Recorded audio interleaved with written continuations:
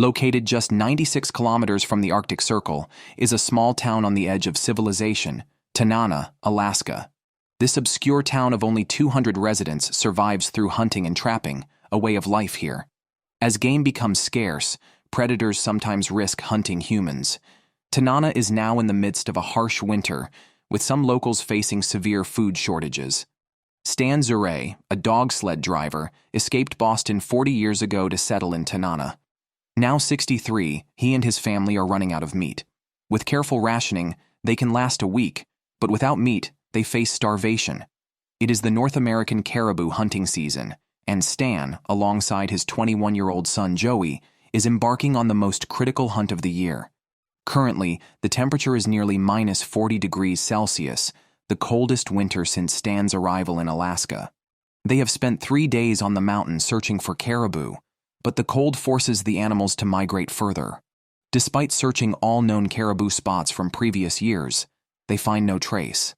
The duo turns their gaze to the formidable glowing mountains, believing the caribou may be on the other side. However, the mountains are steep and treacherous, and a storm is brewing. Facing whiteout conditions could be deadly, but the risk is deemed necessary compared to the threat of starvation. They must hurry before the wind erases any tracks. The journey's greatest obstacle is not the mountain, but the river before them, which is partially frozen. The central current is too strong to freeze, and falling in could mean certain death. In such situations, Stan leads, preferring to risk himself over his son. He prods the ice with a stick he cut by the river.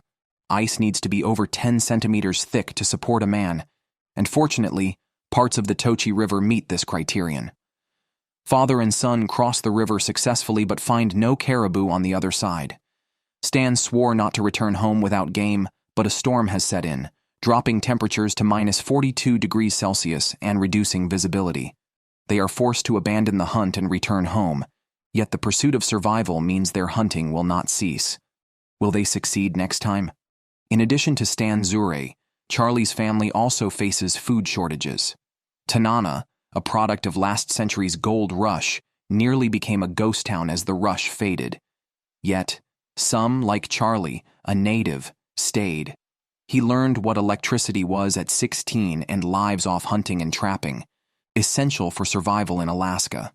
The town is small, with close-knit relations, and when problems arise, they turn to Charlie for help. Mutual aid is key to survival here. Charlie is always busy, either helping others or on his way to help. He manages the town's water supply, with 2/3 of the population depending on him. In temperatures that can drop to minus 56 degrees Celsius, he constantly heats the pipes to prevent freezing, which would otherwise ruin the entire system. The demand for heating wood is high, and the local dry trees are nearly depleted. Cutting live trees proves too difficult, which greatly troubles Charlie. Additionally, a lone wolf has been spotted on the town's edge, desperate enough to approach the settlement, posing a real threat. Charlie, determined to prevent any attacks, takes his 20-year-old son Bob to track it. Observations suggest the tracks are from the same wolf. Over the past decade, there have been 20 wolf attacks, making it crucial to eliminate this threat. Imagine if a child encountered this hungry wolf after school. Speaking of children, Courtney, who has a young child, manages 40 sled dogs alone while her husband is away, feeding them fish all winter. However, a lone wolf has been stealing the fish. Unable to handle it alone, she turns to Charlie for help. To catch the wolf, Charlie sets a powerful trap outside the fish shed, covered with unscented paper towels and snow, and uses beaver scent as bait on a post to lure the wolf. Hunting for meat and selling fur are vital for the villagers, especially during the North American caribou hunting season. Both Stan Zure and Charlie's families are worried about their dwindling food supplies. After days without sighting any caribou, they finally receive reliable information about a successful hunt 140 kilometers away. They quickly prepare to join in, hoping to secure some meat. This journey will take several days, and knowing the challenges of obtaining water in the wilderness, Stan prepares ample water for his wife. Even for someone experienced like Stan, extracting water through 1.8 meters of ice can take an entire afternoon. Recently overwhelmed with the water plant needing wood, the presence of wolves, and a lack of food, Charlie decides to focus on securing food first. The two families team up for a better chance of success in hunting the caribou. After sorting their affairs, the two fathers and their sons, fully equipped, set off for the hunting grounds. Hunting in such conditions carries many risks, including the possibility of not returning, but the alternative is not surviving here. To save time, Stan also uses a snowmobile. As the hunting season nears its end, returning empty-handed again means facing starvation. Hours later, they near their destination and begin searching for caribou within a 20-kilometer radius. As they narrow down the area, they finally find extensive caribou tracks. The noise from the snowmobiles could scare the animals, so they proceed on foot. Surprised by the sheer number of tracks, even Stan and Charlie admit to never seeing so many before. They are thrilled, sensing a large herd nearby. However, their happiness was short-lived as the tracks split in two different directions. They had to split up, increasing the risk that one group might not find any game. Charlie came up with a plan. He and his son Bob would ride their motorcycle to get ahead of the caribou, while Stan Zure and his son Joey would follow from behind. After a tough chase, Stan and Joey caught up with the caribou first, about 140 yards away. To increase their chances, they wanted to close in to about 100 yards, but to avoid detection, Stan decided not to move closer. They positioned themselves for a coordinated shot, aiming to bring down two caribou simultaneously.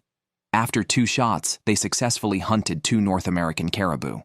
On Charlie's end, after a motorcycle chase and on foot, they too found the caribou herd. Charlie let Bob take the first shot, his first solo hunting attempt, which made him very nervous. To survive in Alaska, he had to manage on his own. He fired when a buck stopped, but the caribou didn't die on the spot. Panicking that it might escape, he hastily fired again. Charlie, an experienced hunter, took a smooth, successful shot with 1 try. The hunt was successful, but their work wasn't done yet.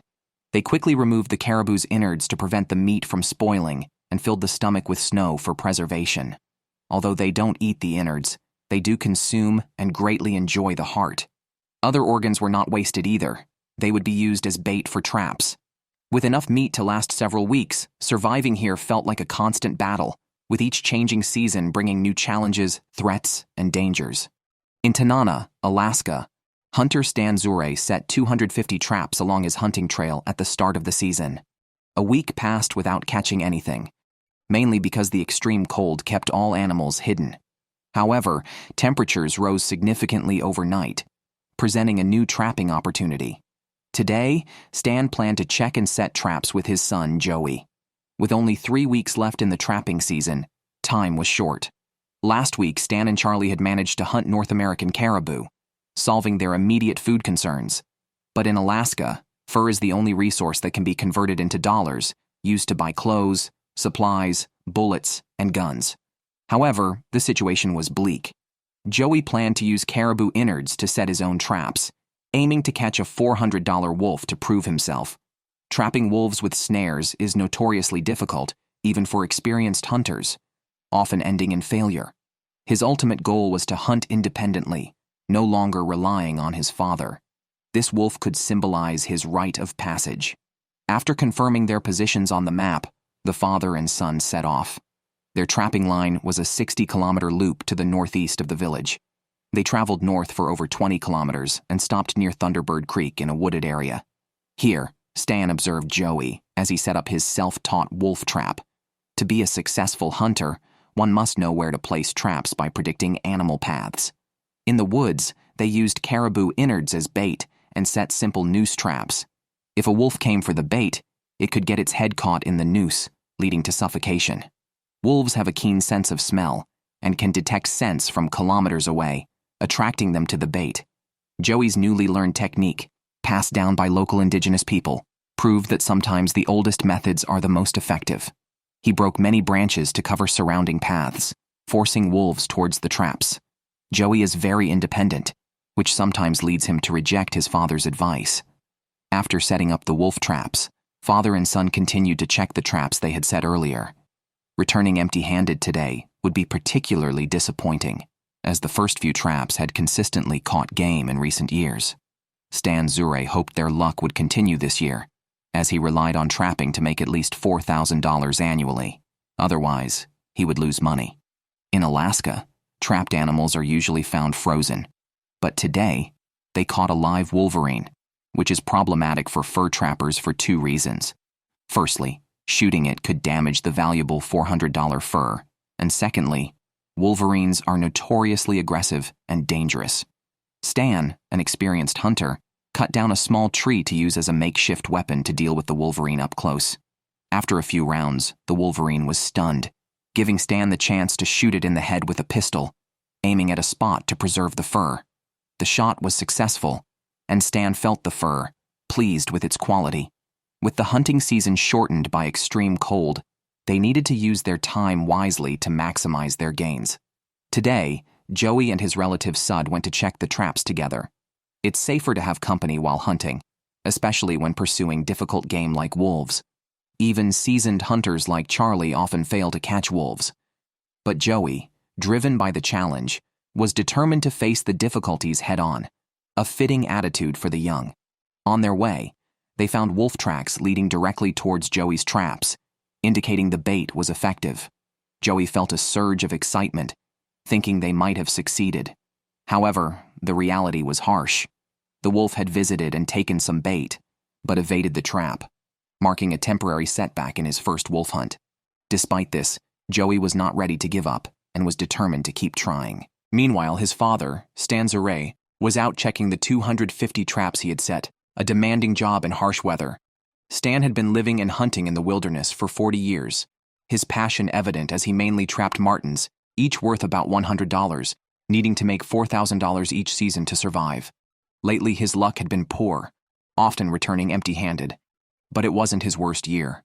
When he first arrived, his family survived a year on just $55, resorting to eating their sled dogs. A grim memory. Today was yet another fruitless day. On his way back, he passed Thunderbird Creek and decided to check Joey's wolf traps. No matter how old his son got, a father's worry never eased. The trap hadn't caught any wolves, likely because the snare was set too high. Stan adjusted it casually before heading home. The next day, Joey, joined by Charlie's son Bob, went back to check the wolf traps. On the way, Bob's motorcycle engine blew out due to aggressive driving, nearly causing an accident and scaring him badly. Fixing the engine would cost $600, and he anticipated a severe scolding at home. Unable to continue their task, they had to drag the motorcycle back. As expected, Charlie was furious, especially since money was tight, and now he faced a $600 expense, a situation that would upset anyone. Charlie punished Bob by sending him to chop wood in the forest. The money from selling the wood would offset the loss from the damaged motorcycle engine. The next day, Joey returned to check the wolf traps again, only to find not only were there no wolves caught, but the traps had been tampered with. He suspected his father's involvement, which made him feel grateful yet also angry. Joey reset the traps to their original setup and stormed home to talk with his father. Despite the tension, they eventually opened up to each other. Stan was trying to correct a mistake, and Joey was experimenting with new methods to help earn more money. After clearing the air, the issue was resolved. Currently, Joey's journey in wolf trapping is still fraught with challenges, and Charlie's efforts aren't faring much better. Despite the long struggle, the lone wolf was still at large until today, when townspeople informed Charlie that the dangerous wolf was spotted by the river, his best chance to catch it. Since traps were ineffective, Charlie decided to shoot it. He quickly went to the river, found the wolf by following its tracks, and shot it, ending the hunt with a single precise shot. Local hunters respect wolves as formidable hunters themselves, but also as threats due to their aggressive behavior. After a 2-week battle of wits, Charlie finally triumphed, ensuring the safety of the town's children, including Courtney's. Charlie's feat of killing the lone wolf quickly became the talk of the town, drawing crowds. A wolf pelt could sell for $400 to $500, nearly covering the cost of the motorcycle engine repair. After skinning the wolf, Charlie returned the carcass to where it was killed, honoring the old belief that this allows the wolf's spirit to enter the cycle of rebirth. With only 2 weeks left in the hunting season, the upcoming days will be even tougher. Charlie and his son spent 3 weeks trapping and caught only 7 beavers, which would sell for about $700. However, they still needed to make another $1,300 to break even for the trapping season. This is shaping up to be their worst season in 15 years. Tanana has no roads, and frozen rivers serve as highways to traps in winter. This year, Alaska is exceptionally cold, but an early thaw could cut the hunting season short if the rivers start to melt. Today might be Charlie's last hunt of the season, requiring extra caution to avoid potentially lethal mistakes. He took his son Bob back to Fish Lake to check the traps. The movable branches used as bait suggested that beavers might have been caught. Eager to see the results, Charlie had Bob dig through the ice. Having been hunting since he was 8, Charlie wanted to pass on his extensive experience to his son. The relationship between fathers and sons is often a mix of strictness and profound love. Initially, sons might not understand, or might even rebel, but they come to appreciate their father's intentions once they become parents themselves. Unfortunately, the trap Bob set only had its bait eaten without capturing any beavers. Charlie pointed out that the mistake was due to the snare being set too wide, and Bob needed to learn from this error. Setting traps seems simple, but involves many nuances that are hard to master. To make up for his mistake, Bob worked even harder in their next activities. At the second trap site, they began to retrieve the snares from the water, a task that needed to be done slowly to prevent the prey from escaping. The last snare got stuck, and Bob had to reach into the freezing lake water, causing intense pain in his hands. In addition, contact with water contaminated by beaver feces could expose Bob to giardiasis, a parasitic disease causing fever and diarrhea that can be life-threatening if not treated promptly. However, when Bob pulled a beaver's tail from the water, he was no longer concerned about giardiasis. The size of the tail indicated the beaver's large size. Despite the cold, Bob firmly held onto the tail to prevent it from falling back into the water, not wanting to disappoint his father again. Finally, they secured the animal. The size was impressive. They used snow to dry the beaver's fur to prevent it from freezing, as thawing it would take 2 days. After catching the beaver, they hurried home because Bob needed to wash his hands thoroughly to prevent the Giardia parasite from infecting him. Meanwhile, in Tanana, Alaska, hunter Stan Zure was worried about the dismal trapping season. The season was ending, but he had only earned $1,300, far from his $4,000 target.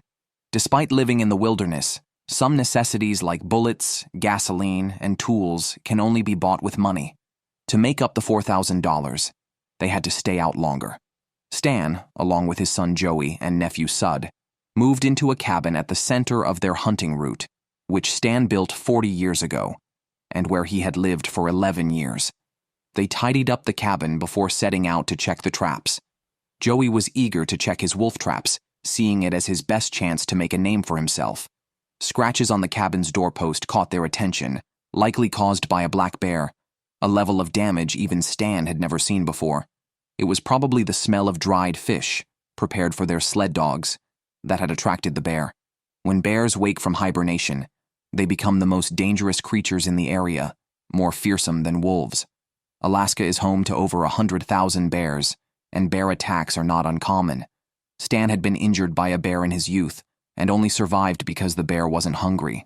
Bears are valuable for their pelts, which can sell for thousands of dollars, not to mention their skulls, paws, and meat. Hunting a bear could significantly boost Joey's reputation. He didn't want to spend his life catching only small, less valuable animals like his father. Joey and Sud decided to hunt a black bear, located about 3 kilometers north where many bear dens were found. They planned to provoke the bear with a 3-meter stick and then kill it without damaging the valuable fur and skull.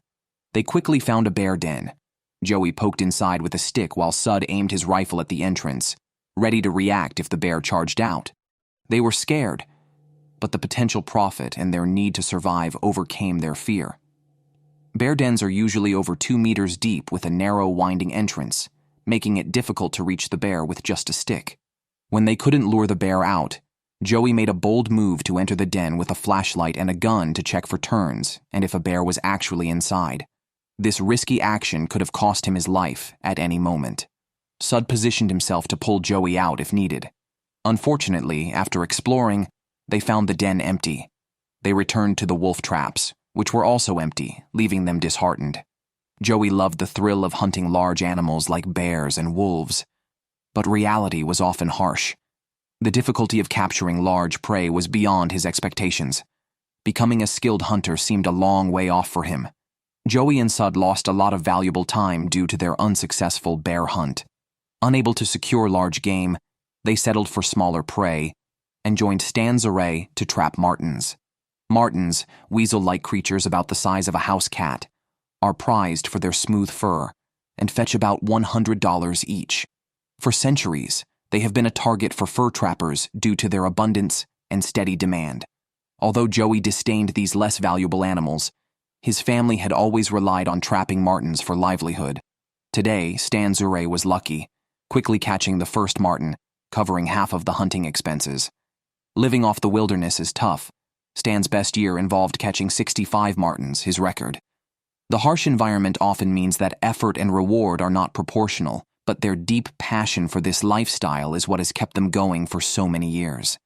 While they talked, Stan caught a second marten, adding another $100 to their earnings. Their luck continued as they found a third in one of Joey's earlier set traps. At this point, Joey didn't care about the size of the game. Any income was welcome. Over 24 hours, they caught 18 martens, increasing their earnings by $1,800. However, with temperatures rising above freezing, their time was limited. Once the snow and ice melted significantly, the hunting season would end prematurely. Just as they were fretting about this, the next trap surprised them with a live animal, a large lynx, potentially worth over $400. Lynxes are formidable fighters, capable of taking down an adult North American caribou. If it escaped the trap, it might immediately attack. The hunters needed to subdue the lynx without damaging its fur. Given Joey's recent hunting failures and shaken confidence, Stan gave him the responsibility to handle the lynx. They fixed a noose on the end of a stick, and Joey used it to loop the lynx's neck. Although they didn't catch a bear or a wolf, capturing the lynx was a satisfying consolation for Joey. This was the last trap they checked that day, and they needed to return to camp before dark. With so much game, they had no time to rest and needed to quickly skin the animals, a critical skill for hunters, as poorly skinned fur loses value. Lynx fur is thin and tests a hunter's skinning skills and knife control. Of course, this was no challenge for Stan, who had been hunting for 40 years. This effectively marked the end of the trapping season. The Zurai father and son had caught 30 martens, a Wolverine, and a lynx, roughly breaking even financially. If they utilized the full potential of their catch, they might even make a profit. Their dinner that night was lynx meat, typically eating whatever they caught during the hunt.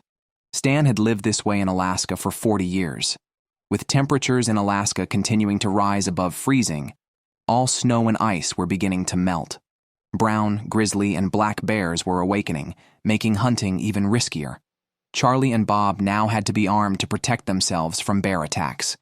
To reach their beaver trapping area, they had to cross a marshland. The persistent warmth had prematurely melted a stream they needed to cross, a situation locals approached with extreme caution due to its potentially deadly risks. Charlie had once nearly lost his life in such conditions. Despite knowing the dangers ahead, they pressed on for the sake of their livelihood. Returning to Fish Lake, the high temperatures had affected trap settings. With the current warmth, the trap's openings couldn't be frozen, greatly increasing the chance of beavers escaping.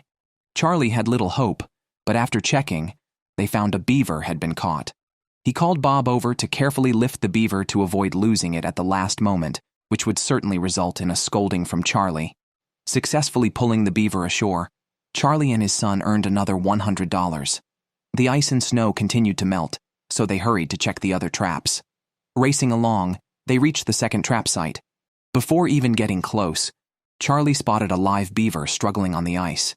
Such sightings are rare and usually only occur during warm weather. To ensure the fur remained intact, they couldn't shoot it. Instead, Charlie quietly approached and knocked the beaver out with a club. This added another $100 to their earnings. Throughout this year's trapping season, Bob learned many new skills and showed his thoughtful side. There are many items needed for hunting, and Charlie inevitably forgot one or two. Fortunately, Bob remembered to bring everything his father forgot, proving the saying, like father, like son. This season, they caught a total of 16 beavers, selling them for $1,600. This amount only covered the season's fuel expenses, making it a very dismal hunting season. However, if they could learn fur processing from old Tom, they could potentially triple their earnings. Before selling, their first task was to skin the beavers. They also consumed the beaver meat, as food is precious in such locations. After a busy hunting season, not only did they fail to make money, but they might also have dipped into their savings. In Tanana, along the Yukon River, the area has fully warmed up with temperatures rising to around 5 degrees Celsius. The wilderness dwellers depend on different animals each season for their sustenance. With spring's arrival, the 5-day goose hunting season began. Geese are an important food source for the people of Tanana, and they rely on these 5 days to secure food for the coming weeks. You might wonder, can't they just buy food? In Tanana, there is nowhere to buy it. Unlike cities where you can work a 9-to-5 job and buy groceries, that system doesn't apply here. The only job here is survival. If they want food, they must hunt legally huntable animals. Every goose hunting season, all the hunters in town spring into action, concentrating on the hunting area. Most residents are Athabascan, part of a Native American group. For centuries, they have relied on birds as a source of meat in the spring. Without sufficient geese, they could starve. Hunting birds remains a crucial way for locals to obtain food and has become a tradition in the town. Catching the first goose of the year is a matter of pride for the natives. Joey, true to his character, is determined to get the first goose. Last season, he shot the first goose, making quite a splash. He is eager to be at Fish Lake to shoot this year's first goose. However, his approach is completely different from Stan Zuray's. Stan plans to drive a dog sled to the lake steadily, using the dogs to retrieve geese that fall into the water. Whether or not he gets the first goose doesn't matter to him, but this led to a serious mistake. Driving a dog sled through slush might not work. A snowmobile can travel over 90 kilometers per hour, while a dog sled only manages about 5 kilometers per hour. Moreover, the dogs might refuse to work once they reach watery areas. Eventually, they had to leave the dog sled behind and ride a motorcycle together to Fish Lake. The journey was perilous, requiring their experience and courage to reach the hunting area. Apart from these motorcyclists, in the southern part of the Tanana River, the more solitary James and his son were heading to the hunting area by boat. This method has some limitations, but is safer. He is cautious because his uncle disappeared while hunting geese. Traveling by water wasn't entirely safe either. Along the way, the father-son duo encountered large amounts of floating ice and nearly had an accident. Although they arrived safely in the end, they hoped to never encounter such conditions again. Stan Zuray and his son were among the first to reach the hunting area. They used surrounding vegetation to build a blind to hide from the geese. Lacking realistic goose decoys, they made a few from mud and added white cloth for wings. Although makeshift, these actually worked somewhat. To attract the geese, they also used a whistle that could mimic bird calls. Everything was set, and they just waited for the geese to arrive. Charlie and his son also made it to Fish Lake, but like everyone else, they faced a common problem. All hunters were in place, but the geese were nowhere to be seen. It was quite a long wait, causing impatience among the hunters. Finally, around noon, a flock of geese appeared. Joey quickly fired, but the sharpshooter of Tanana missed. Surprisingly, Stan Zuray, who was less skilled with a gun, fired a successful shot and got the first kill. Although Joey was somewhat disappointed, he was relieved that someone else hadn't killed a goose first. Shooting a flying target is very challenging. Over at Charlie's site, they had a wager. Whoever shot the first goose would make the other pluck and prepare it. Charlie, with his superior shooting skills and experience, unsurprisingly won over his novice son, Bob. How tough life in the wilderness could be depended entirely on their hunting success. Back in Tanana, on the Yukon River, the entire town's hunters participated in the 5-day goose hunting season. Stan Zuray getting the first goose was a proud moment for the town. However, they didn't encounter a second goose until sunset. After the hunting season, Stan and Joey had to collect all 250 traps they had set, as required by regulations, so they planned to head home together. Stan would collect traps the next day, while Joey would continue goose hunting. The fat Canadian black geese were crucial for their food supply in the coming weeks. This year, the thaw came too early, complicating what should have been simple. On the second day of the hunting season, James, who preferred to hunt alone, took his 14-year-old son Cecil hunting, following Athabascan tradition. In this community, failing to hunt in specific ways could mean losing their indigenous status. Every father aims to pass all his skills to his child, and James was no exception. They hid in a blind and attracted 2 geese with a call, but unfortunately, Cecil missed. Hunting flying targets tests precision shooting and anticipation, which was very challenging for a 14-year-old. However, when another flock of geese was attracted by the whistle, Cecil took aim and successfully shot his first goose. This success boosted Cecil's confidence. One day, he might teach his 4 younger brothers how to hunt. Today, Joey also returned to Fish Lake. Reflecting on the spring, it had been grim, with melting ice posing dangers and few geese flying in. In half a day, Joey only managed to shoot 3 geese. Watching the cracking ice and rising water levels, he decided to head home. Risking his life for a few geese wasn't worth it. Meanwhile, after a long wait, Charlie and his son finally encountered a flock of geese. They shot quite a few. Charlie's excellent marksmanship impressed Bob, who hoped to one day match his father's skills. But proficiency with a gun comes from years of experience and cannot be achieved overnight. As they were celebrating their success, a loud cracking noise came from the lake. Alarmed, they realized large sections of the ice were breaking. They quickly ran to their temporary camp, packed all their equipment into their vehicle, and hurried home. It was a race against time and for their lives, where only winning was an option. The temperature had risen to 12 degrees Celsius, and many areas had deep standing water. Invisible ice holes were a danger. Falling into one meant there was no coming back. These wet conditions were also a challenge for snowmobiles. Bob's vehicle broke down due to water ingress in the transmission belt. Without spare parts, they had to tow the vehicle back. At this time, all the hunters were returning home. In the marshy areas, they came together, each sharing similar tales of exhaustion. Many younger hunters were experiencing this type of severe condition for the first time, leading to confusion and fear. During this brief gathering, Charlie ran into his uncle George. They had previously survived similar conditions, which had been a near-death experience. Now, the safest approach was for everyone to move together. If someone had an accident, there were more people to help. After a brief rest, the group resumed their journey. The rising temperatures had created more ice holes in the mandatory swamp areas, a terrifying experience known only to those who had traversed it. It felt as though death was watching their every move. After a grueling 5-hour trek, the hunting party finally exited the swamp and crossed the Tanana River to return to town. Overall, the hunters were lucky. They all made it home before dark. However, not everyone was fortunate. The next day, they learned that one member of the hunting party, Charlie's Uncle George, had not returned home. This plunged the town into chaos as everyone tried to locate him. Despite searching the area around the town, they found no trace of him. Most missing persons cases here are viewed optimistically, as the wilderness is like a second home to them. If not severely injured, surviving a night outdoors is usually manageable. However, during the spring thaw, falling into an ice hole could likely lead to drowning.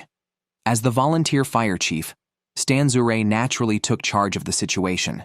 The town quickly organized a search party along the route the hunters had used the previous day. Given the already poor conditions, returning the same way would be extremely challenging, making the search very risky. But they had to try to find George. 8 snowmobiles headed to the last place he was seen for a search. Charlie brought in a bush plane to search from the air. Time was critical. If George had fallen into the river, hypothermia could set in quickly. The plane couldn't check the dense forests, so ground searches were left to the snowmobile rescue team.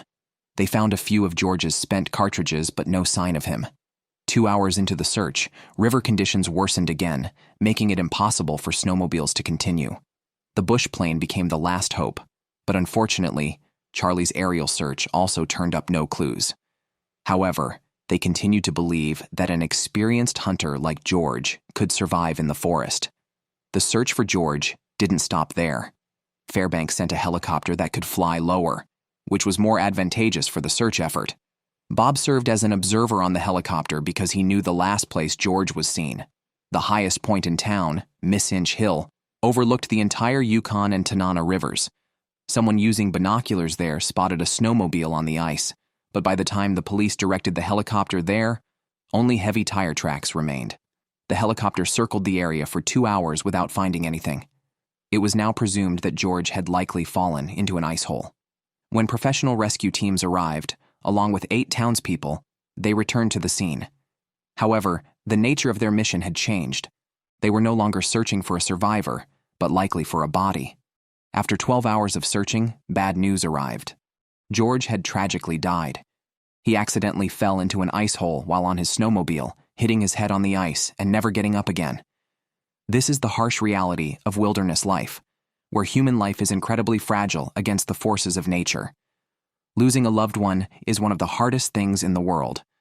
However, during these times, it's important to remain strong and prepare for the funeral. Most people in the town belonged to a large family, and everyone was expected to attend George's funeral. The town's traditions are a mix of Native American and Western customs, forming a new funeral practice. One tradition that has remained unchanged is the potlatch. Here, the potlatch is not a display of wealth but a Thanksgiving meal prepared for those attending the funeral. The main dish is moose meat, with one moose weighing several hundred kilograms, enough to feed over 200 people in town. Charlie assigned the experienced hunter Stan Zure to hunt the moose. Although it was not hunting season, local regulations allow hunting moose for potlatch. Stan Zure received information about a moose and entered the forest. Normally, hunting a moose could take 3 days or even a week, but this time, he had less than 24 hours to catch it before George's funeral. To locate the moose accurately, 63-year-old Stan Zure climbed a tall birch tree. The moose was not far ahead. Stan quickly pursued it, and once within range, he didn't hesitate to fire. His shot hit the moose's lungs, killing it instantly. The most challenging part of the potlatch preparations was thus resolved. Meanwhile, since the town lacked funeral supplies, the carpenter Courtney was making a coffin for George. After George's body was autopsied in Fairbanks, it was placed directly into the coffin at the airport and transported by car to the church for the ceremony. The community believes in burial, even if it means digging through permafrost as hard as stone. Courtney used her spare time to craft a pair of native-style shoes for George. During the funeral, the church was filled with crying as the grief of losing a loved one was fully expressed. After the ceremony, the attendees carried the coffin to the cemetery and buried George. Those who attended the funeral shared in a potlatch following native traditions. People ate moose meat and remembered the deceased through singing and dancing, a typical way to celebrate life in remote Alaskan towns. George's passing served as a stark reminder to the younger generation not to underestimate the dangers of glaciers and to always maintain a deep respect for nature. A cabin worth $1,000 was bought by 21-year-old Joey, who found a bargain. To truly own it, he needed to move it to his own homestead 6 kilometers away. If not moved within 2 days, the current owner was required to demolish it. These cabins, dating back to the 1920s from a decommissioned military base, were a source of affordable housing in Tanana. Joey, often clashing with his father over trivial matters, saw this as an opportunity to live separately. Stan Zure had bought his house here and moved it with a truck. Joey's house, not entirely made of wood, posed additional challenges for moving. With limited machinery in Tanana, they had to use primitive methods. They first supported the cabin with 2 large trees before laying logs underneath and pulling it with a bulldozer. In the deep forest, they found ideal large trees, trimmed them, and hauled them to the building site with a pickup. Any additions to the house had to be removed because they were not integral to the structure and could not be transported together. Parts that could be moved separately were, and those that couldn't be were dismantled and reassembled later. As they worked, the father-son conflicts continued, reinforcing Joey's determination to move. He was resolute that the cabin had to reach his homestead. Failure was not an option. To reduce conflicts, Stan Zure took on tasks that required him to be away from the site. The next day, the bulldozer was in place, and the most strenuous work began. First, they lifted the entire cabin using 4 jacks. Then, they slid the pre-prepared logs underneath it. Whether these 2 logs could support the 15-ton house was uncertain. As they slowly lowered the jacks, the logs bent slightly but held the weight. The first step was a success. Now, onto the second phase, pulling the cabin away from the homestead with the bulldozer. This step was critical. Improper handling could cause the house to fall apart. Fortunately, they successfully detached the house from its foundation, a hard-earned success thanks to everyone's efforts. Now they had to tow it 6 kilometers to Joey's own homestead. They hadn't gone 100 meters before encountering a new problem. an electrical cable blocking the path, with three 7,000-volt high-voltage lines above it. Any wrong move could be dangerous. Joey volunteered to clear the line, but Stan Zure worried whether he could handle such a risky task. In his father's eyes, Joey would always be a child, but Joey had grown up and was capable of managing such issues on his own. Thanks to Joey's efforts, the cabin successfully passed the electrical obstacle. The remaining 6 kilometers would take at least 8 hours at their current pace, but it actually took 9 hours to safely transport the cabin to Joey's homestead.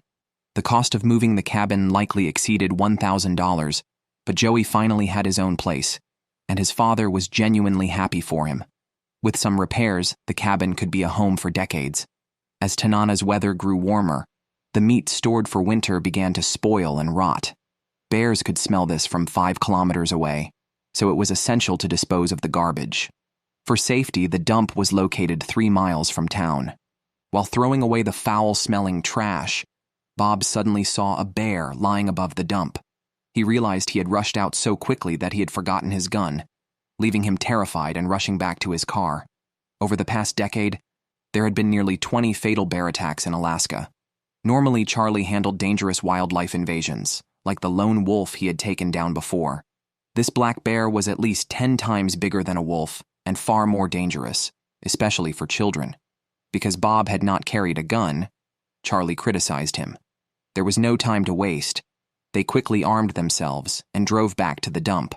The footprints left at the scene suggested the bear was of medium size. After feasting at the dump, the black bear had already fled. It was crucial to clear any bears that ventured into town to prevent more from coming. Charlie's next task was to warn families with children about the black bear. In Alaska, bears are among the deadliest predators. Charlie made sure to alert James, who had many children and was understandably worried about the safety of his kids. Over the next few days, Charlie was preoccupied with the threat of the bear. Without removing it, he found it hard to rest. Today, he and his son returned to the dump to conduct a thorough search around the area. Entering the forest, the bear's territory, they knew any mistake could lead to an attack without a chance to fire their guns. They followed the footprints deep into the forest, where garbage and deer bones stripped by the bear littered the area. The tracking was tense. Even with shotguns, a direct encounter would not favor them. However, the bear did not appear, and their search was in vain. During this period, James and his 2 sons also encountered the bear while walking their dog. He immediately grabbed his gun and gave chase, but once they entered the forest, the bear disappeared. It was their first time dealing with such a cunning black bear. Stealthy, quick, and ghost-like, likely having moved on to forage elsewhere. For now, they could leave it be. Charlie had more pressing matters to attend to, preparing for the harsh winter ahead. This week, everyone in the town heads to the river to collect wood, storing it for winter heating. During the thaw each year, dead wood from upstream washes into the river, providing Tanana residents with an accessible source of heating material. Experts like James, who is skilled in collecting wood, can gather enough in 1 week not only to keep warm all winter but also to make a good profit. Charlie also collects wood but has more mouths to feed. Hunter Stan Zure hasn't joined the wood-gathering group yet. His 15-year-old aluminum boat is badly damaged and the engine has broken down. He needs to travel 240 kilometers to Fairbanks to repair the engine and replace the boat's body. During busy times at home, his daughter Caitlin, who studies in the city, returns to help out. The boat repair could take several days, and Caitlin needs to manage the household affairs in his absence. There are thousands of dried fish in the fish shed, intended as food for the snowmobile dogs. However, while checking them, Stan Zure discovered signs of theft and found bear droppings with a fishy smell. It seems the bear that escaped from the dump has visited his place. With Stan planning to be away for several days for the boat repair, leaving only his wife and daughter at home, the thought of the bear returning is frightening. This bear must be dealt with, as bears have a higher propensity to attack humans than other animals and are more dangerous than wolves. Temporarily putting aside boat repairs and wood collection, Stan Zure focuses entirely on eliminating this threat. Bears usually avoid contact with humans unless driven by a lack of food. According to Stan Zure, in one particularly scarce year, bears attacked many people in the town, and the residents had no choice but to kill the bears and eat their meat. After a long chase, finding only fresh bear tracks, Stan realized the bear had vanished again. Despite hours of tracking, he returned home without success. He and his daughter must now stay alert, ready for a possible direct encounter with the bear. Suddenly, the dogs began barking furiously, a sure sign that someone or something had entered the property. Stan hurriedly grabbed his gun, knowing it must be the black bear returning. He knew not to shoot unless he could make a lethal shot, as wounding the bear could provoke a dangerous attack. Keeping a safe distance, he aimed for the bear's heart and lungs and waited for the right moment to fire. The bear fell at the sound of the gun. Approaching a wounded bear can be deadly, as they can attack in an instant. Only when the bear was confirmed dead did Stan, breathless with tension, finally relax. The bear's pelt, claws, and skull were worth approximately $2,000, not to mention the substantial amount of meat. Now Stan could proceed with buying a new boat with peace of mind. The automatic fish trap, a device placed in the river, allows locals to catch a large quantity of fish while enjoying their activities. Originating from the east coast of the USA during the 1800s gold rush, it was introduced to Alaska's natives and remains their primary fishing tool. The device works by river water turning a fan with fish racks, scooping up fish passing underneath. The fish slide down a sloped chute into a storage box. With the wood collection season over, Tanana's fishing season is about to start. Fish are a main source of food during winter, along with hunted meat, as fruits and vegetables are hard to come by. The annual fish migration, known as the fish run, requires the fish traps to be prepared in advance to not miss the peak period. Missing the fish run means less fish and potential hunger in winter. The fishing season lasts 4 weeks, during which fishing is legally permitted. Stan Zuray sets his fish traps over 70 kilometers north of Tanana. His family, consisting of 4 people and 14 dogs, relies on these fish for sustenance. The new boat glided over the water, creating ripples that spread out in every direction. This beautiful scene was like living inside a painting, a stark contrast to the harsh realities of life. In less than an hour, Stan Zuray arrived at the fishing camp where a young man named Izzy was already waiting. Whenever Joey was busy, Izzy would come to help Stan. The two divided the tasks. Stan Zuray operated the winch while Izzy placed rollers under the fish trap. Weighing 4 tons, the fish trap was supported by a winch assembled from various parts, barely functional and somewhat unsafe.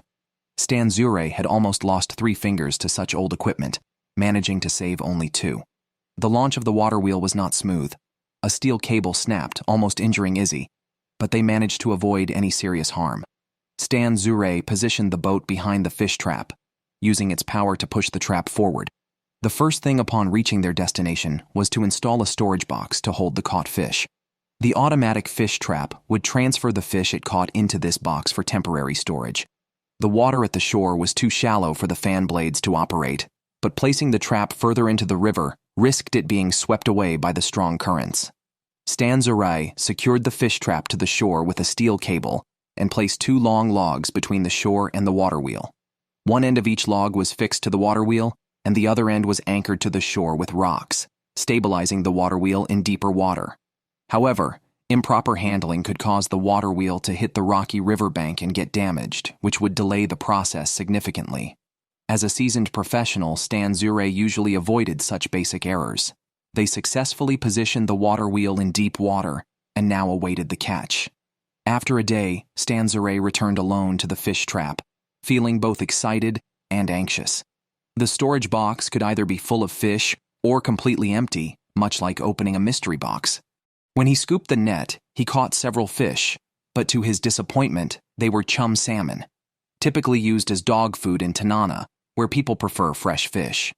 Catching a king salmon once made Hunter Charlie smile for a long time. During Tanana's fishing season, fishers split into 2 groups, those like Stan Zuray, who used automatic fish traps, and those like Charlie, who used nets to catch migrating fresh fish. Each year, Charlie traveled about 100 kilometers north to his childhood home in Lamprey, where nearly everyone was related to him. He had moved to Tanana perhaps for love. Lamprey was another excellent spot for catching fresh fish. For generations, Charlie's family had fished these waters, sustaining the village, including Charlie's elderly mother, who now relied on the younger generation for fishing. Charlie aimed to catch 200 to 300 fresh fish this year to fill his freezer and help his mother through the tough winter. He opted not to use an automatic fish trap, as maintaining such machinery was time-consuming and labor-intensive. In contrast, fishing nets were much easier to manage and could be cleaned in a day. Charlie's brother Ike also joined in. They had fished together since childhood. For such labor-intensive tasks, the community came together to help. They loaded all their equipment onto the boat and set off. Near a hillside was Charlie's family fishing spot where they planned to set 7 nets, totaling over 200 meters. These nets were placed in the river's whirlpools, formed by bends or obstacles in the water where some fish temporarily paused, ideal spots for the nets to catch them. One end of each net was anchored to the riverbank, and the other was weighed down at the riverbed. Without these whirlpools, it would be impossible to set the nets as the swift current would push them to the shore. Although the river was not privately owned, the locations of these whirlpools had been passed down through generations, and outsiders were not allowed to set nets there. Decades of fishing experience made setting these nets a routine task for them, and the 7 nets were quickly in place. The next day, it was time for Charlie and Ike to check their fishing nets. Harvesting is one of the most enjoyable parts of fishing, but using nets comes with many uncertainties. In a moment, it could be heaven or hell, which is precisely the thrill that hunters enjoy. On their way, they encountered a cougar crossing the river. An old superstition among the elders suggests that seeing a cougar cross a river is a bad luck omen, which made Charlie and Ike anxious. This was the first net they needed to check. They started by pulling up the anchor from the whirlpool and then slowly raised the net. Soaked nets are very heavy, and lifting them from the water is no easy task. In a sense, the fishermen are the hope of the whole village. Despite the difficulty and exhaustion, they persist. When they pulled up a fresh fish, both men were thrilled, thinking it was a good start. They hoped the subsequent nets would yield even better results. Indeed, the next net felt heavy, but when they pulled it up, it was only a large, hard rock. The remaining nets were empty, not even a rock in sight. This was a significant setback for Charlie's family, spending so much time only to catch one fish. However, setbacks like this are common in the wilderness, and hunters must overcome them and redouble their efforts. While automatic fish traps are convenient, their success still depends on fate. This fishing season, the Moore family faced the most setbacks. Their fish trap from last year had broken, and although they tried to gather wood from the river to rebuild it, they couldn't find suitable materials and ended up buying some from James. After 5 days of construction, the frame was finally ready. The last task was to make the fish baskets, which required a rare type of tree, the North American larch. This tree can be bent to the desired curvature without steam heating, provided the right amount of force is applied. However, Thomas Moore had not yet mastered this technique, and he broke a valuable larch by applying too much force, earning a scolding from his father. They now had to find more larch in the forest, or they would miss the first fish run. This search took up a lot of their time, but fortunately, they found a few suitable trees. By this time, most fishermen had their automatic fish traps set in the water. The Moores had to work non-stop to catch up. With the lessons learned, Thomas was much more careful this time. They completed 2 fish baskets and called in some helpers to assemble them with the previously built frame. Moore's daughter Courtney, who was learning carpentry from him, also came to help. She acted as the peacemaker in the family, preventing conflicts between her father and brother. Finally, the water wheel was completed and ready to be set in the river. The family's sustenance, along with food for their dozens of dogs, depended on this fish trap. Their fishing spot was 15 kilometers north, a carefully chosen area by the Moores that usually yielded plenty of king salmon. Setting such a large fish trap was challenging, and they faced a storm that made the installation even more difficult.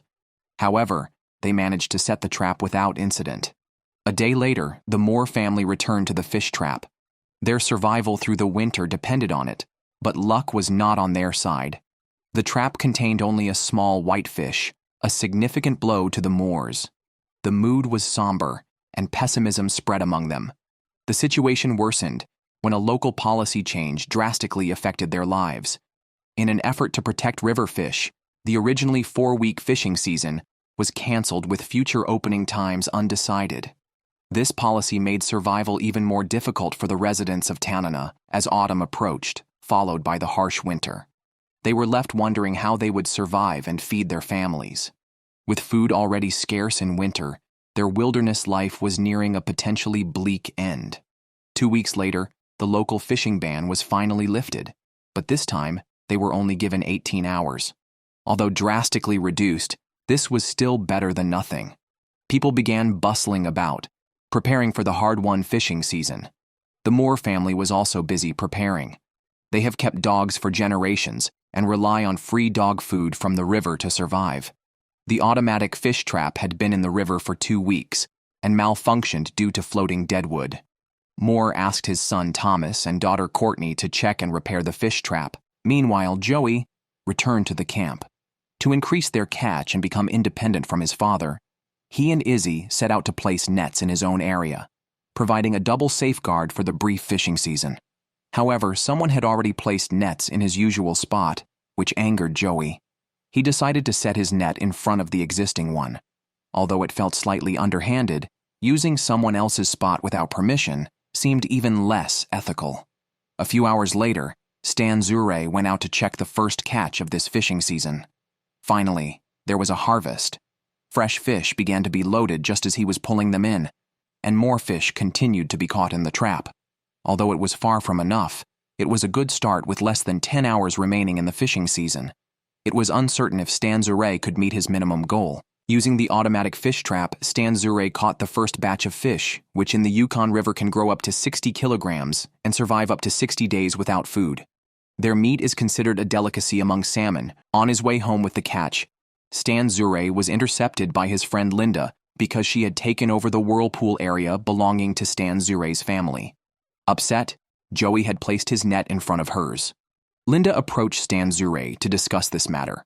Neighbors often have disputes, but they usually get along well, so Stan did not want to complicate things. He agreed to move the net. When Stan Zure and Joey met at the camp that evening, it was raining, and the temperature was below 9 degrees Celsius. Stan Zure did not directly mention Linda's concerns, but explained to Joey that setting the nets that way could lead to both catching nothing and possibly tangling. He suggested Joey move his net downstream for a win-win situation. Reluctantly, Joey agreed, and with Izzy, braved the rain to reset the net. As the 18-hour fishing season had passed its halfway point, Stan Zure's prediction proved correct. Despite Joey placing his net in front of another, he had not caught any fish. Setting nets on a rainy night was dangerous due to the slippery slopes and low visibility, risking injury. Despite the hazards, they managed to complete the task. The next day marked the end of the fishing season. It was Joey's first and last time pulling the nets for the season. The nets were full of fish, but he was not pleased as they were all local salmon, not meeting his goal of catching at least 10 fresh fish. Stan Zure's feelings differed since he needed to feed his many sled dogs, and these salmon were perfect for that. As fresh fish continued to arrive, they ended up catching 15 fresh fish by the last check. However, they had not yet checked the automatic fish trap. Father and son unloaded their catch at the camp and quickly moved to check the fish trap. They were anxious, knowing this was their last chance to catch fresh fish. As Joey cast the net, their worries disappeared. The water tank was filled with fresh fish. By the end of the fishing season, they had caught a boatload of fish, delighting them both.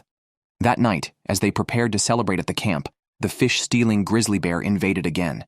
Before Stan Zure could react, Joey ran out and shot the bear with 1 bullet. The young hunter showed bravery and no fear of danger.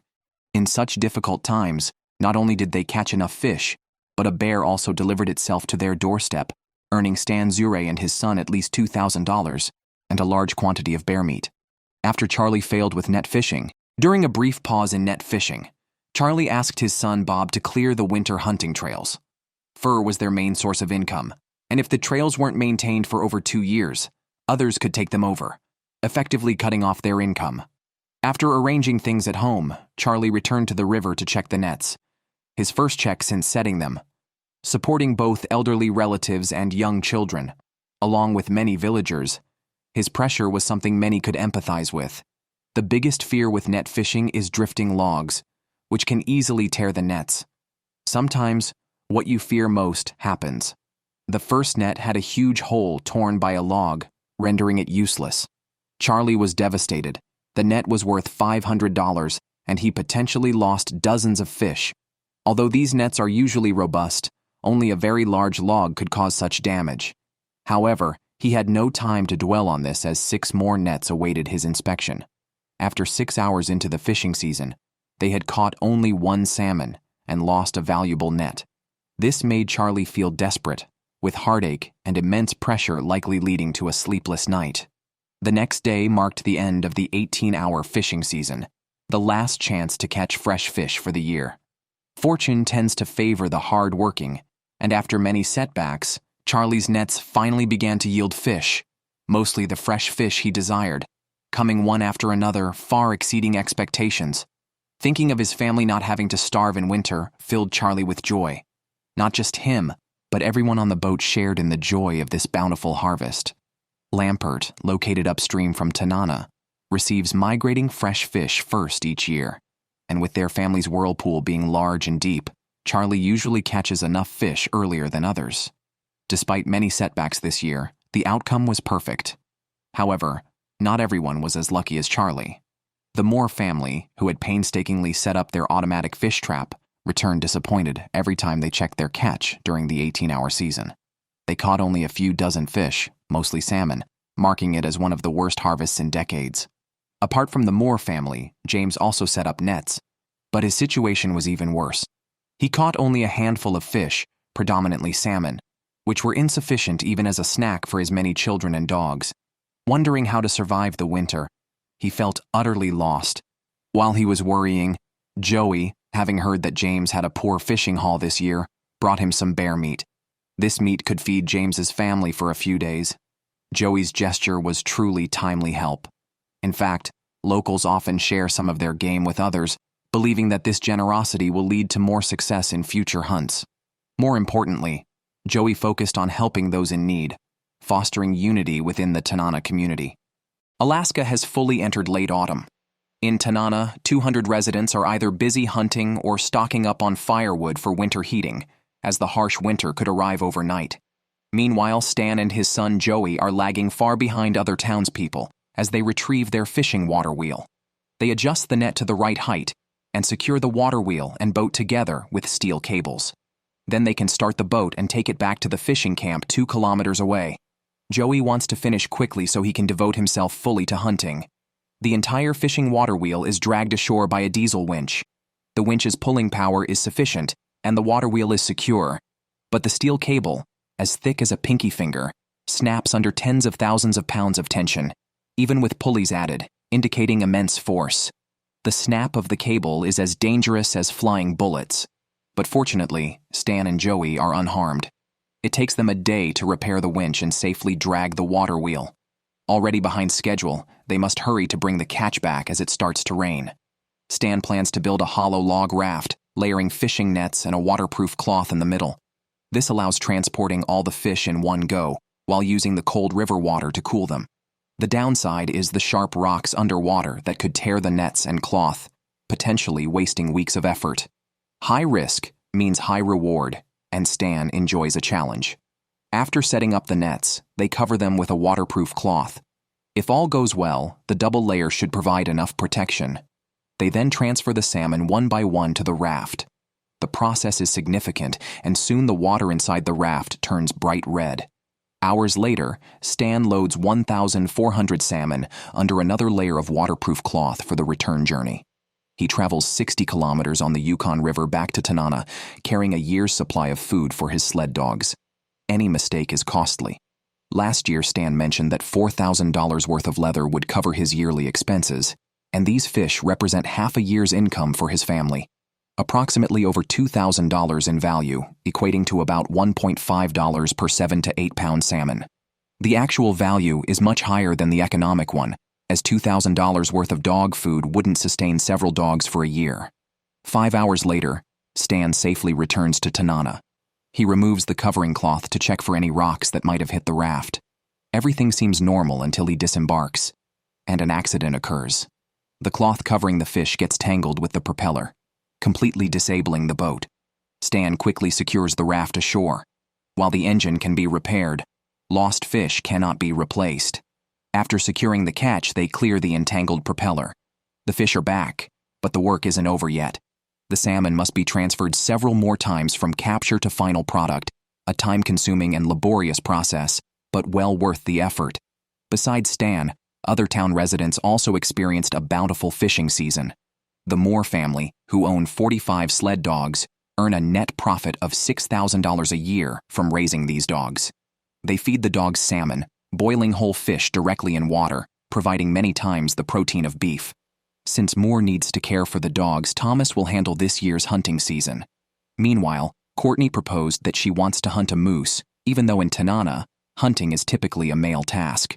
Moore hesitated to agree because hunting moose requires purchasing a specific permit, and failing to hunt one would waste the permit. Courtney had previously hunted reindeer with friends during the summer, and now wanted to prove that women are just as capable as men by hunting a moose. Moore agreed, and registered the permit for her. Courtney then prepared some bullets and set off on the hunting path with a shotgun. Whether she could hunt a 1,000-pound moose was uncertain. Early today, she and her husband Agnes went hunting by boat, traveling 170 kilometers southwest of Tanana to a preferred moose habitat near the Yukon River. Moose hunting is typically done early in the morning or just at sunset, especially during the mating season when males can be seen with several females. The Yukon River basin spans over 300,000 square miles, and local indigenous peoples have hunted moose here for 1,100 years. Tracing back to the first Asians who crossed from the Bering Sea during the Ice Age, hunting in the bushy area sometimes relies more on scent and sound than sight, as males attract females with urine and low mating calls. After a hard search, they spotted a robust male moose across the river. Approaching by boat was rare due to the proximity to the river. As they got closer, Courtney saw how large the moose was but wasn't intimidated, silently loading large-caliber bullets into her shotgun, using iron sights. The first shot is crucial in hunting such large animals, as a provoked moose might charge. Facing the moose, she took her shot when it turned to show its side. The first shot was low, missing the vital areas and grazing the leg. Seeing the moose heading for the bushes, Courtney quickly took another shot, successfully downing it before it could escape. It turns out that when women get tough, their husbands have little to do. This moose was the largest Courtney had ever seen, evident from its massive antlers. Locals measure a moose's size not by its weight, but by the widest span of its antlers, which for this one was between 1.6 to 1.7 meters. Afterward, Courtney called other family members hunting nearby to help. It takes a long time to butcher such a large moose alone. They would also share some of the meat with elders in the tribe, a common practice when others in the town hunted moose. They also noticed many fresh bear tracks in the area. During late autumn, not only do humans need to stock up meat for winter, but brown bears also need to accumulate fat for hibernation. They quickly butchered the moose, which was very fatty at this time of year, quickly disassembling the large animal. The moose's heart alone was as big as a watermelon, and they packed all the meat in bags to take away. The remaining scene was too gory to describe. This moose produced about 600 pounds of quality meat. They then transported the meat to the boat in batches. Fortunately, the hunting spot was not far from the boat. They had to cut off a section of the antlers, as hunting regulations stipulate that hunters making a living from hunting are not allowed to sell complete antlers. This rule is to protect the local moose population. In the past, poachers would hunt male moose and leave behind the carcass after taking just the head. They loaded the moose head onto the boat and started their return journey with the winter meat provisions. Moore and Thomas were waiting at the dock. Moore was stunned to learn that Courtney had hunted the moose, but he was also proud that his daughter had managed to hunt such a large one. A moose with antlers spanning 1.65 meters is rare, and Courtney had surpassed many of the town's seasoned male hunters. This moose was the largest hunted in the town this year. Thomas mentioned that in his over a decade of hunting, only 2 moose had exceeded this size. They then transported the meat to the smokehouse using a vehicle. The several hundred pounds of deer meat were stored there, giving them the courage to face the harsh winter. Besides the Moore family, other residents of the town were also preparing for the hunting season. However, kind-hearted Charlie had other tasks. He and his daughter loaded collected logs onto a truck to deliver to community elders who couldn't go out. Here, no elder would freeze without firewood or starve without meat. After completing these tasks, Charlie took his gun bag and boarded a small boat. It was now his turn to hunt for winter meat. They had only 20 days to hunt, and each family needed at least 600 to 700 pounds of meat to get through the winter. Charlie, His brother Shane and his father-in-law Tom would hunt together, traveling 40 kilometers along the Yukon River to their family's usual moose hunting grounds, an area full of swamps and bushes, ideal for moose. An adult male moose typically weighs around 1,400 to 1,500 pounds, though some robust ones can reach up to 2,000 pounds and stand between 2 to 3 meters tall. Despite their size, these animals can still hide well among the bushes. While searching, Charlie mimicked moose calls, as it was mating season and males would emerge to compete. However, after 4 hours of searching without seeing any, they returned to their boat. Just then, they spotted 2 moose, one large and one small, crossing the river. They quickly loaded their shotguns as the river was over 100 meters wide. They fired 2 shots before the moose could reach the trees and enter the forest, unsure if they had hit their targets. They crossed to the other side to check. After reaching the opposite bank and following the moose into the forest, they hoped to find signs of an injured animal. Just when they thought the moose had completely escaped, they came upon a fresh trail of blood. This indicated the animal was indeed injured, and severely so, given the amount of blood. Unexpectedly, after following the trail for several hundred meters, the blood trail suddenly disappeared. Hunting regulations strictly prohibit allowing wounded game to escape, so they were determined to find the moose. The 3 decided to split up and search the small island they were on. They knew they had to find it, even if it meant searching every inch of the island. Finally, the next morning, they spotted the injured moose by the riverbank and shot again, causing it to fall directly onto the river beach. The moose weighed around 1,100 pounds, relatively small for its species, but sufficient to start their winter provisions. Although this moose wasn't enough for 3 families to survive the winter, it was a good start. Charlie sliced open the moose's neck with a small knife, and bright red blood spurted out instantly. After some time, they directly packed the entire moose. Charlie skewered some of the meat on branches, sprinkled it with salt, and roasted it by the campfire. They even roasted the moose's leg bones to eat the rare marrow inside. The meat, rich in fat this season, tasted the best all year, while those who dislike moose meat find it bland. Native populations, who have traditionally relied on it, cherish it greatly. Most importantly, this meat is completely natural, ensuring it is healthy and pollution-free. Many residents of the town had hunted moose, except for James, who was taking care of his puppies. It wasn't that he didn't want to hunt, but his sled dogs had recently had 2 litters, and the puppies couldn't be left alone. In the afternoon, the lively group of puppies had a few missing by feeding time in the evening. Upon checking the smokehouse where the fish meat was stored, James found 2 puppies dead. He suspected a gastrointestinal virus, having encountered this before. Such a virus can kill puppies within 24 hours. To prevent other puppies from getting infected, the dead ones had to be dealt with, and several others showed signs of infection, appearing quite unwell. The next day, he added a small amount of chlorine to the fish soup he fed the dogs, similar to how chlorine is used to kill bacteria in tap water. With no vet in Tanana, they had to solve these problems themselves. Over the next few days, no more puppies died, and those that had been unwell recovered, indicating the treatment worked. With the puppies fully recovered, James now needed to find time to hunt moose. On the other side of town, 22-year-old Joey was also preparing to go hunting. Already one of the town's most respected hunters, Stan had entrusted him with the task of hunting for winter meat. With just 2 days left in the hunting season, failing to hunt would mean no moose meat for the winter. He visited James, who hadn't been hunting because he needed to care for his sick dogs. Meat was crucial for both families. Another reason for his visit was to borrow a canoe from James. In exchange, James asked him to take his 14-year-old son, Francis, with him to learn moose hunting skills from a skilled hunter.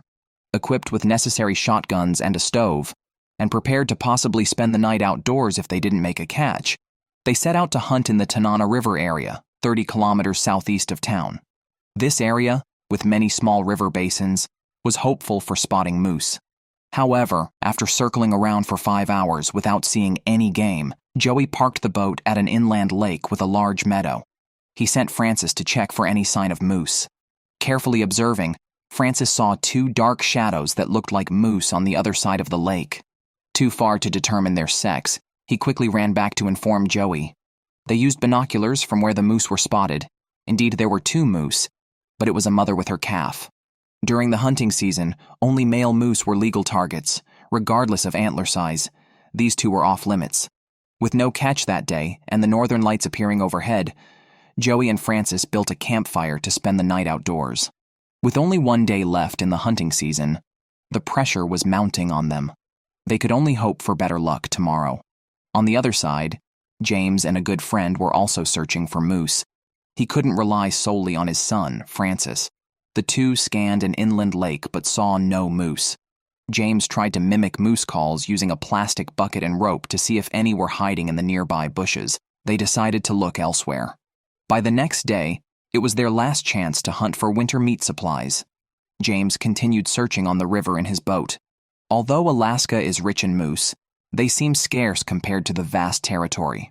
Hours passed, but fortunately they spotted a suitable target in a wetland. However, the distance was quite far, at least 300 meters.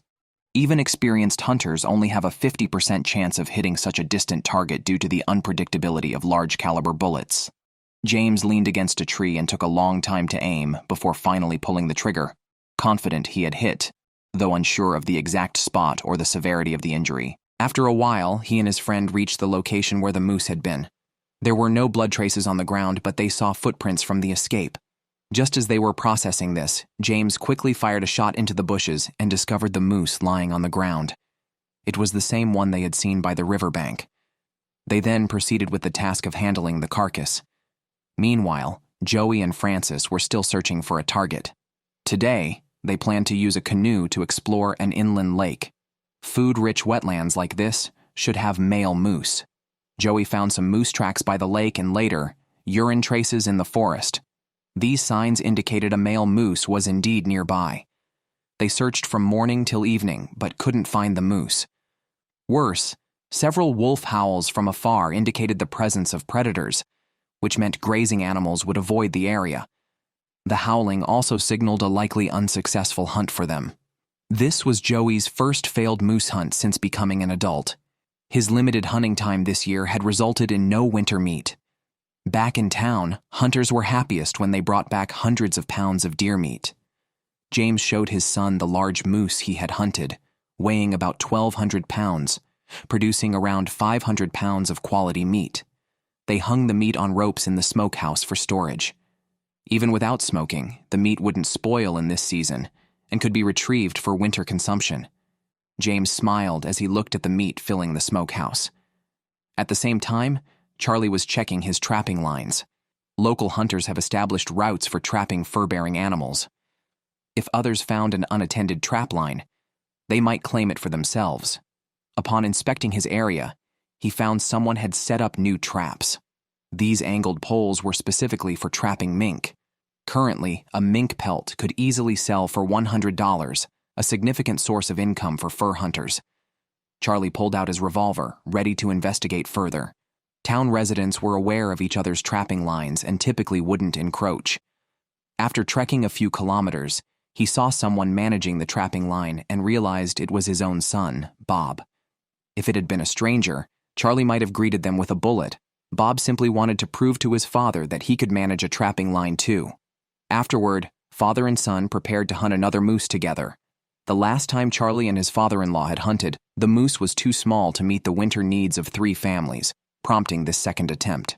Most main river areas had been searched by town residents, so success now meant venturing into less accessible inland areas. They paddled the canoe through a wetland in search of water, then moved into the forest.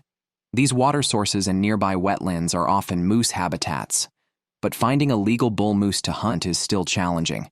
Experienced hunters don't miss any clues, such as scratches on bushes left by bull moose rubbing their antlers, which appeared to be very recent. Charlie tapped the bushes with a stick, a tactic to provoke a bull moose during the rutting season, as they don't tolerate rivals in their territory.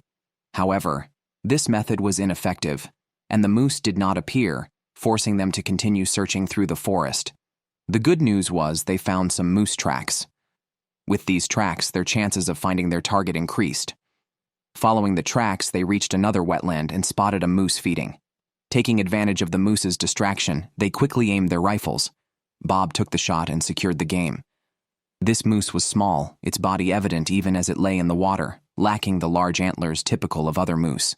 Initially, they thought they had hunted a female until Charlie grabbed the antlers and realized it was a young bull, then began skinning and butchering it. This bull was only slightly larger than a reindeer, likely between 1 to 2 years old. It had not yet enjoyed the pleasures of full growth before becoming hunters' food. This meat, tenderer than that of older moose, was bagged and loaded onto the boat. On the last day of the trapping season, they successfully secured enough meat for their family and returned to Tanana with the joy of a successful hunt. Stan had assigned the hunting tasks to Joey while he prepared firewood for the winter, a task that should have been done weeks ago but was delayed due to purchasing a boat and the fishing season. Now he had to finish the wood storage before winter set in.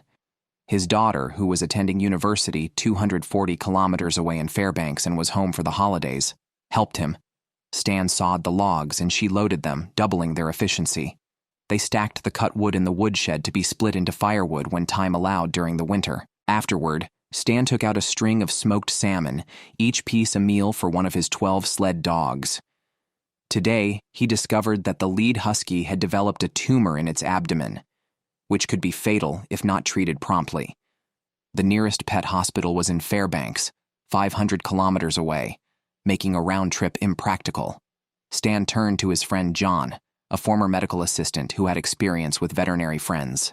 After examining the dog, John determined the lump was a hardened abscess that could potentially develop into sepsis.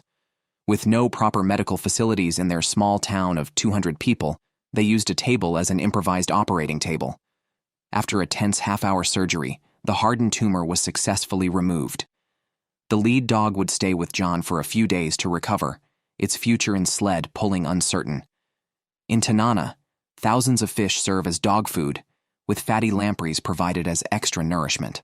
Only the large bull moose serve as the main winter food supply for the people. Trapping fur-bearing animals is a primary economic activity, with each large animal bringing in several $100s. Most Tanana residents had secured their winter meat supply, except for Stan's family, as the hunting season had just ended and signs of a harsh winter were already appearing. Securing meat was crucial, but more pressing tasks awaited, such as pulling boats ashore from the Yukon River. Sometimes delaying by even a day meant the river would freeze and trap the boats. Stan went to the river and noticed Joey's boat still in the water. This summer, Joey had bought a house and moved out, but it seemed he wasn't fully prepared to face his first winter alone. Many fathers might have pulled their son's boat ashore for them, but Stan chose not to. He only transported his own boat back home on a trailer.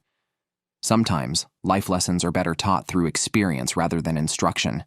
At home, Stan simply told Joey, "It's time to bring the boat back." Joey, having not caught any moose during the hunting season, was focused on hunting for meat. He thought there was no rush to pull the boat as long as the river hadn't frozen.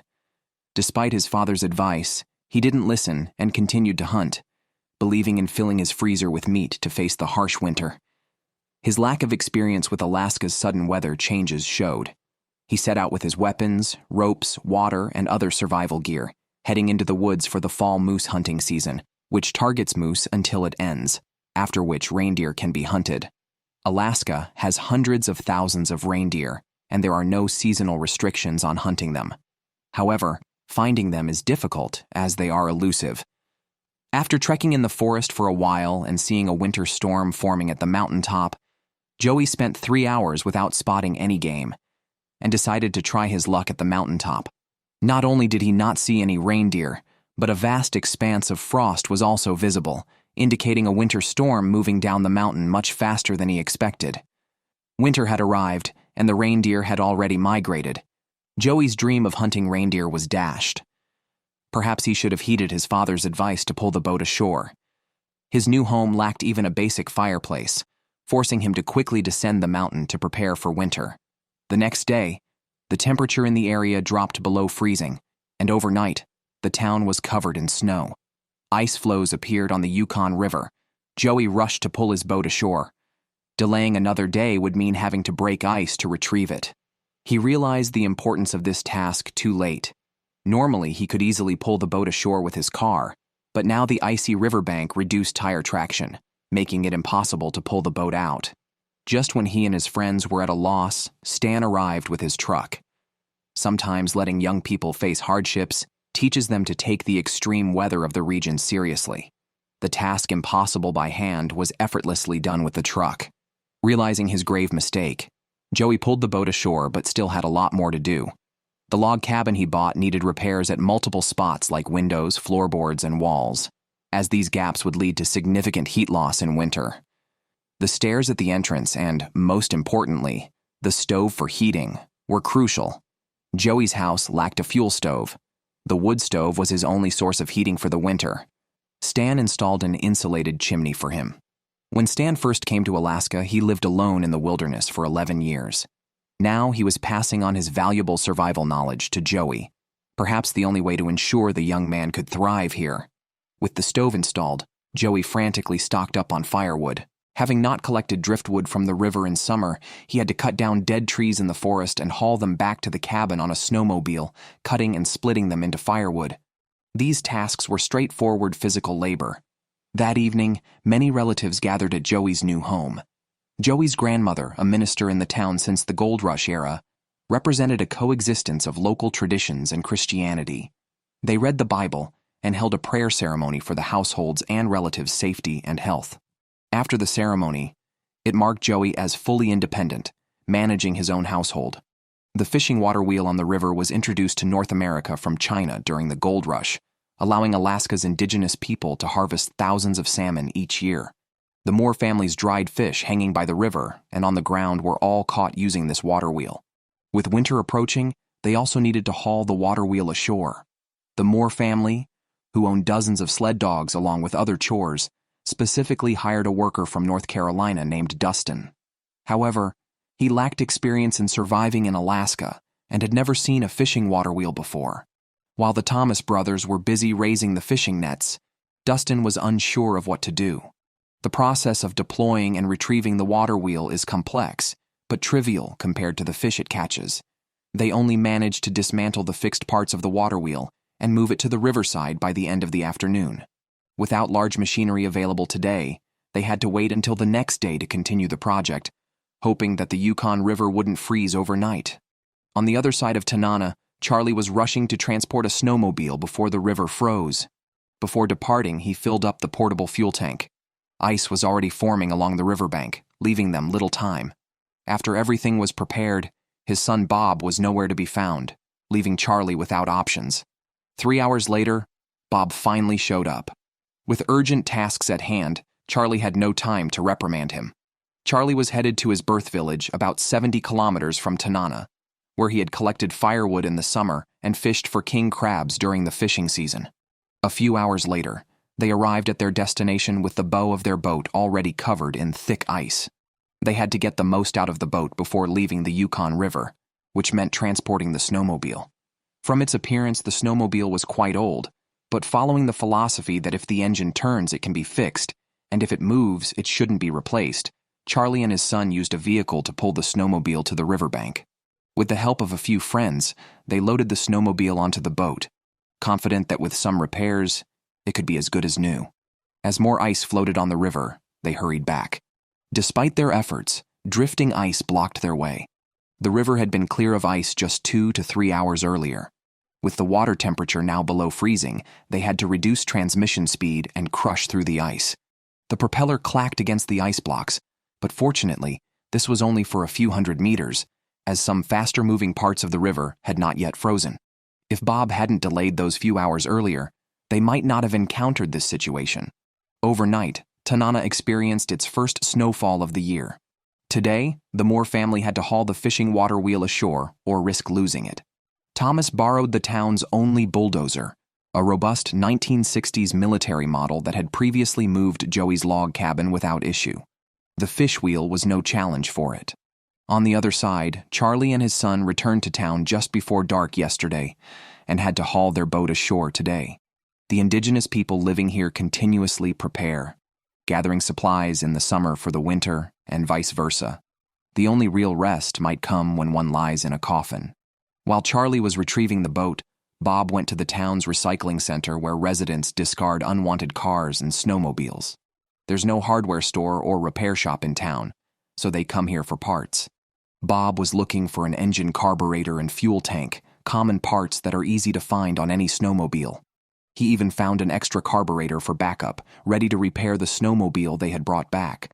Watching his son seriously repairing the vehicle, Charlie felt that Bob was not entirely useless after all. Snowmobiles became a common mode of transport for residents of Alaska 50 years ago. However, due to various extreme weather conditions, they often malfunction. Almost everyone who rides a snowmobile knows how to fix one, and the repairs are not too complicated. The engine mainly consists of the cylinder block, carburetor, spark plug, and ignition coil. As long as these parts are functioning, other issues are generally straightforward to handle. Bob replaced the unusable parts and even specifically checked the cylinder pressure to ensure there were no major issues. On the other side, Moore's hired worker, Dustin, was preparing firewood for heating. Experiencing his first Alaskan winter, he estimated that the small cabin would need a ton of firewood for the season.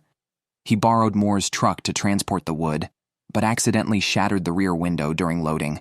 Having been in Tanana for only 2 weeks, he had made more mistakes than others might in a year. Knowing he might be fired, he immediately informed Moore about the incident and promised to pay for the glass repair. Moore came outside to assess the damage. The glass was badly shattered but had not fallen out.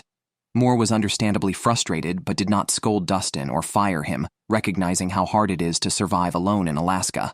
He found some cardboard and tape to seal the broken glass, which had to be heated with a heat gun before use due to the cold. This summer, Joey bought a house planning to live independently. Now that the trapping season had started, he wanted to establish his own trapping line. His first plan after acquiring fur was to replace his old snowmobile, which was in very poor condition. The tie rod ends were held together with wire, and plastic parts were patched with rope. Aside from the horn, which didn't work, every other part made noise. Driving an old run-down snowmobile for tens of kilometers in the wilderness was risky. Before setting traps, Joey needed to pick up some equipment from his father's house. At that time, Stan was at home, sharpening axes and knives. In 4 weeks, the region would enter the polar night phase, with 20 hours of darkness each day. It was already getting dark before even leaving the house, let alone conducting trapping activities. This year, he had bought many new animal traps specifically for Joey, though some of the larger ones needed chains attached, which he had already prepared by cutting them to the right length to connect to the traps. These large traps were intended for capturing big game like wolves. Joey arrived just as Stan was hanging up the wolf traps. Last trapping season, father and son had clashed over differing opinions. This year, Stan did not interfere with Joey's trapping line, but he was concerned about the snowmobile's safety. It had nearly 40,000 kilometers on it.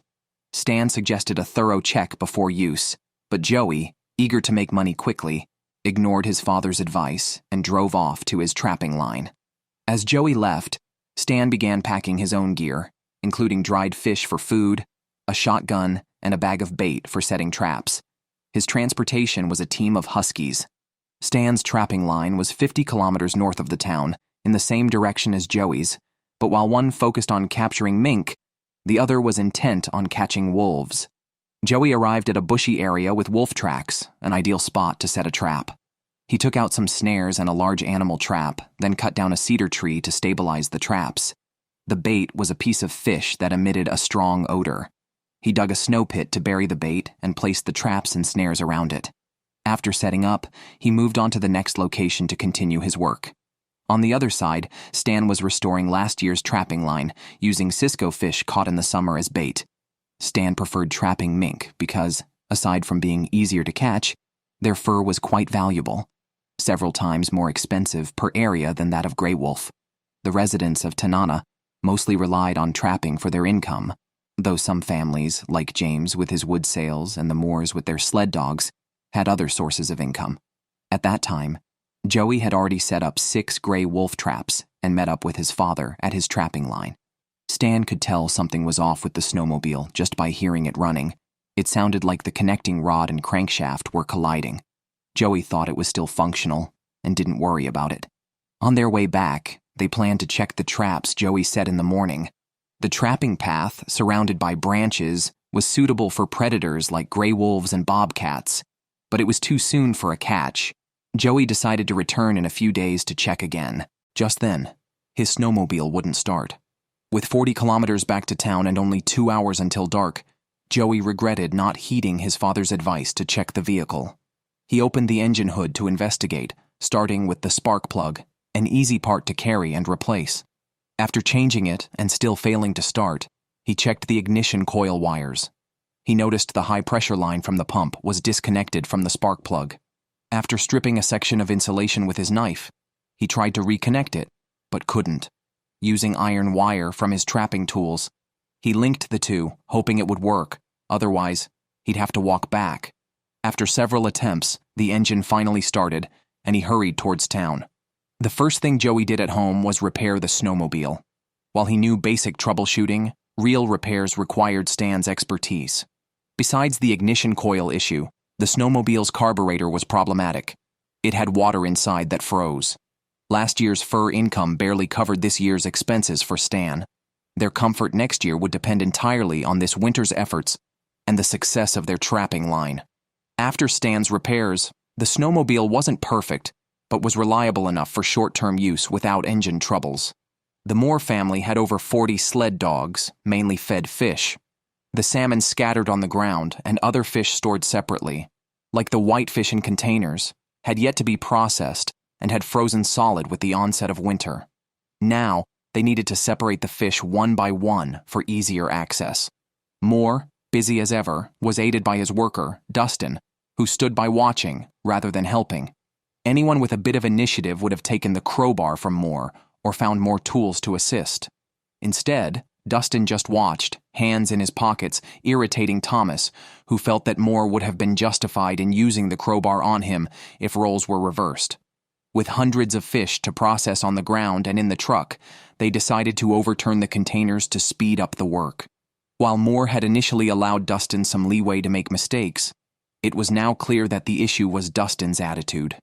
Seeing him still not finding his role, Moore eventually told him to go home to avoid further frustration.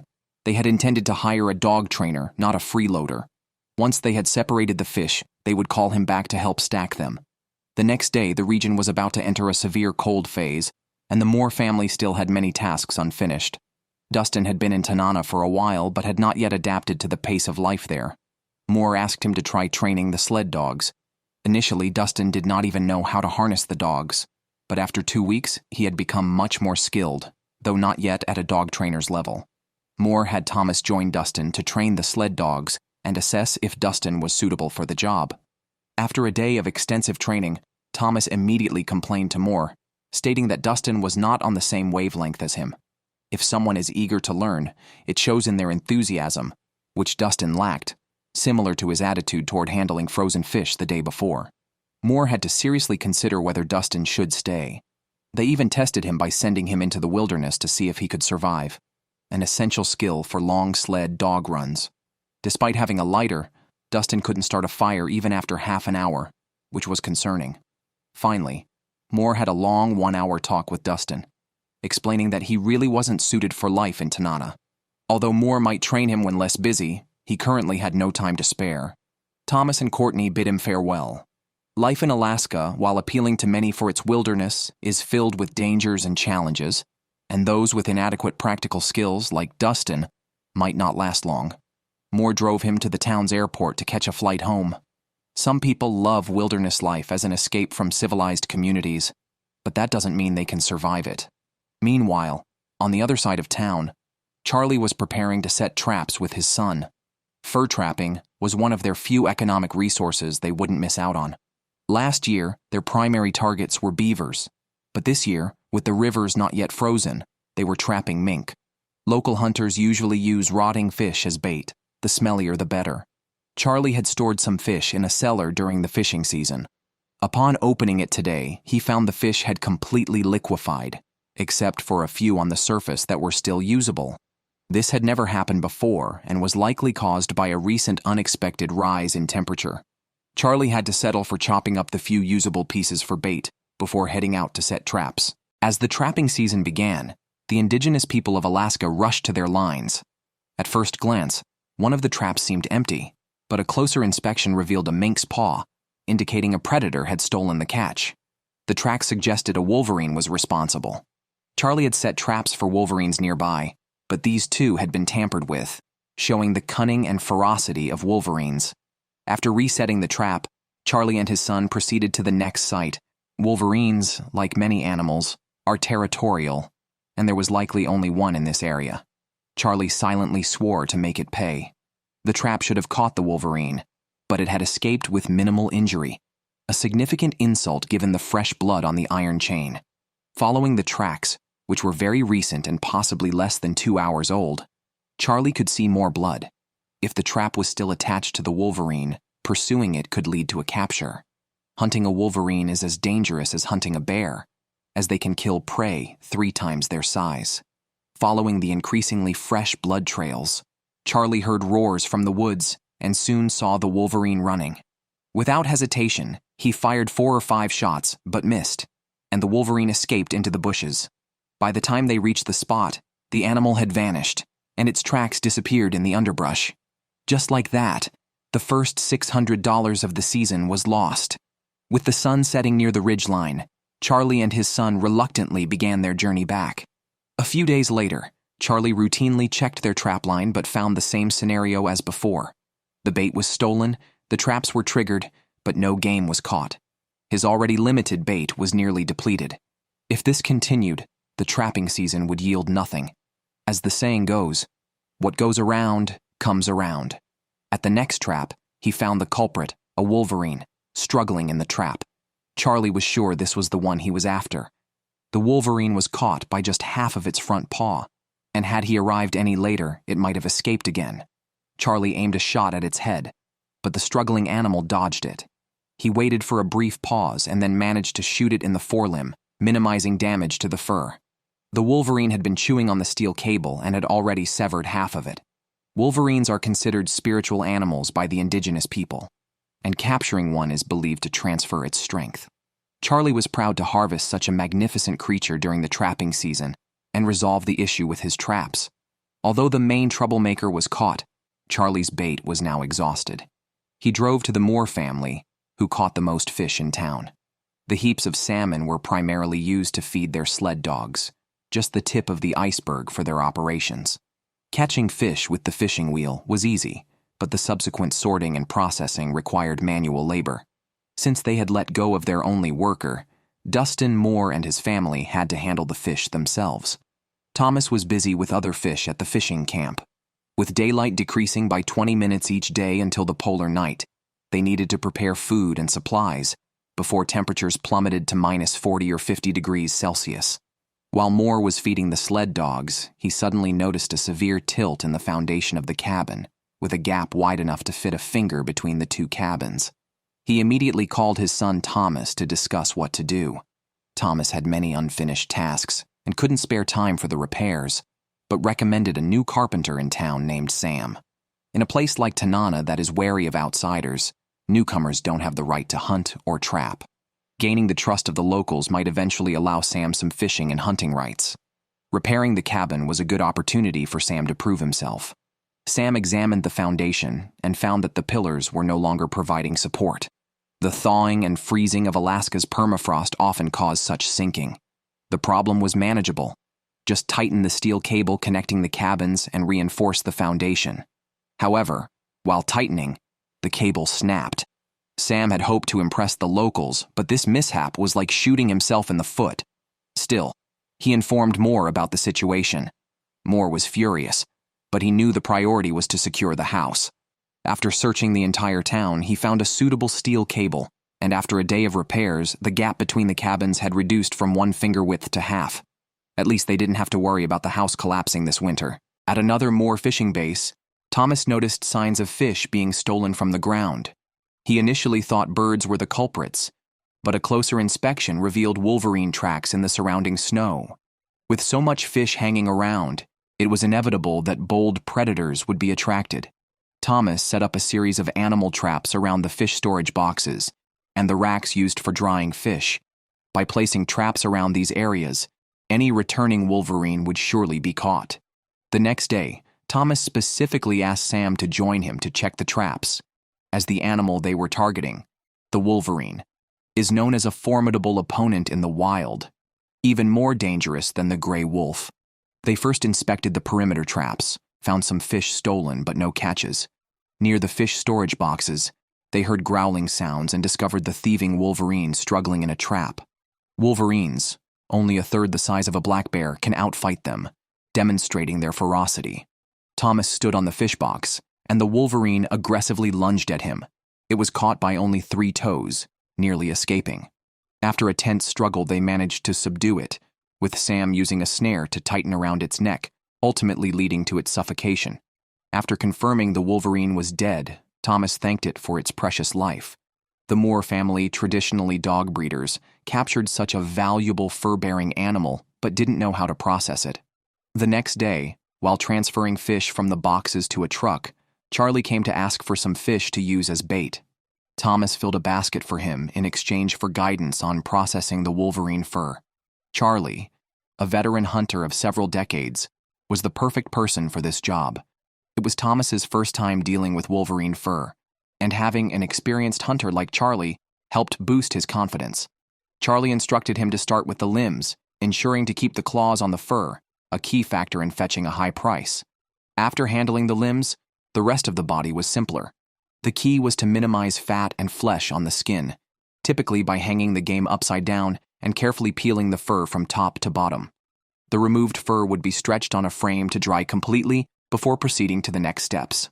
Weeks earlier, Joey and his father had set up a trapping line, but this year's warm weather without snow made it difficult for snowmobiles to operate on the insufficient snow cover. Previous years saw nearly a meter of snow by this time. Now many areas were bare, preventing residents from hunting or trapping. Joey relayed everything he saw to Stan and Charlie, noting even snowmobiles were unsuitable for such conditions. Upon hearing he couldn't check his traps, Charlie planned to travel 70 kilometers along the Yukon River to Barrier Village to check on his mother, leaving his son Bob to check the traps with an all-terrain vehicle that could handle various terrains, including unfrozen rivers, as long as the water wasn't too deep. Bob, however, got stuck with the ATV's rear wheels trapped, and despite efforts, he couldn't get out until he used brute force to lift the vehicle and continue checking his traps. Far from Tanana, Joey was organizing mink traps since his previous lines were inaccessible. He planned to establish a new line in the woods behind his house, and called his friend Ralph for help for both assistance and safety. Shortly into their trek in the woods, they discovered mink tracks, an ideal sign for setting traps effectively. Joey chopped down a suitable cedar to use as a ramp, placing bait and traps at the end of the log, a common mink pathway, ensuring the setup was tailored to the mink's habits. Sometimes he also set larger traps on the ground to catch larger predators like lynxes, wolverines, and minks. Joey's ultimate goal was to catch a wolf, as capturing one is considered a mark of a skilled fur hunter. As night fell and temperatures dropped to -35°C, Bob, who was out checking traps, nearly froze to death in the wilderness. Unable to endure the cold, he stopped to make a fire. Without kindling, he struggled to ignite the dry branches until he siphoned some gasoline from the fuel tank and used it to start the fire. After warming up, he hurried back to town. The next day, Joey stepped out of the cabin to check the traps he had set the previous day. It had snowed lightly overnight, which usually meant animals would be out searching for food after the snow stopped.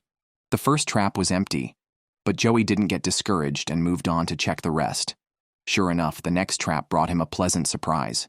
Due to a sharp decline in mink fur production this year, prices had risen from $100 last year to $150. The mink Joey caught was slightly smaller, valued at around $120. He left it in place, planning to collect it on his way back. Once luck starts, it's hard to stop. The next mink he found was larger and could easily fetch $150. Judging by the softness of its body, it had been trapped recently. Fortune smiled on Joey today as he continued to find mink after mink, earning $700 within an hour, enough to cover his winter expenses for gasoline and ammunition. Yesterday, he had set 27 traps, 24 for mink and 3 for wolves. Now only one was left unchecked. As he approached it, he heard the growling of a wolverine, a fierce live catch that hunters least want to encounter. Even trapped, a wolverine could still pose a fierce fight. This was a real battle between a hunter and a king of the wilderness. Even with a stick in hand, Joey faced the fearless wolverine. If not for the trap restricting its movement, the wolverine could easily tear a person to pieces. Joey seized an opportunity to hit it on the head with his stick. The blow wasn't lethal but disoriented the animal. He then took out his shotgun, aimed at the Wolverine's head, and pulled the trigger. But no bullet fired. In winter, it's common for the firing pin and bullet to freeze, rendering the gun unusable. Each second of delay brought the Wolverine closer to full alertness. Joey managed to clear the gun and aimed again, startled by a sudden lunge from the Wolverine. It was only after a gunshot that the struggle ceased. The reputation of the Wolverine as a formidable opponent was well earned. Even bears avoid them. The shotgun had initially failed because the feeding spring was frozen. Joey was still breathing heavily, tense from the encounter. Last year he had seen his father handle a wolf, but he hadn't expected his own encounter to be so thrilling. The large tree trunks around them had been gnawed through by the Wolverine, a testament to its incredible biting force. Joey cautiously poked the dead Wolverine with an axe and a stick to ensure it was completely dead before he dared to touch it. A Wolverine's fur is nearly as valuable as that of a wolf due to its rarity and difficulty to capture. Recently, 3 had been caught in town. Joey estimated the fur could sell for around $700 to $800. Elated with his trophy, Joey returned home where Stan was processing the fur of a mink they had caught, which turned out to be a lynx. Joey's entrance with a large Wolverine gave Stan a pleasant surprise. It was Joey's first time catching such a large Wolverine, which had only been caught by a toe in the trap. Joey recounted the intense and now memorable experience to his father, who felt proud to see his son unlock a new achievement on the trapping line. The Wolverine's thick, fluffy fur was valued at about $800. For Joey, the fur was worth $800, but the experience was priceless. On the other side of town, Bob had a rough day yesterday, nearly freezing and catching no fur. The fresh snow from last night should have driven the animals out to feed, so he hoped to check the traps again today using a snowmobile for faster travel. While he proved inept at catching mink, he was adept at catching birds. A small, carnivorous bird had been trapped, which he had to release and reset the trap before speeding off to check the remaining traps. Today seemed to be a battle with these birds, triggering the traps without any significant catch. The good news, however, was that he discovered some lynx tracks near one of the traps, indicating a chance to catch this valuable fur-bearing animal on his trapping line. Halfway through the day, Bob finally saw some success. The mink he caught was the reward for his days of effort. More catches like this would be even better. Perhaps his prayers were heard, as the next trap also contained a mink caught by a large trap on the ground. The last trap he checked did not disappoint either. It contained an even larger mink with finer fur. The first 2 mink furs were valued at $150 each, but this one could sell for around $180. Bob was eager to show these to his father. Meanwhile, Charlie and his elderly mother were transforming some processed fur into products. A mink fur sold raw could fetch between $150 and $200, but when made into gloves, its value could triple. Gloves sewn from deer and mink fur typically sell for about $500 a pair. This price reflects the effort from capture, processing, and sewing, each requiring significant time and labor. This is the difference between selling raw materials and finished products. In Alaska, Moore and his son Thomas, along with their neighbor Sam, drove hundreds of kilometers to a small town in pursuit of a type of eel called lamprey, used to feed their dogs. Salmon, which they usually use, has a fat content of about 40%, but lamprey can have up to 70% fat content, crucial for sustaining their dogs through the cold winter. Sam, who grew up in Graylingtown since he was 4, knew well how to catch lamprey. First, they set up a windproof tent and prepared firewood for the coming days. Lampreys do not have a fixed migration time. They just roughly pass through this river segment during these days. Lampreys, similar to a type of sea fish, cling to rocks to feed. They migrate once a year, but the migration window is very short, sometimes as brief as 10 minutes, and at most 2 hours, very different from other migrating fish. Moreover, choosing the right spot is crucial to catch these fish. The Yukon River is over 1,000 meters wide, and its rugged icy surface is formed by flowing water pushing up the ice. Lampreys usually choose the narrow channels along the banks, and picking the wrong spot means catching nothing. It's a 50-50 chance, half skill and half luck. After selecting the right ice spot, they began cutting. A 20-inch chainsaw bar, which is 50 centimeters, was used. If cutting all the way down doesn't bring water, it indicates the ice is thicker than that. They had to find a thinner spot to make a hole.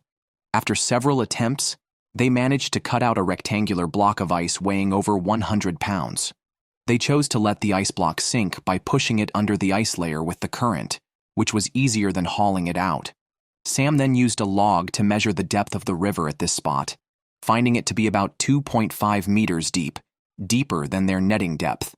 They didn't have time to dwell on this, as preparing each ice hole could take half a day, and the lamprey might pass under any second. Once the hole was prepared, they set up wooden crates on the ice to collect the fish, filling gaps underneath with packed snow. Now all was ready, and they just had to wait for the lamprey to arrive. During the wait, they continually cleared the refreezing hole. With temperatures at -30 degrees Celsius, they had to clear the ice every couple of hours. How long they would need to wait, they didn't know. When tired or sleepy, they'd make coffee in the tent and then continue the day's work. So far, they had been at it for 18 hours. Whether the lamprey had come and gone or not even passed under the ice was uncertain. Both Moore and Thomas doubted if any lamprey would come by, but Sam was confident they hadn't arrived yet, and his guess was eventually proven right. He suddenly saw an eel swimming underwater and immediately signaled others to scoop it up with a net. Thomas tried several times and caught nothing, but Sam managed to scoop up dozens with each dip of his net. After actually seeing the eels, Moore and Thomas also started swinging their nets, and hundreds of lampreys were scooped up. The fatigue and anxiety they had felt earlier were quickly forgotten. Sam, experienced in catching these fish, consistently netted a sizable catch each time, whereas Moore and Thomas only managed a few. The physical challenge of continuously swinging the nets in the water soon had them all gasping for breath and sweating profusely. Despite Sam's warnings about how tiring fishing could be, they hadn't expected it to be this exhausting. They had no time to rest. The longest migration time Sam had seen for these lampreys was 2 hours, but this year it lasted only 7 minutes, the shortest duration in years. Once the eels passed, there were none left. Their catch seemed plentiful, but compared to the effort expended over the past few days, it did not meet their expectations, possibly reaching only about half. The eels were of a decent size, with the male lampreys distinguished by 2 dorsal fins and notably large mouths, bearing a resemblance to abalones. In just 7 minutes, they caught over 100 pounds of lampreys. Now they had to pack these eels into barrels. Since the lampreys were not yet frozen, they could only fill the barrels halfway to prevent them from climbing out. It was evident from the barrels they prepared that they hadn't met their target. To wait for those 7 minutes, Moore and his group had driven 1,000 kilometers and then waited another 2 days. They had planned to bring back 500 pounds of eels, but achieved only about half of this goal. Once back in Tanana, Moore treated the sled dogs to fresh lampreys, each dog enjoying a new lamprey with a spoonful of salmon soup. The high cost of these lampreys, reaching up to hundreds per pound, made their use as dog food seem quite wasteful. Meanwhile, Stan and Joey were collecting firewood along the riverbank. Many logs washed up by the river were too damp to use immediately, so they searched for completely dry wood, cutting it into manageable pieces. As the polar night approached, with temperatures expected to drop to -50 degrees Celsius, Stan's family faced not just a shortage of firewood, but also the absence of moose from their autumn hunting. A brief 10-day hunting window had opened, giving residents who hadn't yet hunted a chance to pursue large game. Stan chose to gather firewood before hunting.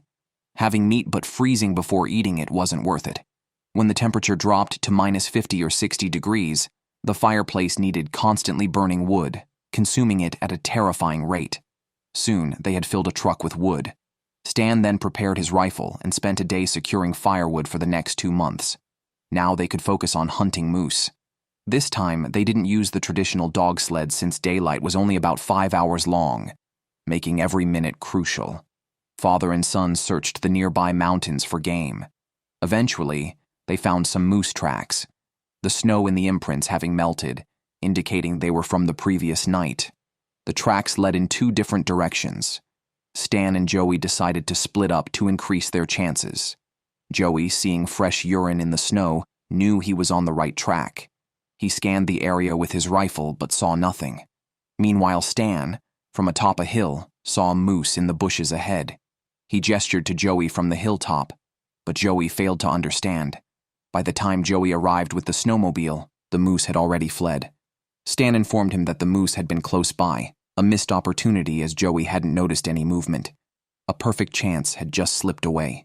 To secure meat for the winter, Stan and his son stayed at their hunting cabin until they could bag a moose. They searched continuously for a week without success. Currently, daylight lasts only 4 hours, and in a week, it will be dark 24 hours a day, a condition that will persist for about a month. After that, the days will gradually lengthen until the midnight sun of summer returns. Luckily, today Stan found fresh moose tracks. He followed the tracks and could faintly see the moose moving from the riverbank into the bushes, confirming it was a bull moose suitable for hunting. He took aim and fired a crucial shot for their winter meat supply. Stan was confident he hit his target, and upon approaching, found the moose already down. It was a 1,200-pound moose. Joey, hearing the gunshot nearby, quickly arrived at the scene. This moose could yield at least 500 pounds of meat, enough to feed their family for 2 to 3 months. With snow beginning to fall, they hurried to process the moose.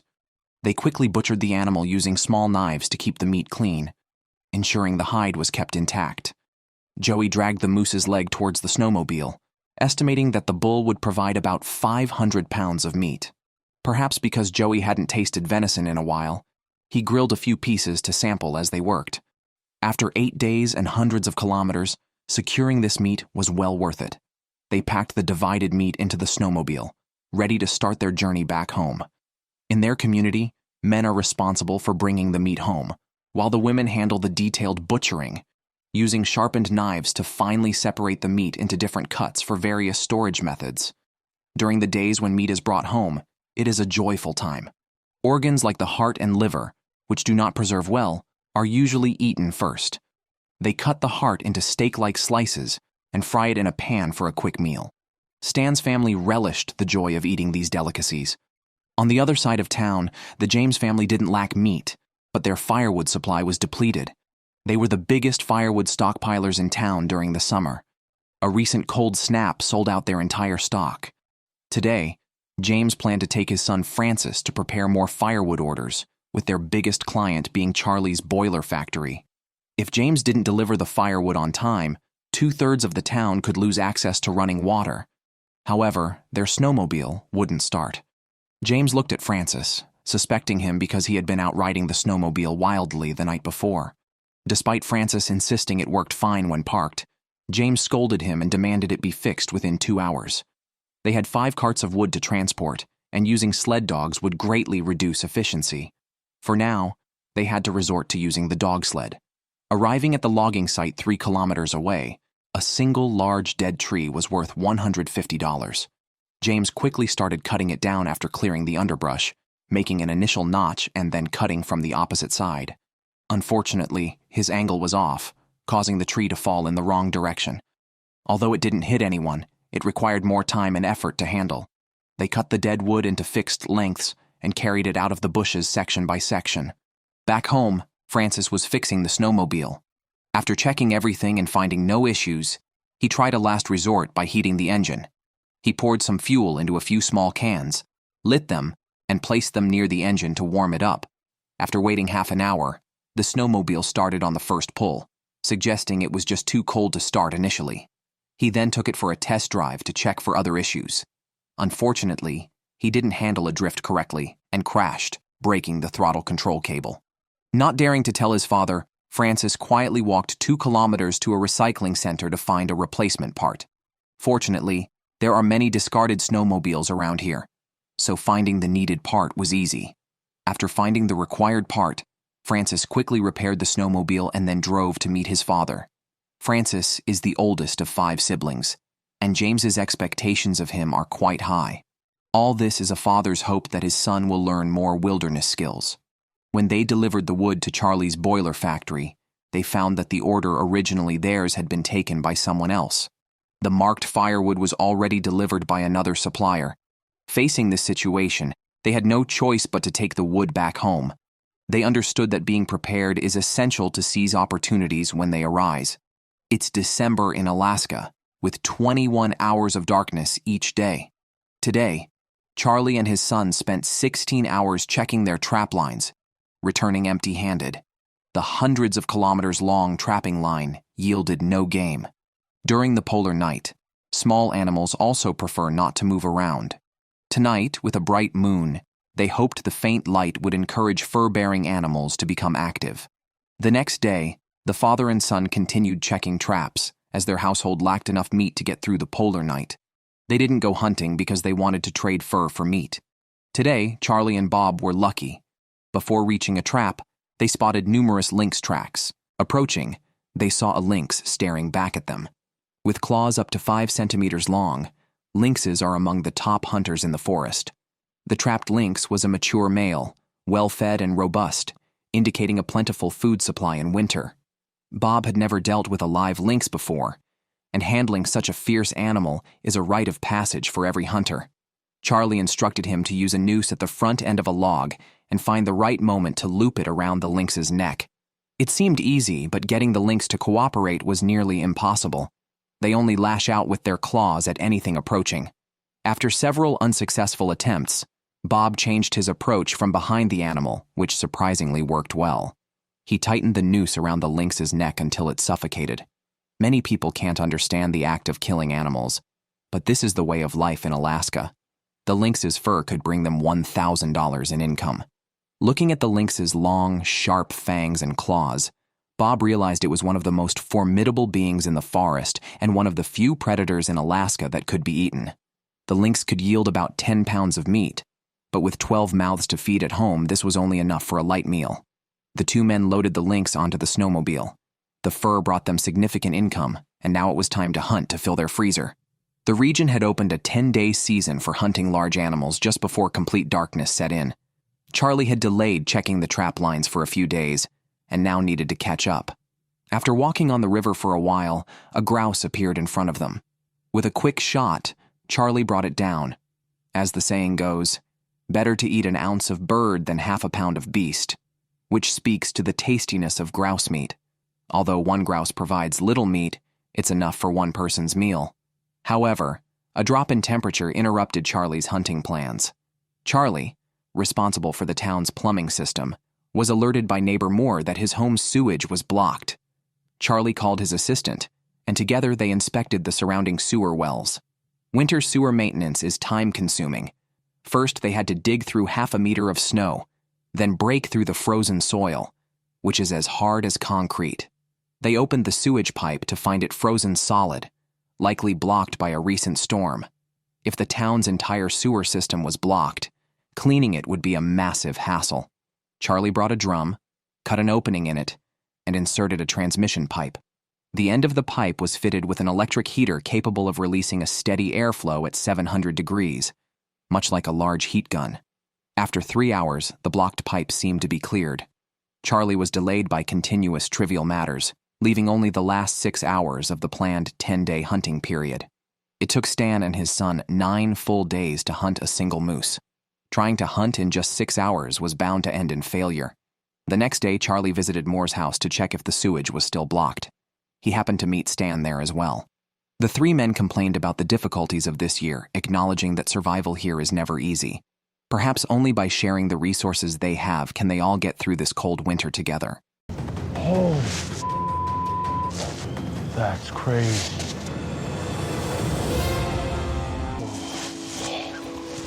Oh, I finally did it. Got it. This is one of the coldest places in the world. The villagers mainly rely on hunting and fishing for a living. Last year was a tough one for them due to insufficient snowfall. Their fur earnings were dismal, and some families even lacked the necessary moose meat to get through the winter. Fortunately, as winter turned to spring, they managed to survive the dark days, and light returned to the land. The residents of Tanana village came out to check their remaining supplies, only to find the situation bleak. It is late January, and the temperature is still below -20 degrees Celsius. Stan has aged another year and is now 63, but his spirit remains ambitious. He wants to trap more fur, so he set out early in the morning to reset traps that had been idle for over a month. The steep mountain roads took him over an hour to navigate before he reached the trap line 10 miles away. However, the sight of his traps buried under snow disheartened him. Stan dug them out and reset them. Although it didn't take long, there are still hundreds of traps to reset. A daunting task. In Tanana, Moore has 38 sled dogs. After the winter, their dog food is nearly depleted. Moore wanted his daughter to help make a fishing device, but Courtney, being pregnant, refused. This displeased Moore, who thought today's youth are too sensitive. His wife had continued working in the first week after giving birth. Though frustrated, Moore said little and sought other solutions. The restless state of the sled dogs caught his attention, a sign of an incoming blizzard based on past experience. He went inside and turned on the radio, which confirmed a severe storm moving north at 48 kilometers per hour, expected to reach Tanana in 5 hours. Stan was caught in the middle. Fortunately, his son Joey, hearing the weather report and worried for his father's safety, set out on a snowmobile, which is 5 times faster than the sled dogs. He hoped to find his father quickly. Meanwhile, Stan noticed the worsening weather. The wind was much fiercer than before, and the dogs were shivering. He knew the wind from the south was a prelude to the blizzard, but continued working. Unbeknownst to him, the storm accelerated. When Joey found him, the storm's edge had arrived, and heavy snow began to fall. The dogs were listless, lying lazily on the ground.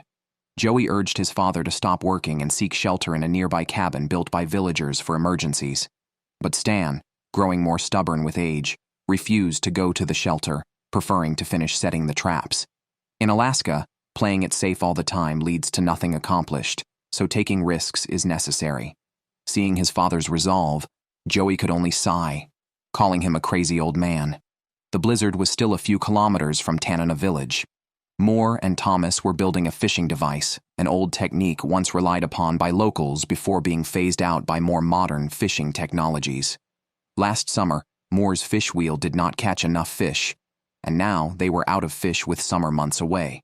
Moore had to rely on the fishing device, but his clumsy son was not following his instructions, severely slowing down the project. Meanwhile, the weather worsened, and heavy snow driven by strong winds forced them to pause their work. Stan, at the center of the storm, found himself in an apocalyptic scene. He urged the sled dogs forward, trying to head home, but the fierce wind and relentless snow hitting his face made it extremely uncomfortable. However, a greater challenge lay ahead. To get home, he needed to cross an 800-foot-high mountain, a severe ordeal for the sled dogs. For their safety, Stan could no longer risk moving forward and regretted not listening to his son sooner. Now, he had to detour to a cabin in the woods. This route was not easy either. The fierce wind greatly exhausted the sled dogs. Stan was desperate. If they couldn't reach the cabin, they would freeze to death outdoors tonight. Perhaps his prayers worked, as he arrived safely at the shelter before dark. But the crisis wasn't over. It was going to drop significantly in temperature tonight, so starting a fire was crucial. According to an unwritten rule, the last visitor must leave some firewood. Fortunately, this allowed Stan to easily light the stove. He then took out some dried fish for the day's heroes. However, at that moment, he noticed the cabin was on fire. He opened the door, and smoke poured out. The stovepipe had fallen, preventing smoke from escaping through the roof. Luckily, he discovered this just in time to prevent a disaster. After the smoke cleared, Stan re-entered the cabin, found some spare material, fashioned an adapter, and reconnected the stovepipe, allowing the smoke to exit the cabin properly. After a busy day, Stan was utterly exhausted and soon fell into a deep sleep. The next day, the storm had stopped. Joey arrived at his father's home first thing, finding no sled dogs in the yard, which worried him as it seemed his father hadn't returned all night. Although the snow had stopped, the roads outside the village were still dreadful. Nonetheless, he couldn't worry about that. He just hoped his father was still alive. It wasn't until he hit the road that he realized how difficult the mountain path was. But the concern in his heart gave him enough drive. He silently vowed to find his father. In Tanana village, Charlie was skinning the last beaver. Although he wielded the sharp tool, he was grateful at heart because his family had survived over a month of darkness by eating beaver meat. A single beaver could provide 20 to 30 pounds of meat. Thankfully, the blizzard was over, and Charlie needed to replenish his stock urgently. At that moment, his son Bob walked in, now 21 and facing the difficult choice all villagers must make. Leave the wilderness for a city job or inherit the family trade and continue this tough lifestyle. Although Charlie hoped his son would follow in his footsteps, He respected Bob's decision. To his relief, Bob chose the hunter's path. Excited, Charlie immediately assigned him a task to catch some beavers. Charlie's family had a 5-mile ancestral trap line starting at the Yukon River, just a few miles from the village. Even so, the journey was filled with difficulties. Bob's snowmobile got stuck in a snow pit, and despite his best efforts, it wouldn't budge. He then took out a shovel, cleared some snow, and by rocking the vehicle back and forth, managed to free the snowmobile. Meanwhile, downstream in the village, Moore was dealing with the aftermath of the blizzard. He had made a fishing device, and it was time to place it in the river. After clearing the snow, they faced a thick layer of ice. Thomas started the chainsaw and began cutting. The trick was to keep a layer of ice at the bottom, break it after cutting out a rectangle, and then place the fishing device. After some work, a rectangular ice hole was gradually forming. Moore cautioned his son to be careful, but Thomas's rashness triggered a mishap, and he ended up breaking the chainsaw. Moore was furious, lamenting that his son hadn't inherited his wisdom. At this point, they had to use another piece of equipment. An ice auger, typically used for drilling deep holes in the river, was not very precise and might jeopardize their plan. Thomas carefully operated the device, but eventually, the feared happened. The ice auger broke through the ice layer, and river water instantly filled the space.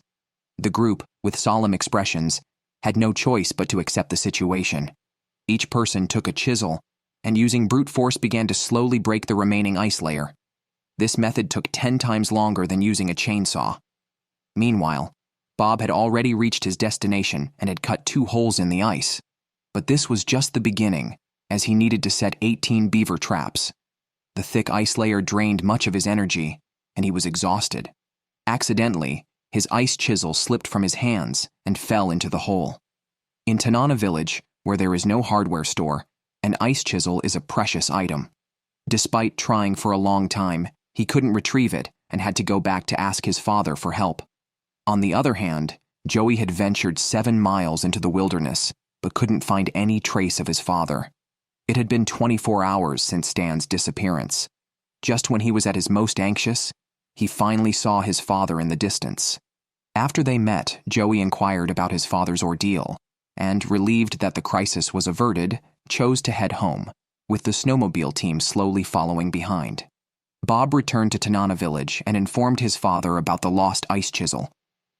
They went back to the river, and Charlie tried to retrieve the chisel with a shovel but also failed. At this point, the only option left was for Bob to enter the freezing water bare-chested. However, to prevent hypothermia, they built a fire nearby.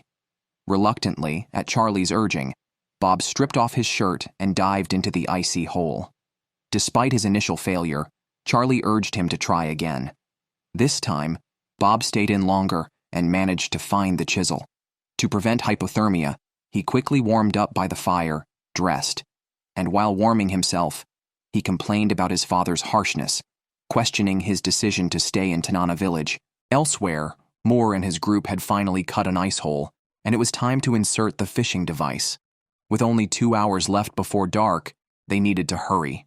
Unfortunately, the fishing device's buoyancy was too great to fit in the hole. In the past, fishermen used iron nets which had less buoyancy, while Moore had used lightweight wood, unexpectedly creating too much buoyancy. The only remedy now was to add weight. Thomas drove back, and an hour later, they arrived with iron blocks. They threw 300 pounds of iron into the fishing device, which slowly sank to the river bottom. The device would soak there for a week before they retrieved it. The next day, Stan, back home, gave the sled dogs a rest and rode his snowmobile to check the traps. He stopped at the village's edge, spotting wolf tracks in the snow. This was bad news, indicating a constant threat from wolves, who are cunning and difficult to hunt. Thus, the battle between villagers and wolves could last a long time. Time flies, and quickly a week passed. Moore was finally able to retrieve the long-awaited fishing device. They cut open the ice layer again, removed the ice chunks, and set up a tripod to employ a pulley system. The fishing device, with the iron blocks inside, weighed at least 400 pounds, making it impossible to lift by manpower alone. Once everything was ready, Moore started the snowmobile to power the lift. The fishing device slowly surfaced and, as the resistance decreased, It swiftly emerged from the water. The group opened the cage door with anticipation, only to find a single large fish inside. This result was disappointing, as Moore had 38 sled dogs, and this lone fish was not nearly enough to address their food shortage.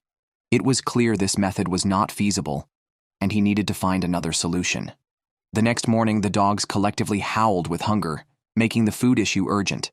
Today, Thomas planned to catch some beavers, but the problem was that their family had no fixed hunting spot. Early Alaskan natives fiercely protected their territories and passed them down generations, making new areas hard to come by.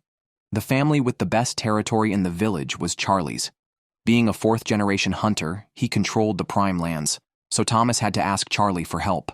After hearing his story, Charlie agreed to lend Thomas a part of his territory on Fish Creek, which he hadn't visited in 2 to 3 years and might yield some catch.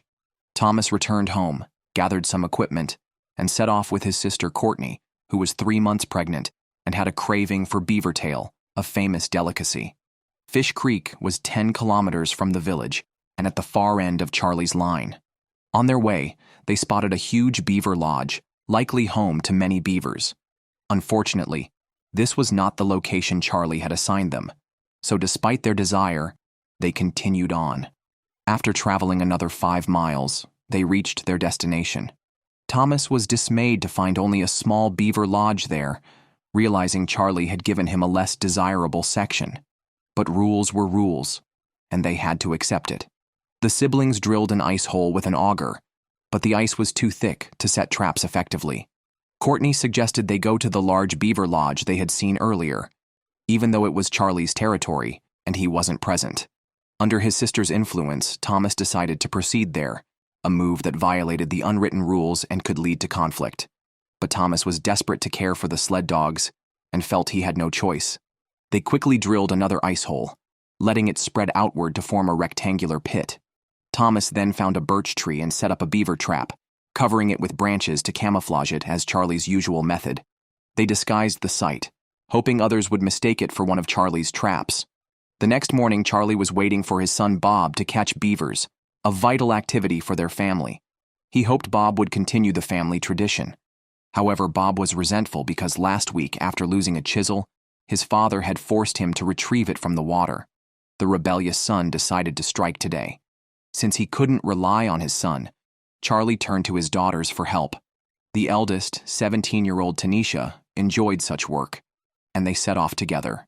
Meanwhile, Thomas and Courtney came to check their traps before Charlie could discover them. They needed to leave quickly before being found out. Unfortunately, those with dishonest intentions didn't achieve good results. Although beavers appeared, they weren't caught in the traps. However, after checking several traps, they finally made a catch. A plump beaver was pulled from the water. Courtney was thrilled. Not only did the dogs have food, but she could also taste beaver tail.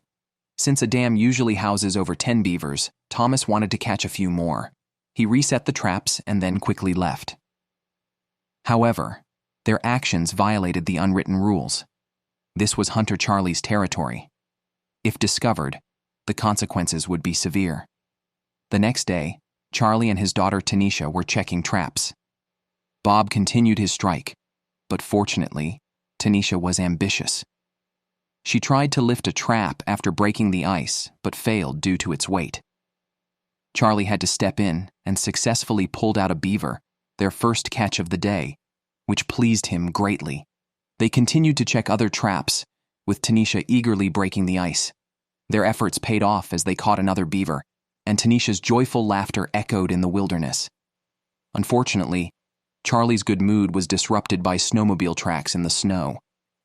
They weren't his, and they led deeper into his territory. Normally, villagers avoided his area this time of year to prevent misunderstandings. Now, someone might be stealthily stealing his game. Furious, Charlie decided to confront the culprits. 5 miles away, Thomas and Courtney were checking their traps. They had caught a beaver the day before and were hopeful. The traps did not disappoint, capturing another beaver. Courtney chuckled with excitement, but their good mood was short-lived as they heard the roar of a snowmobile. Anxiously, they watched as Charlie rapidly approached. Escape was impossible. They could only wait for Charlie's questioning. Facing an aggressive Charlie, Thomas was visibly nervous and could hardly speak. His earlier bravado was gone, and his explanation was incoherent. He explained that they resorted to this because no beavers were at Fish Creek, and pleaded with Charlie not to be angry or spread the word in the village. Charlie's reputation in the village meant that any negative news could jeopardize Thomas's family's standing and their sled dog business, as trust was highly valued locally. Knowing everyone was an acquaintance, Charlie decided to let it slide this time, but he confiscated the beaver. Thomas and Courtney dejectedly returned to the village, but a mile from home, they encountered real trouble. A dead lynx lay on the ground, a fierce predator usually, now killed by another creature. They found wolf fur and many tracks around, indicating that wolves had triumphed.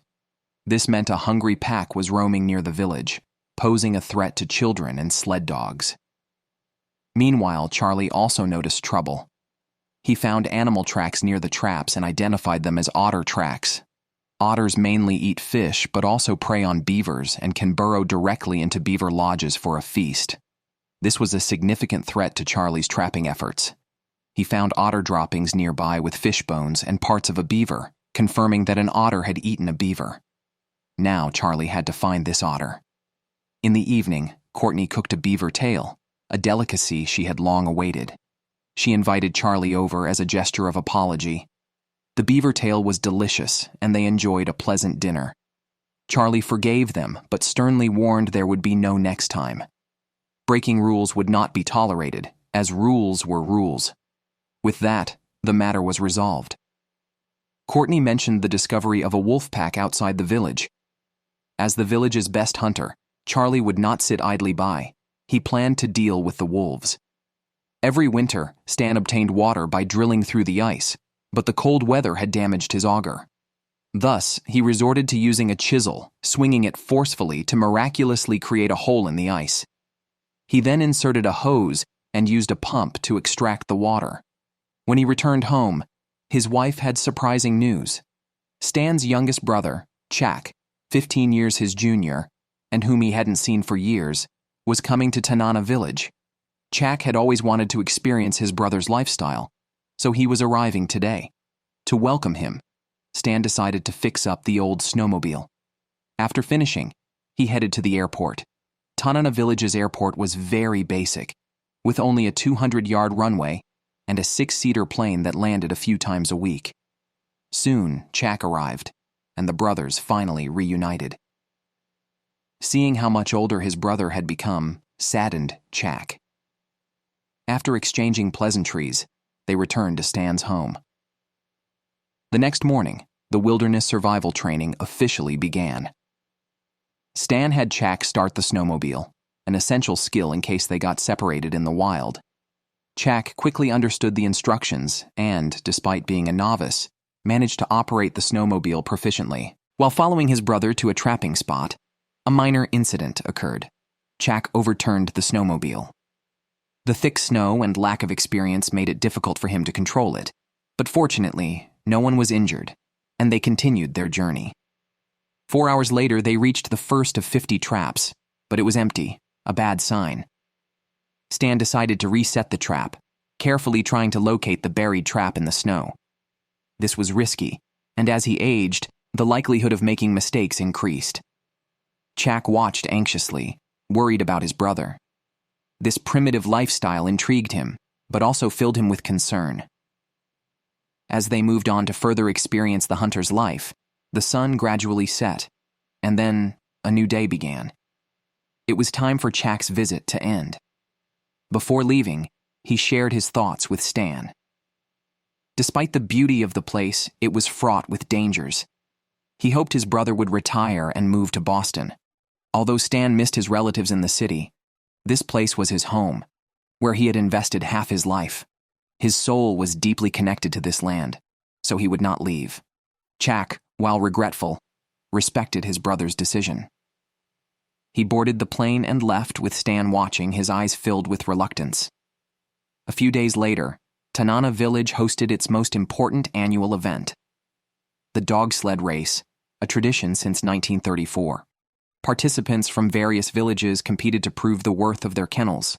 The top dogs could fetch prices up to $1,200 each.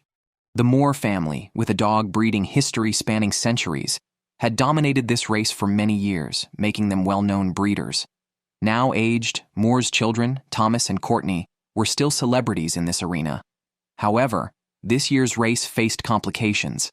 Another village family, led by James, was ready to challenge their status. If he won, he could potentially take a share of the Moore's sled dog market. The timing was particularly opportune as Courtney, 4 months pregnant, could not compete at her best. With just 2 days until the race, both parties were making final preparations, while visitors from various places gradually filled the village, creating a lively atmosphere with constant laughter and cheer.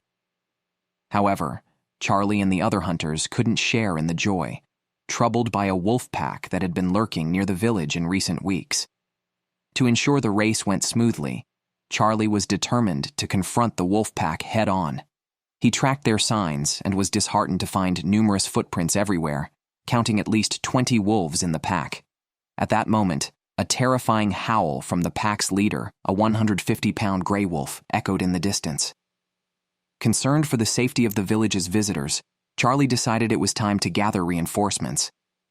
James was fully committed to winning the sled dog race, and his dogs seemed to sense their mission, training with exceptional seriousness. Even when one young dog fell and was dragged along, the team did not stop, causing the fallen dog to cry out in pain. James stopped and carefully carried the exhausted dog onto his snowmobile before continuing with the team. With 2 days left until the race, he was eager for it to start. Meanwhile, Charlie returned to the village and rallied Stan and his son to form a wolf hunting squad. The news that the pack might include up to 30 wolves alarmed everyone, realizing this would be a tough battle. However, thinking of the children playing around the village, they understood the fight was unavoidable. For centuries, locals had battled wolves and considered wolf hunting a rite of passage for young hunters. Joey, who had been unsuccessful in hunting wolves for 2 years, was especially eager to break his curse and earn the villagers' respect. The group discussed tactics, aiming to kill the pack leader to scatter the wolves, or, failing that, to kill several wolves to instill fear in the pack. To increase their chances of success, they decided to split up. The hunters set off with grim determination, knowing each would face up to 30 wolves alone, and the roles of hunter and prey could quickly reverse. However, ensuring the race's smooth conduct mandated building a secure defensive line. Stan and his son, skilled trappers, decided to start with traps, using rotting moose meat as bait and burying bear traps in the snow to await the wolves. Charlie and his son opted for traditional hunting methods, facing the wolves directly. They split up to track the wolves, and Bob soon found a moose carcass, evidence of a recent kill only 4 miles from the village. Knowing the wolves would return to finish their meal, Bob set a trap along the wolf tracks, designing it to tighten around a wolf's neck and asphyxiate it. After setting the trap, Bob continued his patrol. Back in the village, the final 24 hours before the race began, it was time for the last training session for the Moore family's sled dogs. However, Courtney did not appear. When Thomas went to find her, she opened the door, looking exhausted, and admitted she was not up to training and hoped her brother could help. Thomas felt helpless, as he couldn't ask his pregnant sister to exert herself too much, but this inevitably affected the training schedule, setting the stage for potential challenges in tomorrow's race. On the other side, Charlie was tracking the wolf pack along the Yukon River. Every few steps he would stop, intently scanning the wilderness in hopes of spotting them. Unfortunately, finding such creatures in the vast wilderness was not easy, and the howling cold wind only added to his sinking mood. Just then, he noticed a figure in the distance. It was the wolf he had been searching for. He immediately raised his rifle but realized the distance was too great. Mounting his snowmobile, he gave chase as the wolf sensed danger and bolted towards the trees. Despite the snowmobile's speed, the wolf was nearly in the woods. Seeing his chance fading, Charlie took a desperate shot after aiming for a few seconds. His expert marksmanship paid off, killing the wolf with a single shot. Only after confirming the wolf could not get up did he approach it. Touching the soft wolf fur, Charlie felt a mix of respect and sadness. Despite their adversarial relationship, he admired the wolf's admirable qualities. He wondered why this wolf was alone, but hoped its absence would serve as a warning to the rest of the pack. With just 10 hours until the race, Thomas, having walked the dogs, visited his rival James's house to gauge his readiness and perhaps unsettle him. However, James, accustomed to big events, simply smiled and stated he was ready for tomorrow's challenge. They jovially agreed to compete.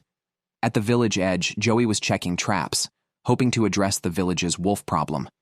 Upon arrival, he found wolf tracks in the snow, indicating a large, mature gray wolf that had escaped after breaking a trap.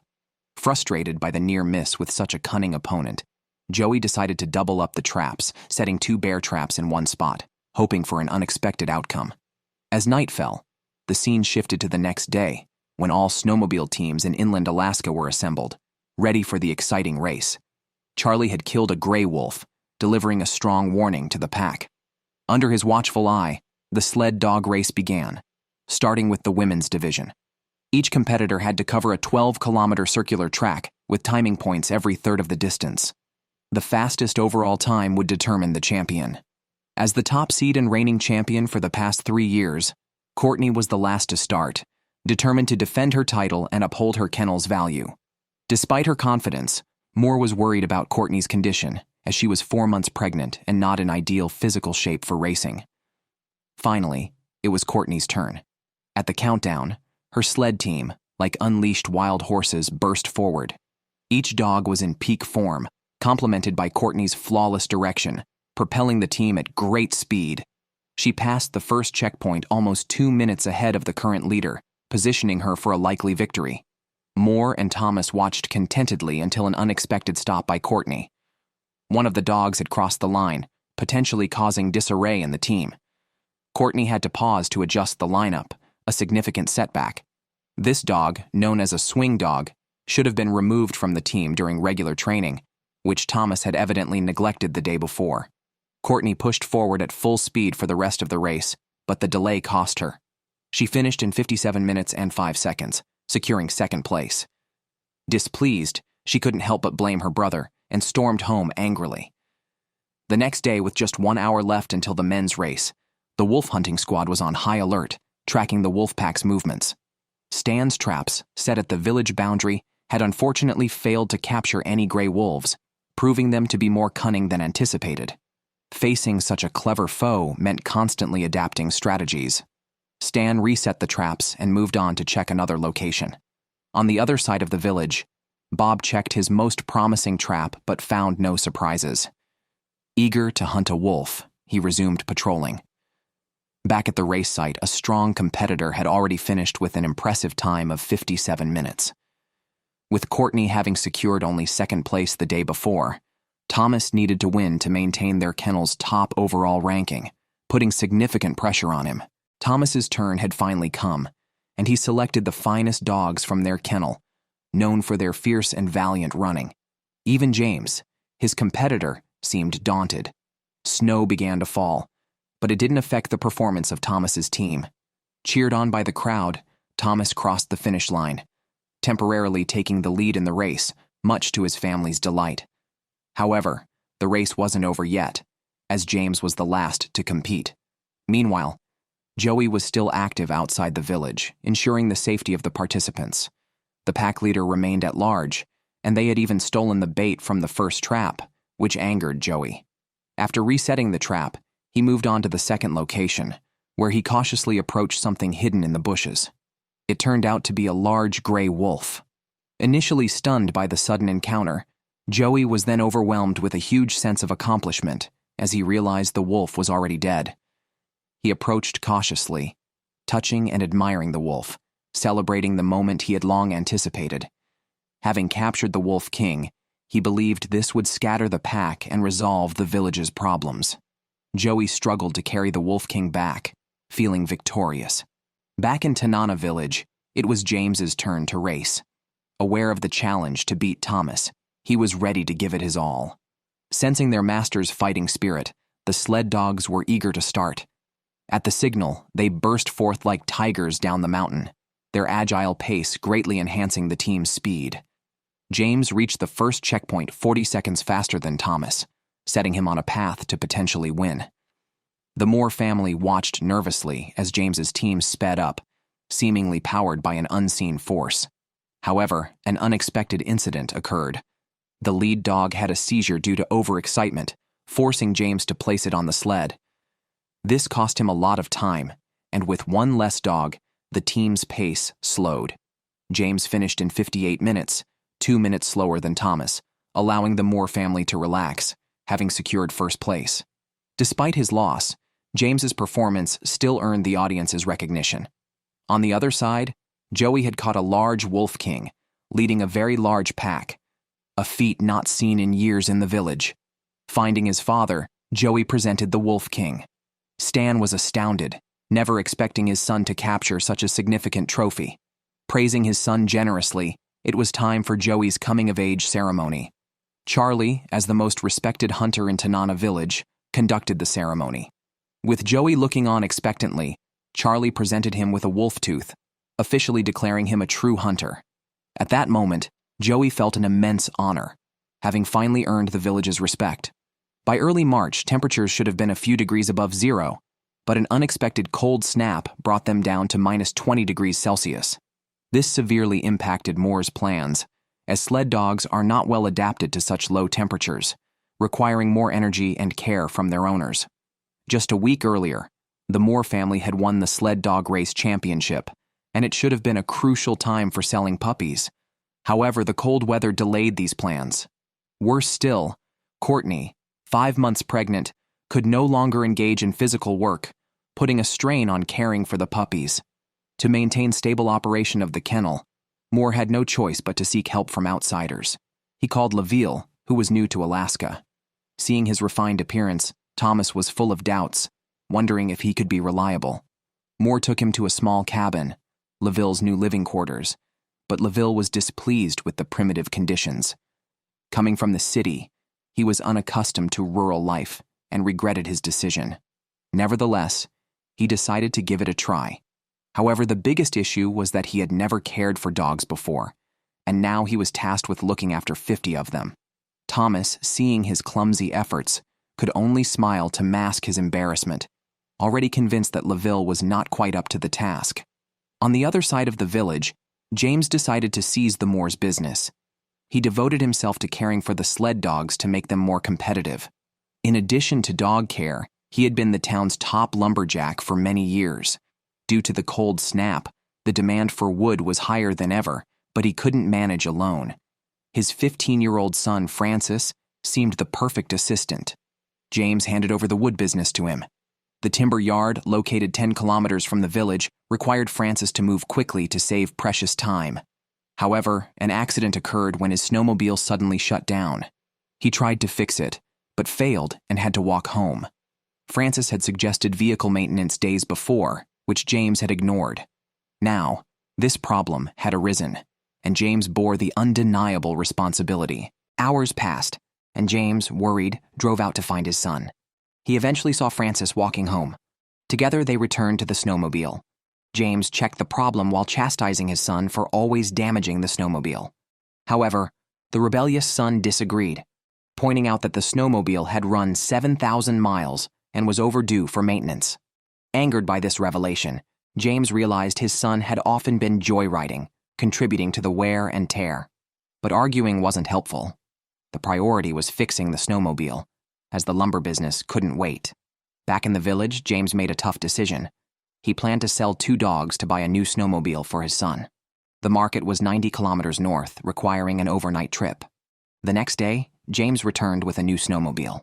Francis was energized, eager to chop wood. After several busy hours, he completed his father's lumber order but didn't stop there. Wood prices had risen to $400 per stack, and the town's biggest customer was the water plant, managed by Charlie. Charlie watched the young man hustle and informed him that his father had already taken the payment. Stunned, Francis learned that payments were typically made upon delivery. He had not expected his father to deceive him this way. He went to confront his father. At home, he demanded the money directly, only to learn the truth. James hadn't sold any dogs, but had taken an advance on all wood orders from Charlie, knowing his son would take the water plant's order. Indeed, the old are cunning. Disheartened, Francis realized he had borne all the responsibility and would continue to work hard. Silently, he vowed to leave home when he grew up. A week after the wolf hunting incident, Joey, now calm, was busy with work. It was early March, and the trapping season was nearing its end. He and his father Stan were preparing to close down their hunter's cabin in the forest. They had been traveling for an hour when the sled dogs suddenly stopped. Stan, now 63 years old, and the aging sled dogs were losing strength, particularly the lead dog Lop, who, due to a shoulder injury, could only lie down to rest. Eventually, Stan placed Lop on the sled, and the team continued on. Impatient with his father's delays, Joey decided to reach their destination first. Hours later, Stan arrived at a riverbank, the Taz River, which was showing signs of thawing. He used a stick to measure the ice thickness and felt uneasy about its condition. With no other choice, he took a risk. At his command, the sled dogs surged forward. They were intelligent and aware of the grave situation, exerting all their strength. Unfortunately, the thick snow slowed the snowmobile, and an accident soon followed. The snowmobile overturned, and Stan fell into the water. The photographer hurried over as Stan called out, restarting the dog team. With the dogs' efforts, the snowmobile and Stan were pulled out of danger. Stan was still shaken when he reached the shore, grateful for the loyal dogs that saved his life. He knew if he had been on a snowmobile, the outcome might have been much worse. 40 kilometers from the village, Joey had already reached a forest cabin and lit the stove. He waited anxiously for his father, and just when he was growing desperate, he heard the dogs barking. Soon after, Stan walked in with wet pant legs. Joey quickly asked what had happened, and Stan recounted his ordeal. Joey, shocked and unable to hide his frustration, criticized his father for being reckless at his age. Due to the low nighttime temperatures, they decided to postpone further work until the next day. The following day, they began closing up the cabin to prevent bears from tearing it apart in the summer. For sustainability, they needed to mitigate risks early. Stan applied bear repellent liquid around the cabin and sealed the windows. After hours of work, they finally secured the cabin and prepared to head home. However, the temperature had risen above zero, worsening the river thaw and complicating their return. Experienced Stan decided to look for another way out. He ventured through the forest to the river, only to find the situation even worse. Reluctantly, they had to backtrack. Eventually, they reached the riverbank near where Stan had nearly fallen in. He checked the ice again while Joey stood ready on the shore. As feared, the ice was thinner now. Lightly touching it caused a large section to collapse, with the surrounding areas also looking unstable. Yet, they had to cross to get home. Joey decided to lead the way. He increased the throttle, and his snowmobile shot out like an arrow. Stan's sled followed closely. Perhaps it was their determination, but they managed to safely cross the river. Once ashore, they stopped to rest, sharing a smile. Living in Alaska, accidents could happen at any time, and risking their lives was a common occurrence.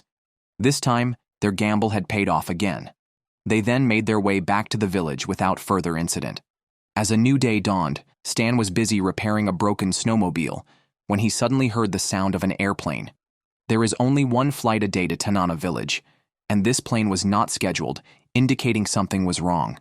Stan, who is the captain of the town's volunteer fire brigade, rushed over to see if he could help, fearing an emergency medical situation in the village. Arriving at the office, he picked up the radio and heard bad news. Moore's wife had suddenly fainted and needed urgent transportation to Fairbanks for medical care. On a less urgent note, Moore and Thomas were dealing with a disgusting task they preferred to avoid, expressing the anal glands of puppies to maintain their hygiene and comfort. This unpleasant job was passed on to the newcomer, LaVille, the low man on the totem pole who was dismayed as this was not what he had signed up for. However, to keep his job, he reluctantly performed the task. Perhaps as a reprieve, a heavy snowfall began, and Moore took this chance to teach LaVille how to drive a snowmobile. Thomas gave him some tips and started the snowmobile, dragging LaVille behind. The fast speed and the icy wind made it painful for LaVille, who struggled to keep his eyes open due to the sting and the minus 30 degrees Celsius temperature, feeling an urge to cry from the overwhelming job.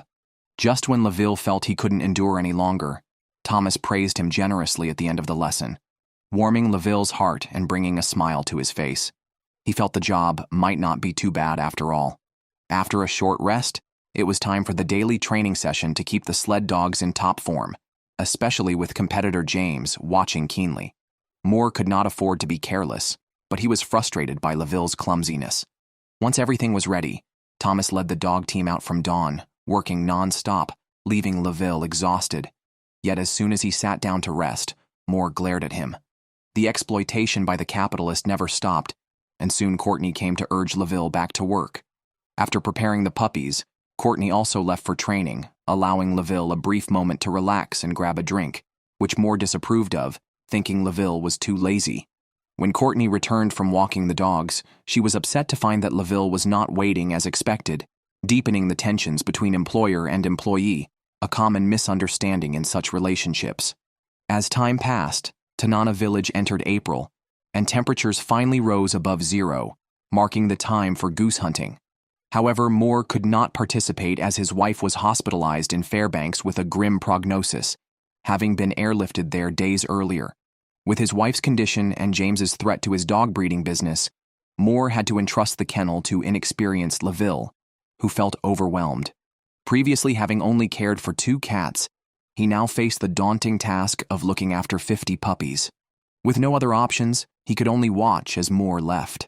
In Fairbanks, Moore and his daughter Courtney were talking with the attending physician.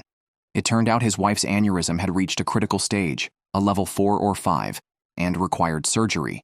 However, the procedure was highly risky, with only a 20% chance of success. This news was devastating and left them deeply unsettled. Back home, LaVille found himself overwhelmed with work. During a training session, one puppy escaped because the leash was not properly secured. Despite LaVille's calls, the puppy did not return, complicating matters further as he now had to find the missing dog. To make things worse, the snowmobile wouldn't start because he had forgotten to refuel. Left with no choice, he had to rely on a dog sled for the search, leading to a crash due to his inexperience. Meanwhile, Moore was anxiously waiting in Fairbanks. His wife had undergone an 8-hour surgery and was in a drug-induced coma. They would not know if the surgery was successful until she woke up. In the city, LaVille was still searching for the lost dog. Despite going far, he found no trace of it and was frantic, knowing that if the puppy encountered wild animals, its chances were slim. After hours of searching without success, LaVille considered fleeing due to his failure. However, as he headed home, he found the puppy had returned on its own, much to his relief. 40 hours after the surgery, Moore's wife had not yet awakened, and they had prepared for the worst. Finally, the doctor brought some positive news. She had woken up and regained full consciousness, but would need to continue treatment in Fairbanks for another 2 months. Hearing this, they breathed a sigh of relief. As spring arrived, signaling the end of the long winter, the villagers had been cautious with their meat consumption to manage food resources. Now they hoped to improve their meals as the migrating geese were returning. For centuries, goose meat had been a staple, especially shared during feasts and religious ceremonies. Last year, the migration lasted only 5 days, leading to a poor harvest. This year, they were eager, especially young Francis, who was now 16 and saw hunting geese as a significant step towards manhood.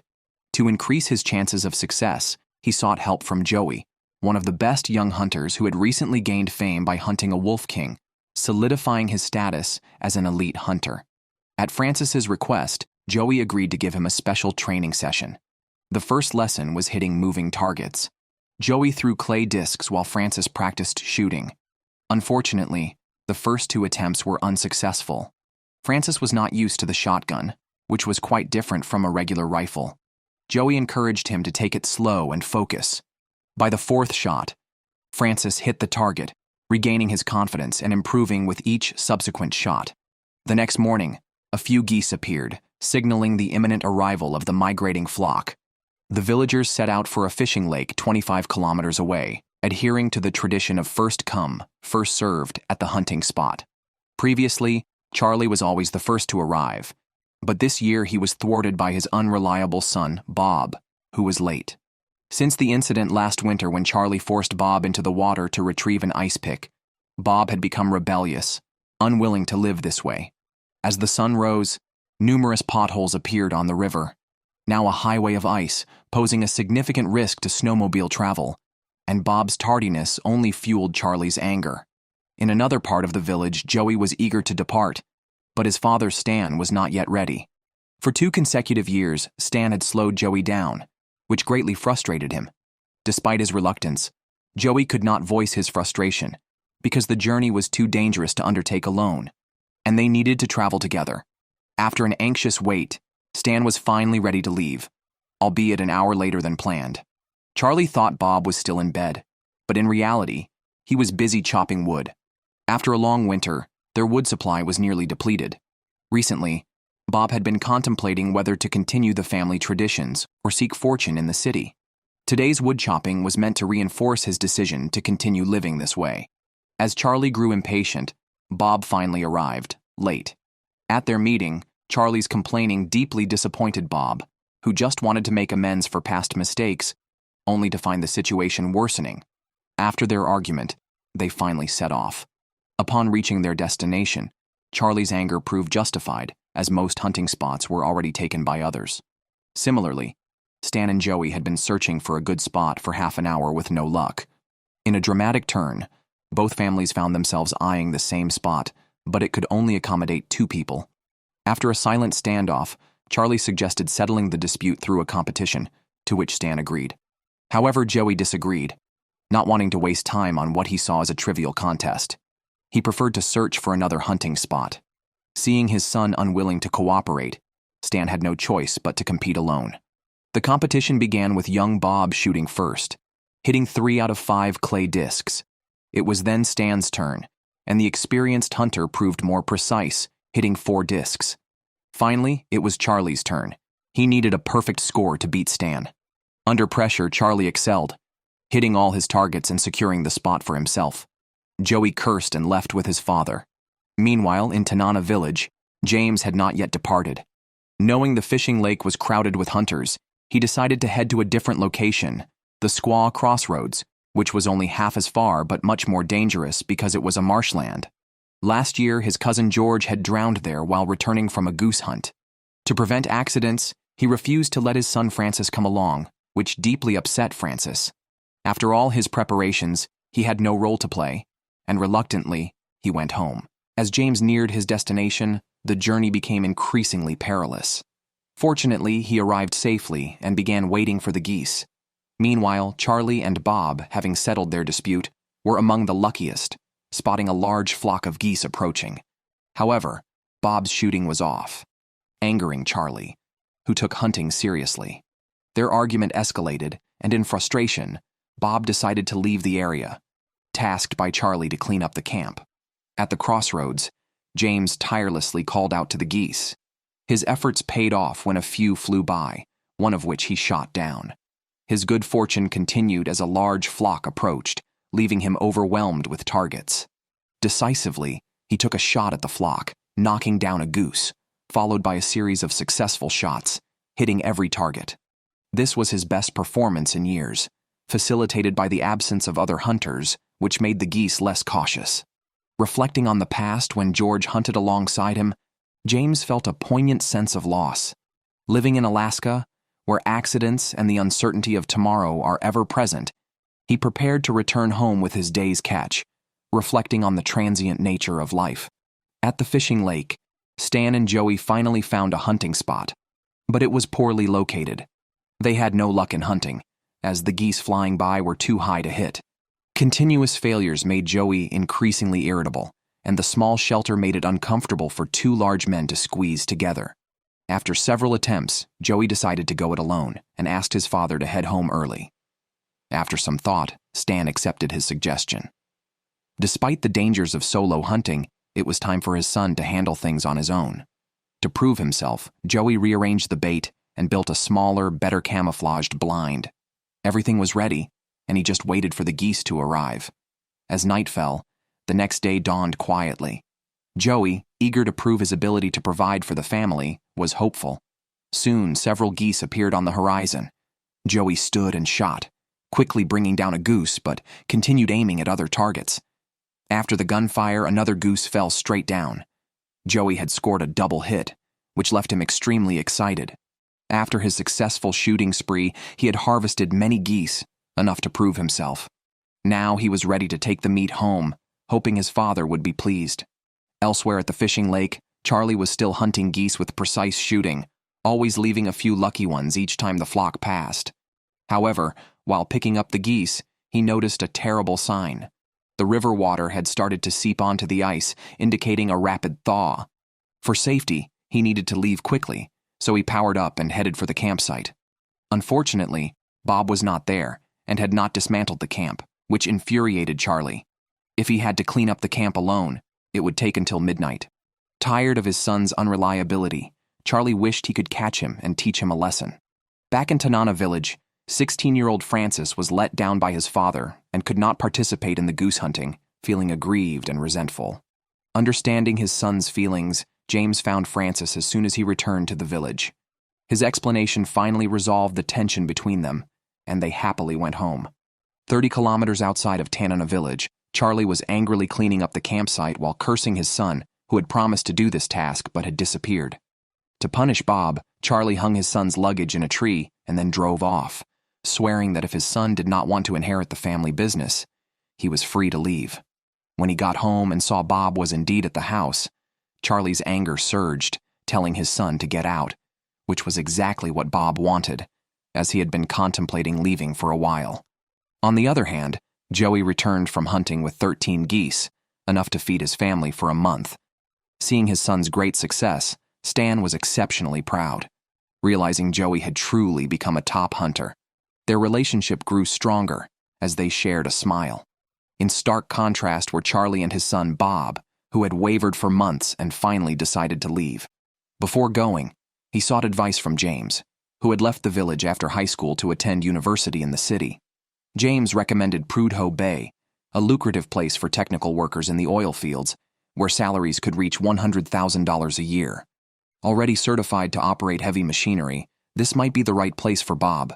Sometimes, leaving means growing, and he was ready. The goose hunting season ended perfectly, with every villager returning fully laden. However, early May in Alaska brought bad weather. Usually by this time, the Yukon and Tanana rivers would thaw, allowing boat traffic, but this year's unusually cold spring kept the rivers frozen with 6 inches of ice, trapping villagers in the village and potentially leading to floods. In 2009, a major flood devastated Tanana village, causing significant property damage. While repairing a boat, Joey felt hungry and decided to cook a goose. However, he was infuriated to find his outdoor freezer tipped over with its contents scattered around. The residents of Tanana placed their freezers outside to save on electricity costs during winter, but in spring, this leaves them vulnerable to predators. Claw marks on the freezer indicated that a black bear was responsible. Normally, wild animals do not venture into the village unless they are extremely hungry and take risks due to the frozen rivers preventing them from fishing. Joey planned to inform his father about the bear sighting. Charlie was prepared for the worst, expecting a high probability of flooding this year based on past experiences. He planned to move some items to higher ground and needed his son's help. However, Bob had his own plans to leave for the North Slope oil fields, tired of his father's nagging. Before leaving, he wanted to say goodbye to Wen, but Charlie hoped he would stay to help through the crisis. Despite wanting to leave immediately, Bob knew his family needed him. So after much thought, he decided to stay and help. Meanwhile, the news of the impending flood reached Moore and Courtney. Although his wife needed care, Moore had to rush home because he couldn't leave the dog breeding to others. This meant potentially being separated from his wife, worsening his mood. In Tanana, Stan was also closely monitoring the flood situation while preparing for the sled dog training season. Just as he was about to take the dogs out, he discovered one missing, with blood and fur left in the snow and drag marks suggesting a bear attack.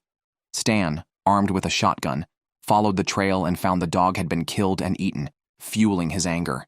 Sled dogs were not only valuable assets, but also longtime family members. He vowed to make the bear pay with its life.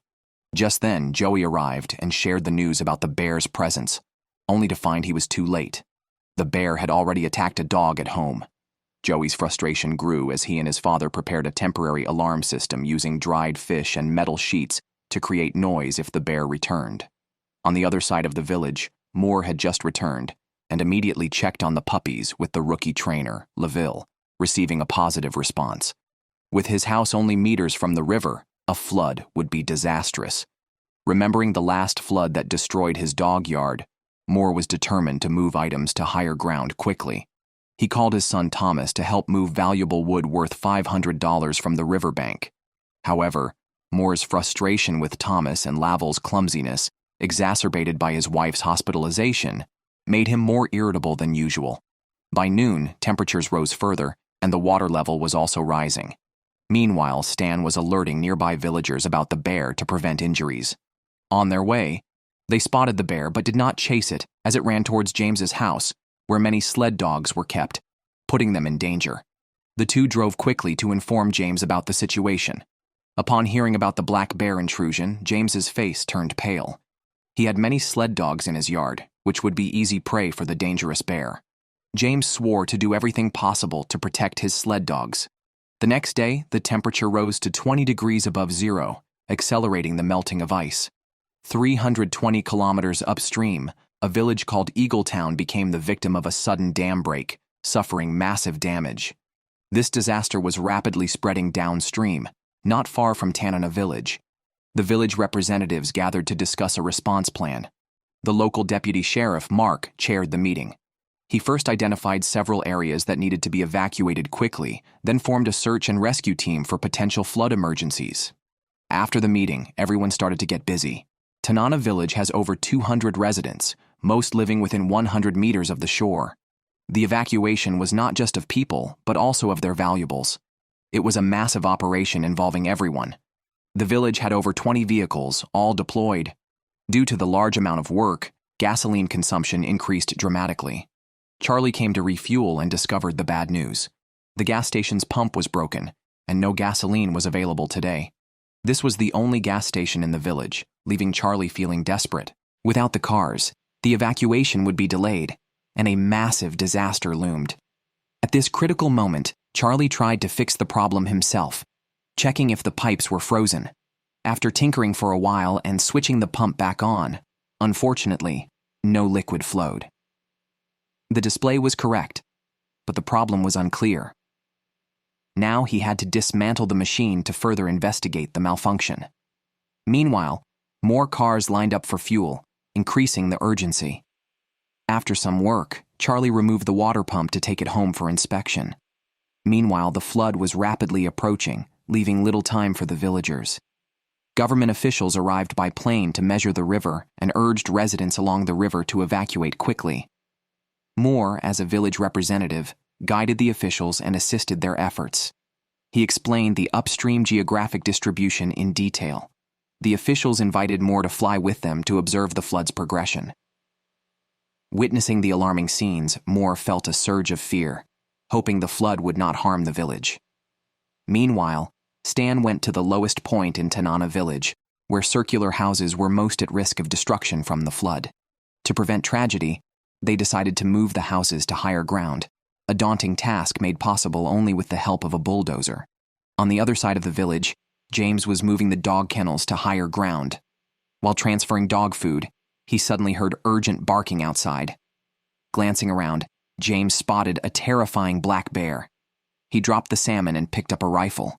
By the time he loaded it, the bear had vanished. James searched and eventually spotted the bear again. He shot decisively, and the bear fell. After waiting a moment to ensure it was no longer a threat, he approached and prodded it with a stick. Seeing no reaction, he relaxed, relieved that the menace to the village was finally eliminated. James felt a wave of relief and satisfaction. On the other side, Charlie returned with one last hope. He cleaned the air pump filter, reassembled it, and restarted the machine. This time, gasoline finally started flowing again. Vehicles quickly refueled and continued with the evacuation efforts. With everyone working together, the progress of moving was visibly advancing. By the end of the day, the villagers were exhausted. Meanwhile, Moore brought the latest updates. The flood was only 20 kilometers from the village and expected to arrive in a few hours. The villagers did not know how the situation would change overnight, but they were prepared and quietly awaited the moment that would decide the fate of Tanana village. The flood was soon to reach them, and in the face of such a natural disaster, there was little humans could do but wait. The river was already cluttered with dense ice. The smokehouse on the riverbank was the first victim, destroyed in just a few seconds. Just when the villagers were most anxious, good news arrived. The ice downstream was moving quickly, significantly relieving the pressure on Tanana village. Seeing the disaster moving away step by step, the villagers were sincerely relieved. Although the immediate crisis was averted, they still faced several days of hard work to move their belongings back. The next day, some ice still remained on the river, but Charlie and his son could not worry about personal safety, as their home freezer was empty. They needed to fish to sustain themselves. The two were looking for the ideal spot to set their fishing nets.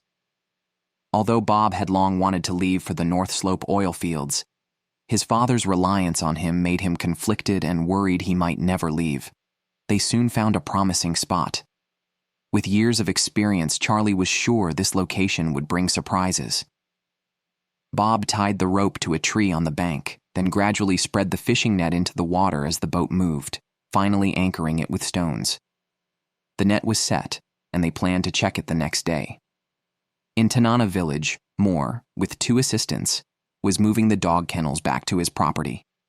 His dog breeding business was currently threatened by James, and to maintain his leading market position, he could not afford any mistakes. LaVille, who had arrived in February, still hadn't learned how to work efficiently despite 2 months on the job. Moore also had other troubling issues to deal with. His wife was still hospitalized in Fairbanks, and his daughter needed to care for her continuously. Moore wanted to go to Fairbanks, but with the rookie assistant, managing the entire kennel was challenging. Therefore, he hired another worker, which made LaVille nervous. Clearly, he would need to compete with the new worker for the position, as the kennel only needed 1 assistant. But when he heard that the new worker was a 23-year-old woman, the long single LaVille was thrilled. Moore was speechless seeing his attitude change, and worried it might have been a mistake.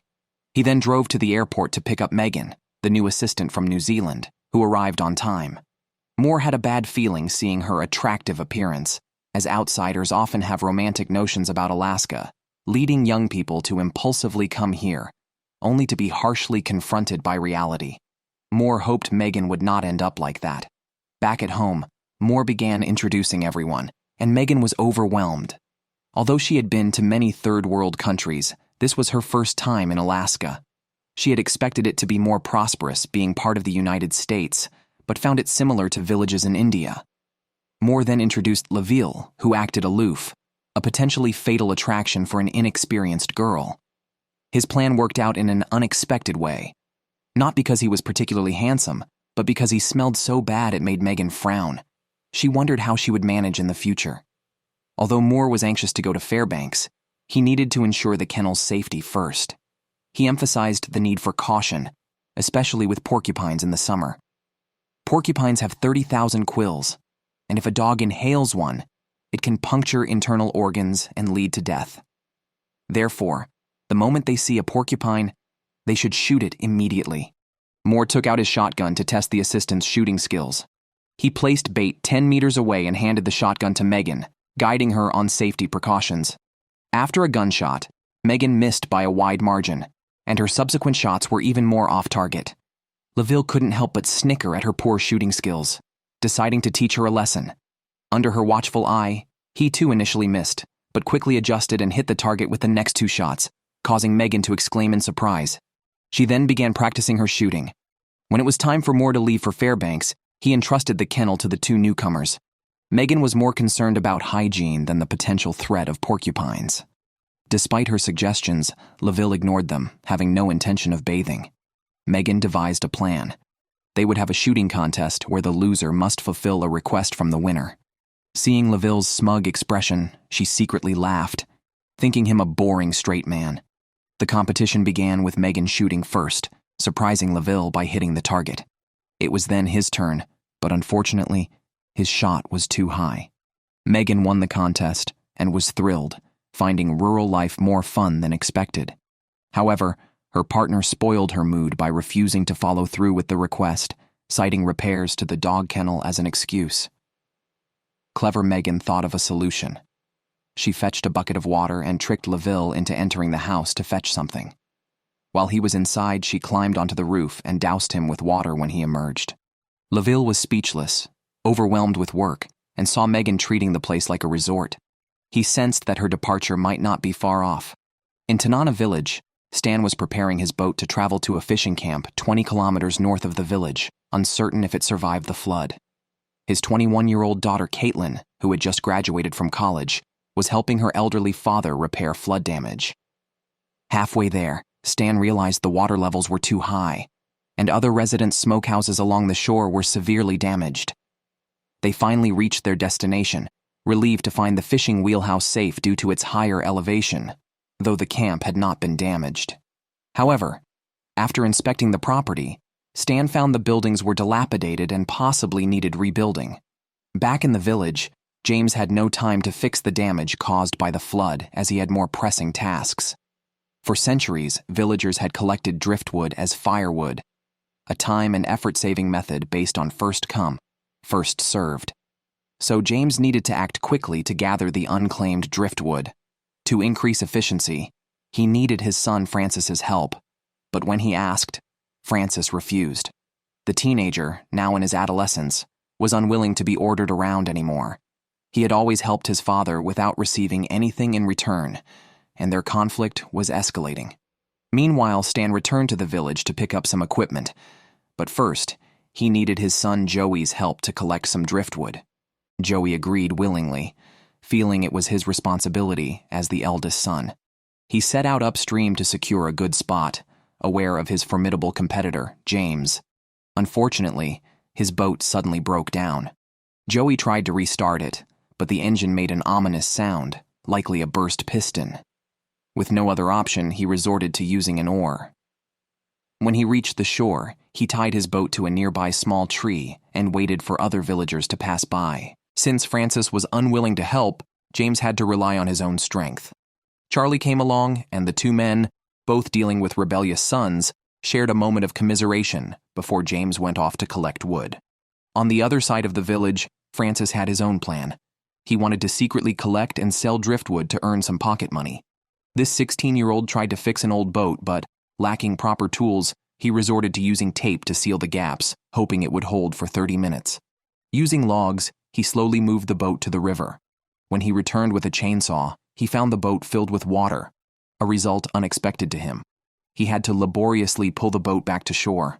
Worse still, he saw his father James, who, after failing to get help, had brought his 10-year-old son only to unexpectedly encounter Francis. Seeing his son engaging in business behind his back, James couldn't resist making sarcastic remarks, creating an awkward scene. Meanwhile, Charlie and Bob went to check the fishing net they had set the previous day. Having not enjoyed fresh fish all winter, Charlie was eager. However, they were hit hard by reality when they found the net missing. The two exchanged looks. A fishing net worth hundreds of dollars represented a loss they couldn't afford. They started searching downstream while Charlie scolded his son for not tying the rope properly, which frustrated Bob, who was tired of his father's nagging. Further upstream, James was busy collecting wood. For safety, he left his 10-year-old son at home and worked alone, missing Francis's help. Meanwhile, Francis was on the shore, fearlessly fishing for wood in the river with a hook, driven by his entrepreneurial spirit. 20 kilometers to the north, Joey had been stranded for 7 hours. He became anxious and uneasy, facing a night without food or shelter. Just as he was about to despair, he heard the roar of an engine. He waved his jacket vigorously, but the other party didn't notice him. Taking a risk, Joey climbed halfway up the hillside. Looking down at the steep cliff below, he suppressed his fear and found a safe place to sit and wait. Back at the village, James returned with some driftwood after a day's effort. He collected 50 logs, while Francis managed only 3. James was quite dissatisfied with his ambitious son. As the sun was setting, Joey was still trapped, his urgency growing as time was running out. Charlie and his son finally found the lost fishing net, caught with a few fish. Charlie was excited, faintly smelling the fish, but disappointed by the small quantity. Meanwhile, 5 kilometers downstream, Joey had been stranded on the bank for 18 hours. Thirsty and hungry, his despair was overwhelming like a flood breaking through a dam. Just then, he heard the sound of a motor in the distance. Joey stood up and waved. This could be his only hope. It was Charlie and Bob in the boat. Bob, with sharp eyes, spotted a person. They drove closer to shore and found it was Joey, tearful. Although he was rescued, his mood was still down. The accident had caused him to miss the chance to collect wood, and he was unsure how to explain this to his father. 10 kilometers downstream, Joey's father Stan was at the fishing camp, checking on the fishing wheel. For the past 30 years, he had used this wheel, but recent years had seen a decline in herring catches, leading many villagers to abandon their wheels. This year, Stan was the only one still using it. However, placing this 3-ton behemoth in the water was no easy task. Fortunately, his daughter Caitlin was there to help. The collective nature of fish migrations meant missing one could be disastrous, and with the river thawing late this year, they had limited time. Placing the fishing wheel in the water was just the first step. Positioning it was the most dangerous part.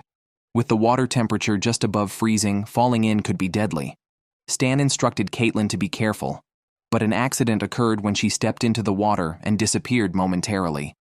Panicking, Stan shouted for help. Luckily, Caitlin was a good swimmer and quickly resurfaced.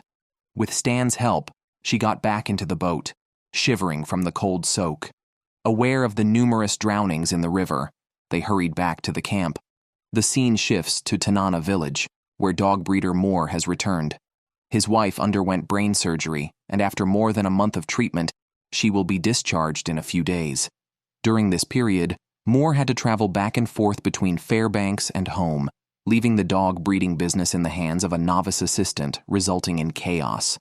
Worse still, his competitor James took advantage of Moore's absence to aggressively expand his sled dog business, increasingly threatening Moore's position.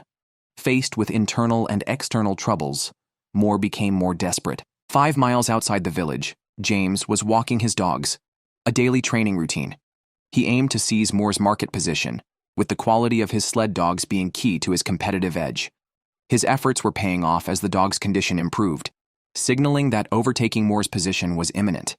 Meanwhile, Moore's household was filled with joy, not only because his wife Lorraine was waking up, but also because his daughter Courtney was about to give birth. A new family member was expected within a month. Courtney was due to report to Fairbanks the next day, meaning she would miss her mother's return home. Concerned about leaving the 2 men at home alone, she meticulously instructed them on what to do. Her wife's full recovery would need at least 6 months to 2 years. Courtney suggested hiring a temporary caregiver to help, a significant expense for their already financially stretched family. Thus, she proposed selling a few dogs. Moore was visibly disheartened by this idea, as selling dogs was not in his plans, especially since most of the puppies were just a year old and neither cheap nor of high quality. 10 kilometers upstream, Joey arrived at the fishing camp to deliver bad news to his father, Stan. Due to the boat's engine failure, he hadn't managed to collect any wood.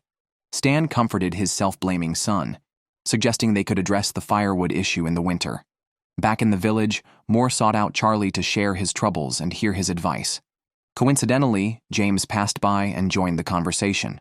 First and foremost, there was no ill will among the villagers. They were merely fair competitors. Hearing of Moore's difficulties, James realized it was time for a full-scale assault. The next day, Bob was helping his uncle, who couldn't work due to a broken leg. This was tough work, and Bob wanted to finish quickly because he also planned to leave the village to seek his fortune in the city. But the more rushed he felt, the more mistakes he made. He snapped a strap and it violently hit his arm, worsening his mood. Frustrated and impulsive, he snapped the strap again, causing more pain and swearing. He firmly decided to leave Tanana village and told his father of his plans to move to the city. Due to the current workload, Charlie hoped his son would stay to help a little longer, causing Bob to worry that the longer he waited, the harder it would be to leave. On the other side of the village, Courtney prepared to go to Fairbanks to prepare for childbirth. Moore reluctantly said goodbye, knowing her absence would impact the dog breeding business. Sensing an opportunity, James prepared for a full-scale offensive to completely replace Moore as Tanana village's top dog breeder. He planned to invest all his savings to fly to Fairbanks and buy high-quality dog food. In recent years, the shortage of fish had led many dog breeders to intentionally reduce their kennel sizes, making this the perfect opportunity for James. He needed an assistant, but his 15-year-old son Francis, currently rebellious, was unreliable. So he approached Bob. Tonight, he would go to Fairbanks to buy commercial dog food and hoped Bob could drive his boat 50 kilometers to pick someone up, positioned between Fairbanks and the village. Realizing this request was his best chance to escape, Bob happily agreed. Having resolved his immediate concerns, James initiated his second plan. He walked through the village to Moore's house and briefly inspected the dog kennel. Then, he told Moore that he wanted to buy 6 one-year-old puppies. This news deeply troubled Moore. These young dogs were the future of his kennel. James was clearly trying to undermine him. Instinctively, Moore refused the offer, but James played his trump card. He had $4,500 in cash ready to pay immediately. This put Moore in a dilemma because his wife's ongoing medical treatment was expensive. Selling the puppies would provide much-needed funds. However, the thought of selling to his direct competitor was too bitter, and he ultimately declined the offer. 10 kilometers upstream, Stan's fish wheel had been running for 30 hours. He went to check it, needing to catch 50 to 100 fish annually to meet his family's needs. Unfortunately, he found only a few whitefish. Disappointed by the diminishing returns each year and the effort required to maintain the fish wheel, Stan considered his daughter Caitlin's suggestion to shut it down. This was painful as it meant giving up a fishing method he had used for 40 years. After much thought, Stan made the tough decision to stop using the fish wheel, accepting that he was getting older and needed to look ahead. The next day, James arrived in town with 1,000 pounds of dog food. Soon, Bob and Francis arrived by boat. They loaded the dog food onto the boat and left Francis to watch it while the other two went to celebrate in town. The town, having discovered hot springs in 1902, had developed many bars and hotels around them, making it a bustling hub. The two men entered a lively bar, complete with attractive waitresses and pool tables, a stark contrast to the dull rural life. This solidified Bob's resolve to leave home, so he decided not to return. James was stunned. He had brought someone else's son to town only to lose him. Understanding Bob's firm decision, James agreed to relay the message back home. After bidding farewell to Bob, James headed back. Back in Tanana village, Stan returned from the fishing camp disheartened, worried about surviving the winter. Hearing that his father had closed the fishing camp, Joey was shocked to realize his father had truly aged. Now, he knew he had to take on more responsibilities at home. He would need to hunt more this year to support his family. Meanwhile, Charlie was still waiting for Bob's help, but James arrived instead with the unsettling news that his son had run away. Charlie was both amused and dismayed. He knew his son's heart wasn't in village life, but he hadn't expected him to leave so abruptly. Now he had no choice but to accept reality and wished his son a better future. At the Tanana village airport, Moore's wife finally arrived from Fairbanks. Seeing his wife, Moore's eyes welled up with tears. Though the days ahead would be tough, he was ready. As long as his family was together, he felt they could face any challenge. He was determined to improve their situation and looked forward to better days. Here is one of the world's most desolate places. Barbarism and bloodshed define it. To survive, villagers must arm themselves and hunt various animals. This place is the interior of Alaska, a location called Tanana. Last winter, the villagers endured over 40 days of polar day, a darkness that mentally tormented them as their food supplies dwindled. Fortunately, with the arrival of summer, the ice began to recede, and villagers rushed to prepare for the coming winter. For centuries, catching king salmon was their most important activity, but this year was different. Alaska issued a critical notice banning the fishing of king salmon, causing an uproar among the villagers. Despite the intention to protect dwindling fish stocks, this deprived villagers of their most reliable food source. Out of necessity, Charlie planned to travel upstream on the Tanana River to catch another type of fish. However, the journey was perilous with partially melted ice along the way. Several of his family members had drowned in this river, so Charlie proceeded with utmost caution. He had only traveled a quarter of the way when he realized the situation was worsening.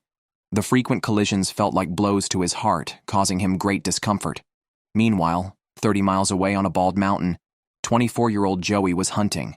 As his father aged, Joey took on the heavy responsibility of providing for his family. Over the past few years, he had become a top hunter.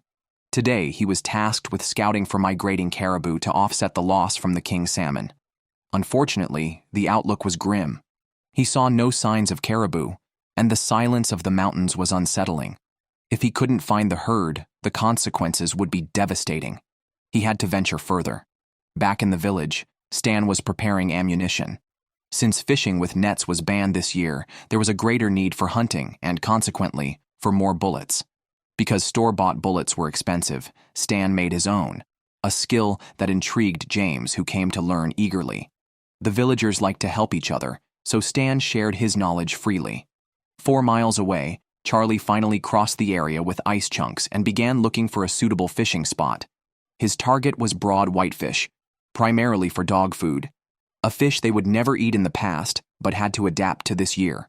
Charlie anchored his boat, tied one end of the net to a tree, and gradually lowered it into the water. After 24 hours, he would return to check it, hoping for a good result. Back at the village, he joined a few villagers in conversation. Everyone was frustrated with the recent ban.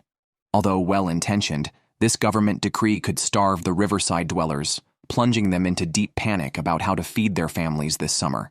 25 miles to the north, Joey continued searching for caribou.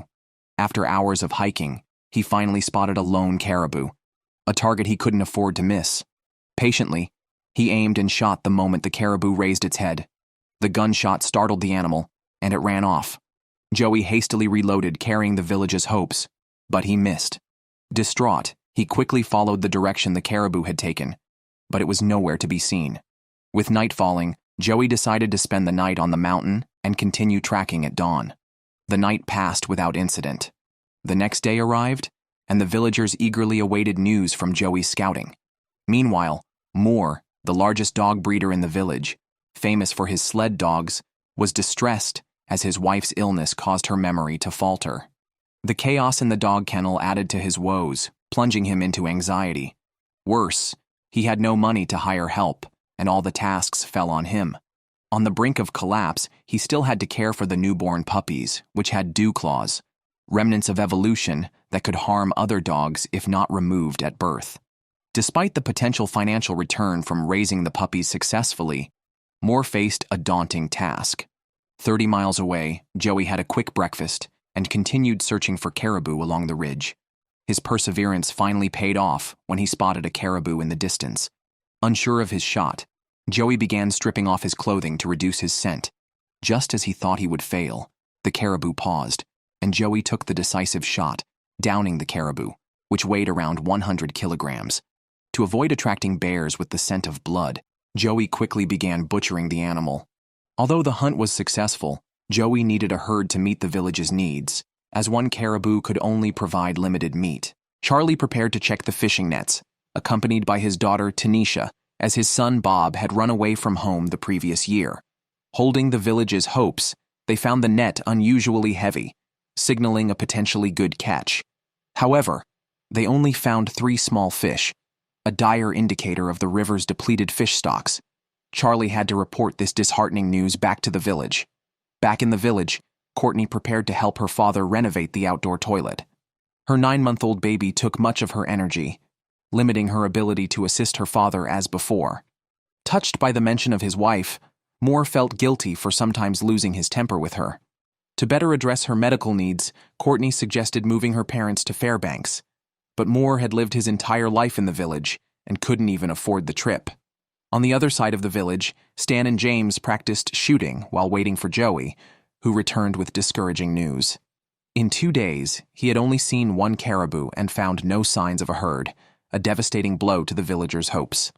However, James had heard of a bison herd in the northern region, which could feed several families due to its size. Bison are notoriously aggressive and fast, and the villagers had never hunted bison before, making it a risky venture.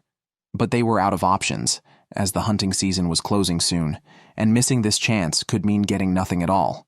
Everyone carefully selected their weapons, and once ready, they set out as a team. To approach the bison herd, they had to cross the Yukon River. As the hunters headed into the wilderness, a historic event was unfolding in Tanana. The governor of Alaska announced plans to build a road to the village, which would drastically change the villagers' way of life. The road would pass through 40 miles of forest east of the village, connecting to Manly Hot Springs and eventually reaching Fairbanks. The villagers now faced a vote on whether to construct this road. As expected, opinions were divided. Some supported it while others resisted, preferring to live as their ancestors did. Moore, however, saw the road as beneficial in the long run. While the village was abuzz with discussion, the hunting party reached the wilderness, but still had a 20-mile hike to the bison sighting location. Comprising top hunters, This group was a formidable team. Joey, a leader among the younger generation, felt immense pressure to excel and prove that the youth could lead future hunts and become the backbone of the village. Hours later, they entered the valley where the bison were supposed to be. The dense trees made hunting difficult, with the risk of bison hiding and launching surprise attacks. Despite navigating the forest, they found no trace of the bison, prompting them to urgently consult their map. Charlie suggested heading to a nearby creek mouth, and if the bison were not there, they should return home. However, going home was not an option for Joey. He climbed a steep ridge alone, determined to find the bison. Back in the village, the debate over the road continued. Moore, taking a break to feed his dogs, was visited by the city manager who offered him a job. If the road project was approved, it would need workers in a month, and Moore was a perfect candidate. Tempted by the job due to his wife's mounting medical bills, Moore faced a dilemma as the village was still divided. The manager gave him 3 days to decide. Back on the mountain, after 2 hours of scanning through his scope, Joey's persistence paid off. He found the bison herd and quietly signaled the others. They approached the herd stealthily, taking advantage of the favorable wind direction that prevented the bison from smelling them. Once in range, they raised their rifles. Sensing danger, the bison started to run. The hunters quickly chose their targets and opened fire, successfully killing one bison. Though only one, the 2,000-pound bison was sufficient. They quickly butchered it, and Joey's crucial role in the hunt was undeniable. Dividing the bison into 4 parts, they packed up and began their journey back to the village. The next morning, they finally returned to the village and unloaded the beef at James's fishery. As they sat down to rest, Moore approached to share significant news about the village. The government planned to build a road leading to the town, unsettling everyone with the potential changes it could bring. Moore had his own agenda. He had secured a job offer, which he kept to himself while subtly speaking well of the government's plan. However, Charlie and Stan were firmly against it. Stan cherished the area's seclusion, and Charlie feared the road would attract other hunters, depleting local wildlife. The village was divided, and some were ready to use force in protest. One man threatened his neighbor, leading to a police call, and his son ended up shooting 2 officers.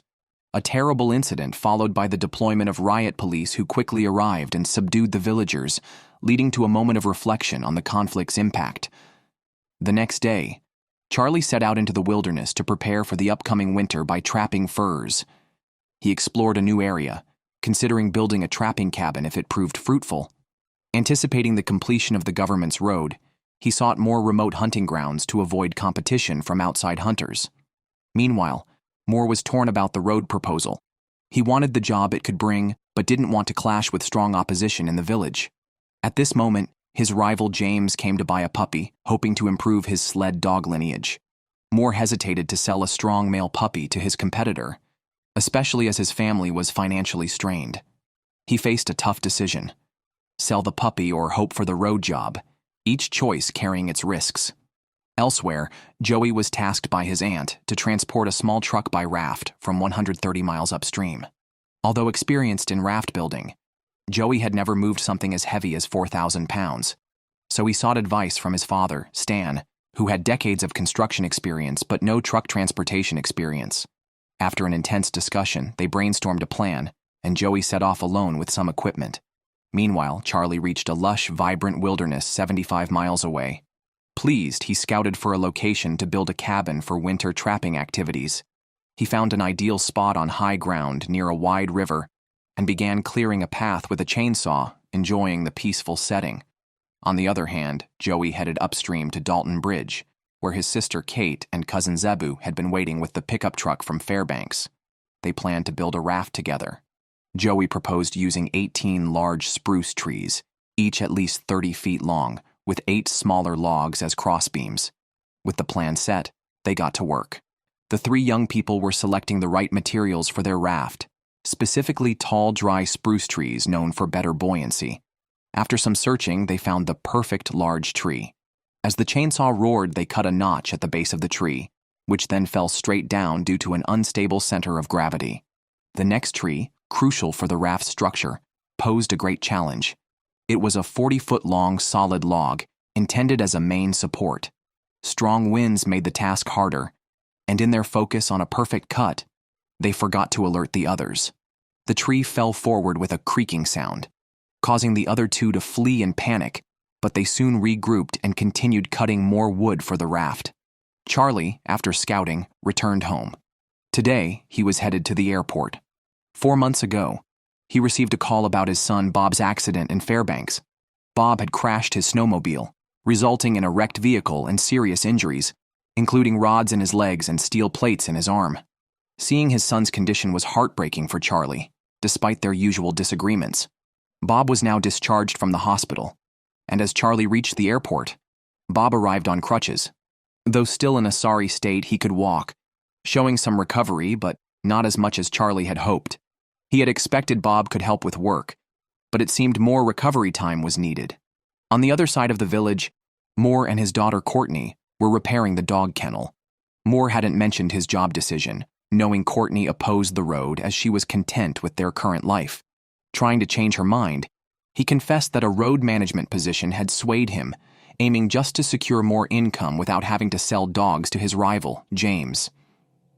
Hearing her father's dilemma, Courtney chose to support his decision, though it felt like a betrayal to those in the village who valued tradition. 130 miles north at Dalton Bridge, Joey and his team spent the entire day cutting logs needed for the raft. They planned to transport them to an open area by boat. Initially, things went smoothly until the rope snapped as it tightened. Fortunately, the boat was undamaged, but the logs remained stuck on the ridge. Joey returned to shore to inspect and remove any obstacles under the logs. Once ready, he restarted the motor, and this time, no accidents occurred. The logs were successfully pulled into the water, and everything proceeded as planned. Back in the village, Moore was headed to James's house to tell him that his dogs were not for sale. Surprised to see Moore empty-handed, James, aware of Moore's financial struggles, sensed resistance. After Moore explained his decision, James realized Moore had sided with the government's project, betraying the village. Although James said little, he knew the villagers would view Moore differently. 130 miles upstream, Joey's team had finished collecting the wood, and the next task was to assemble the raft. To ensure the raft wouldn't capsize, they had to securely tie everything together, using sturdy nails to fix the crossbeams. Although the process was cumbersome, the pickup was very heavy, and if the raft couldn't support its weight, the loss would be immense. Once the raft was built, they carved a groove in the middle to place the boat that would provide the power. In Tanana, Stan took his family's sled dogs to the river to make the most of Alaska's brief summer by cleaning them. He picked up the puppies and threw them into the water to let them play freely. After they tired out, he let them run on the beach. Moore, having made his decision, decided to see his new job through. He traveled 6 miles upstream to the construction site to meet with a member of the advance team who explained the current progress. Moore's job as a road manager would involve ensuring the construction crew had all necessary supplies and that they worked correctly. Seeing the vast, empty forest stirred something in him. Perhaps the traditional way of life was indeed ending. The villagers needed to change their mindset to enjoy the benefits the road could bring. Back at Dalton Bridge, Joey's team cut a log and used 2 planks as rails for the crucial moment when Joey had to drive the pickup onto the raft. Taking a deep breath to calm his nerves, he slowly advanced under his cousin's guidance and successfully got the pickup onto the raft. Their effort paid off as the raft proved it could bear the weight, but this was only the first step of their challenge. The next morning, they would embark on a 20-hour journey, unsure if the raft would hold up. It was the raft's moment to shine, carrying an expensive pickup on the Yukon River, a bold risk taken by the 3 young men. Meanwhile, Charlie rose early as a village elder had passed away. According to their tradition, moose meat was needed for the funeral feast. As the village leader, Charlie had the responsibility to hunt a moose, with less than 24 hours to do so. He enlisted James to join him for a hunt 15 miles upstream on the Tanana River, a place where their ancestors had hunted moose for centuries. On the other side of town, Moore was feeding his dogs, relieved not to sell them due to his new job, though it was controversial. Today, an unexpected visitor, his nephew Jordan, whom he hadn't seen for 12 years, arrived. Born in the village but having left at 18 to live in Fairbanks, Jordan was looking for work. Moore offered him the dog care job without pay, to which his nephew surprisingly agreed, making Moore wonder about his motives. Regardless, Moore immediately set him to work feeding the dogs. 10 miles downstream, Stan was out alone looking for wood to use for smoking meat, an ancient preservation technique. He had been searching for driftwood for hours without luck and decided to look further. His persistence paid off when he found a high-quality poplar log on the shore, good enough for a week's worth of smoking. Carrying the log back was challenging as the soaked poplar weighed 1,000 pounds, and rowing upstream consumed more power, draining his boat's fuel faster than expected. Given the high cost of gasoline, which they usually use sparingly, Stan had overlooked this issue today. Now he is anchored in the middle of the river, and the force of the water, combined with the weight of the poplar, caused the boat to drift backward. Although he quickly released the wood, the inertia made the boat bounce on the rocky riverbed, nearly leading to a disastrous outcome. Fortunately, he escaped unharmed, but the crisis wasn't over as he still had no gasoline, leaving the boat to drift with the current. Stan had to find a way to save himself. In spring, as the ice melts, villagers traditionally hunt geese using snowmobiles, leaving many abandoned machines on the riverbed. If Stan could find one of these snowmobiles, he might be rescued. 60 miles northeast, Joey's team had been navigating the Yukon River for 9 hours. So far, everything had been smooth, but Kate noticed that the raft had sunk a bit, likely due to the wood being waterlogged. This could be disastrous, as they still had 11 hours to go. The only solution seemed to be speeding up, but this increased the risk of damaging the boat. However, they couldn't just watch the pickup sink. 15 miles from the village, Charlie and James had entered the moose's territory. Both were experienced hunters, and at this time of year, moose are busy growing their antlers and come to the lake to feed. Moose have sharp hearing and smell, which they use to avoid danger. After searching for a while, Charlie spotted fresh moose tracks and they followed them. They soon reached a beautiful lake where the moose was likely hiding in the nearby bushes. Using binoculars, James spotted the target across the lake, so they decided to move closer. In Tanana, Moore used the summer to train his sled dogs with a water treadmill, which keeps them cool while exercising. His nephew Jordan, who had been away from this lifestyle for 12 years, was put to the test to see if he could handle the job. Moore watched as Jordan expertly operated the equipment, much to his satisfaction, and he couldn't help but laugh heartily. With his nephew's help, the year should be easier.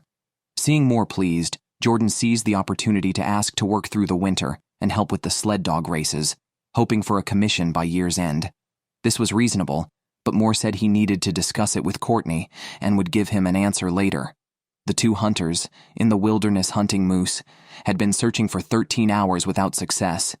They could not return empty-handed, and their situation was becoming desperate.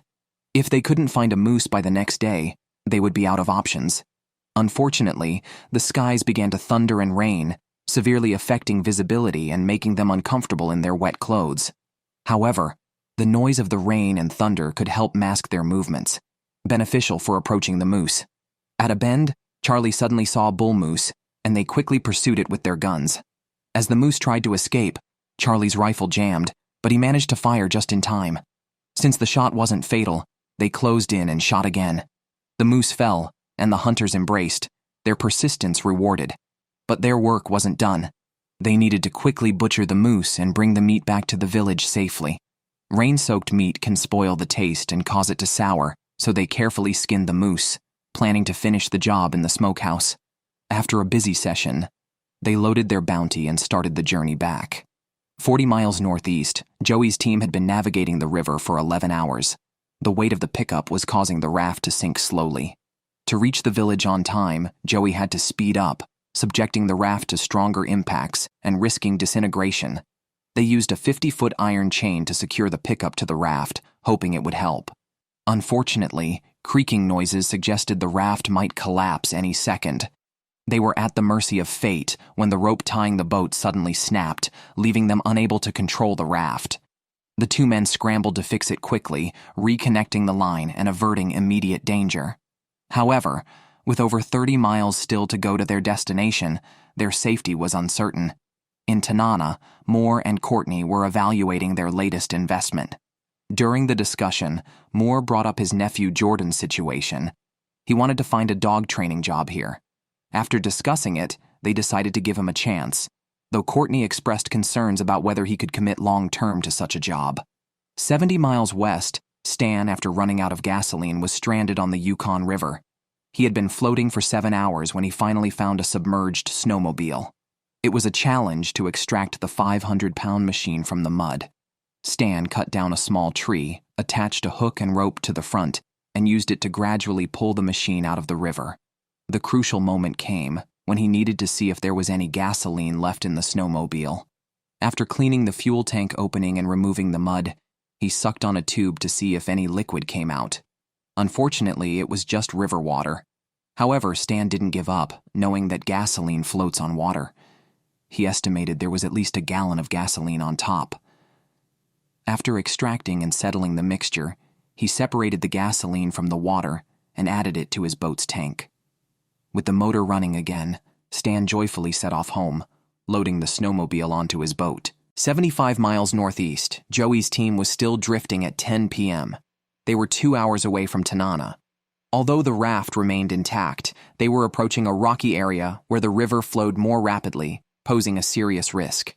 Fully focused, they navigated the obstacles and passed through safely, making their way home just a matter of time. Back in the village, the two hunters successfully brought back the moose meat. They transferred the meat to James's smokehouse. Meanwhile, Moore and Jordan were setting fishing nets in his fishery, hoping to catch some fish to improve the sled dog's diet. Moore had decided to hire Jordan to help with the dogs. Despite Jordan being away from the village for 12 years, Moore expressed his concerns about whether time had changed him. Jordan immediately reassured him, promising to commit fully to his responsibilities. At 1 a.m., the Alaskan summer sky was still bright. Joey's team arrived in Tanana, having spent 20 hours on the river. Their hard work paid off as they safely brought the pickup back, marking an unforgettable adventure for Joey. Charlie's successful hunt brought in 1,000 pounds of meat, giving special meaning to this hunt. After the funeral, life returned to normal. Charlie is the manager of the water plant. Half of the village residents rely on this plant for their water supply. To maintain the flow of tap water, Charlie must constantly replenish the wood supply. During this time, Moore, a major dog breeder, came with bad news. Jordan was planning to move back to the village. 12 years ago, his family moved to the city, leaving behind a trap line that Charlie has since managed. Now Jordan wants to take back the management of this trap line from Charlie. The trap line, located between the Yukon and Tanana rivers on fertile land, brings in a significant income from fur each year, which Charlie is reluctant to lose. He decided to discuss this matter personally with Jordan.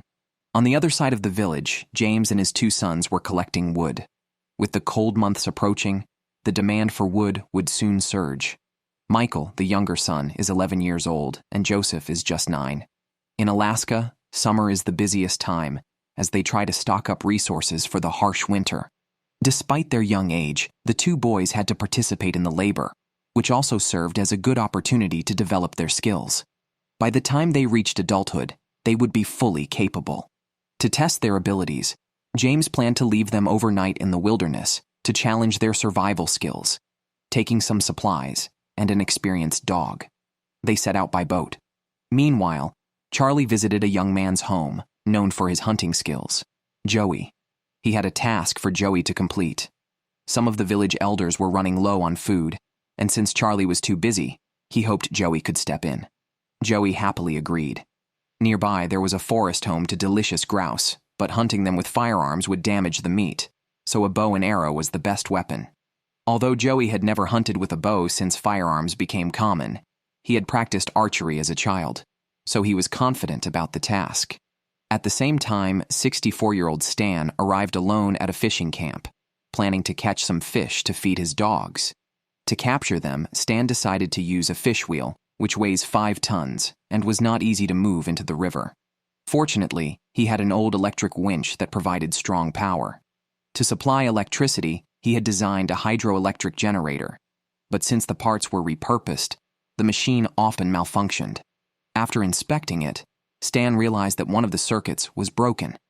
He used a piece of wire from a fence to connect the circuit, solving the problem and enabling him to start the winch. He used logs as rollers and pulled the fish wheel into the river with a steel cable. Initially, everything went smoothly, but as resistance increased, one of the chains snapped. Fortunately, it missed him. Stan fixed the problem and successfully got the fish wheel into the river. Next, he needed to move it upstream to the fishing area. 20 miles south in the forest, James and his sons arrived for a special coming-of-age ceremony. Carrying supplies and firearms, they entered the forest, where James taught them survival skills, such as how to navigate, find water, and avoid danger. Bears are one of the most dangerous creatures in the wild, so if they saw bear droppings, they needed to be extra cautious. Once the boys were prepared, James planned to start the challenge. He left the dog with them, warning that if the dog growled low, it meant a dangerous animal was nearby. After giving instructions, James left them alone. In Tanana, Charlie prepared to talk to Jordan about the trap line. Deep down, he did not want to return it. Although it once belonged to Jordan's family, they had moved to Fairbanks since Jordan's father passed away 12 years ago. After a brief exchange, Jordan pressed for the trap line. Charlie did not respond directly, but asked if Jordan planned to stay long-term. Hearing a positive response, Charlie remained skeptical and suggested discussing it again in the fall to see if Jordan was still there. Their first negotiation ended on an uneasy note, making Jordan realize he needed to do something significant to get Charlie's attention. In the forest, James did not actually leave but hid nearby, closely watching every move his sons made. They collected some wood, lit a campfire, boiled water, and during this time, they constructed a makeshift shelter by draping sleeping bags over a frame they built. As midnight approached, the boys prepared to sleep, but James remained vigilant. Predators could take advantage of the extra sunlight to extend their hunting time. Fortunately, the feared dangers did not materialize. At dawn, the chattering of squirrels caught James's attention. They are the forest's sentinels, constantly chattering at predators. The sudden urgency in their sounds indicated a potential nearby threat. Just as James picked up his binoculars, the dog also started barking. He couldn't sit idly by anymore, so he grabbed his rifle and began scanning the woods through his scope. He quickly spotted a target and rushed over as the children were still sleeping, unaware of the approaching danger. After closing in, James identified it as a moose. In Alaska, moose are more likely to injure people than any other animal. Fortunately, it was a young moose, not an aggressive bull, which reassured James. He returned to his watchful position to continue guarding the children silently.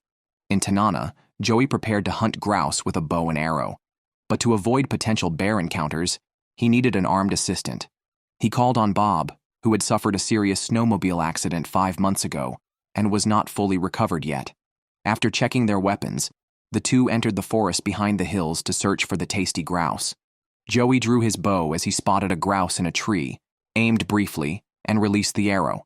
But unfortunately, he missed, much to their disappointment.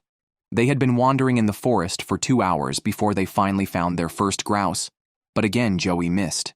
The area, filled with spruce trees, a favorite habitat for grouse, offered more chances. Joey drew and aimed again at a second grouse, but missed once more. Despite repeated failures, he did not lose confidence, though he started to doubt whether it was his archery skills or just bad luck, as he missed 5 consecutive shots.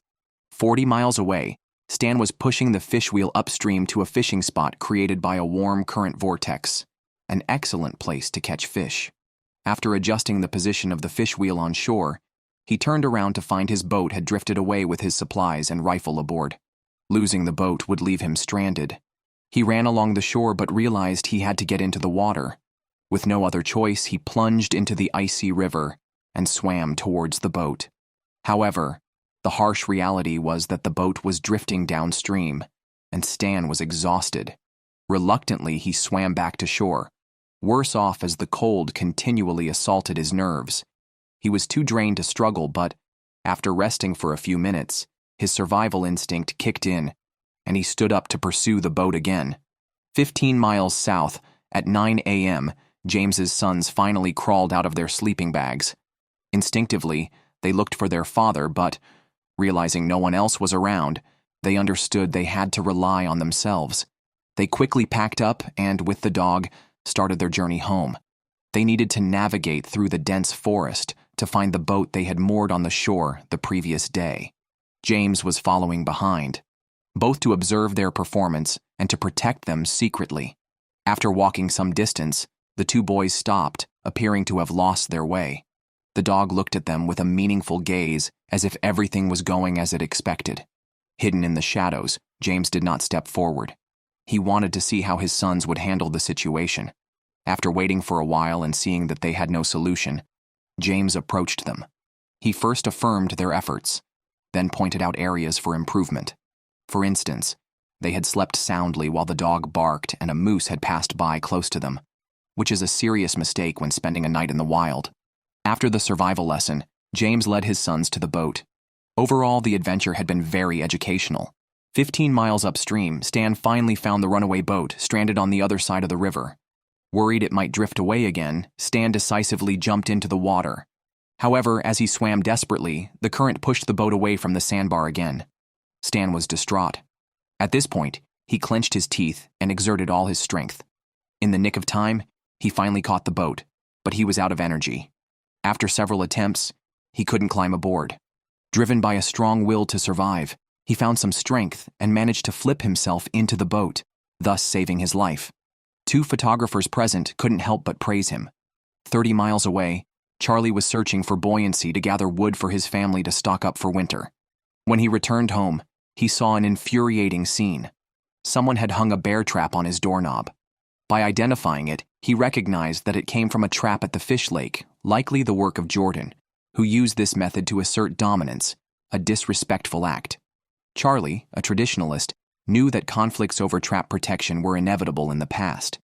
Now, he decided to resolve this issue man to man, meeting Jordan in the wilderness 5 miles from the village. Meanwhile, Joey was hunting grouse with a bow and arrow, a nearly obsolete traditional method. Being his first real attempt, it was less successful than expected. As dusk fell, his opportunities dwindled. This time, Joey remained calm and steady, feeling an invisible force on his bow, as if called by his ancestors. Releasing the arrow, it swiftly struck the grouse. They approached and found the injured bird in the bushes. Joey grabbed its head and violently twisted it, killing the grouse and boosting his confidence. He grew more determined, quickly killing a second grouse. Energized, Joey hit 2 more grouse, falling in love with the sport. Unfortunately, Bob's leg was in severe pain, ending their journey for the day. The next day, as Charlie's livelihood was threatened, he asked Stan to mediate and called Jordan for a talk.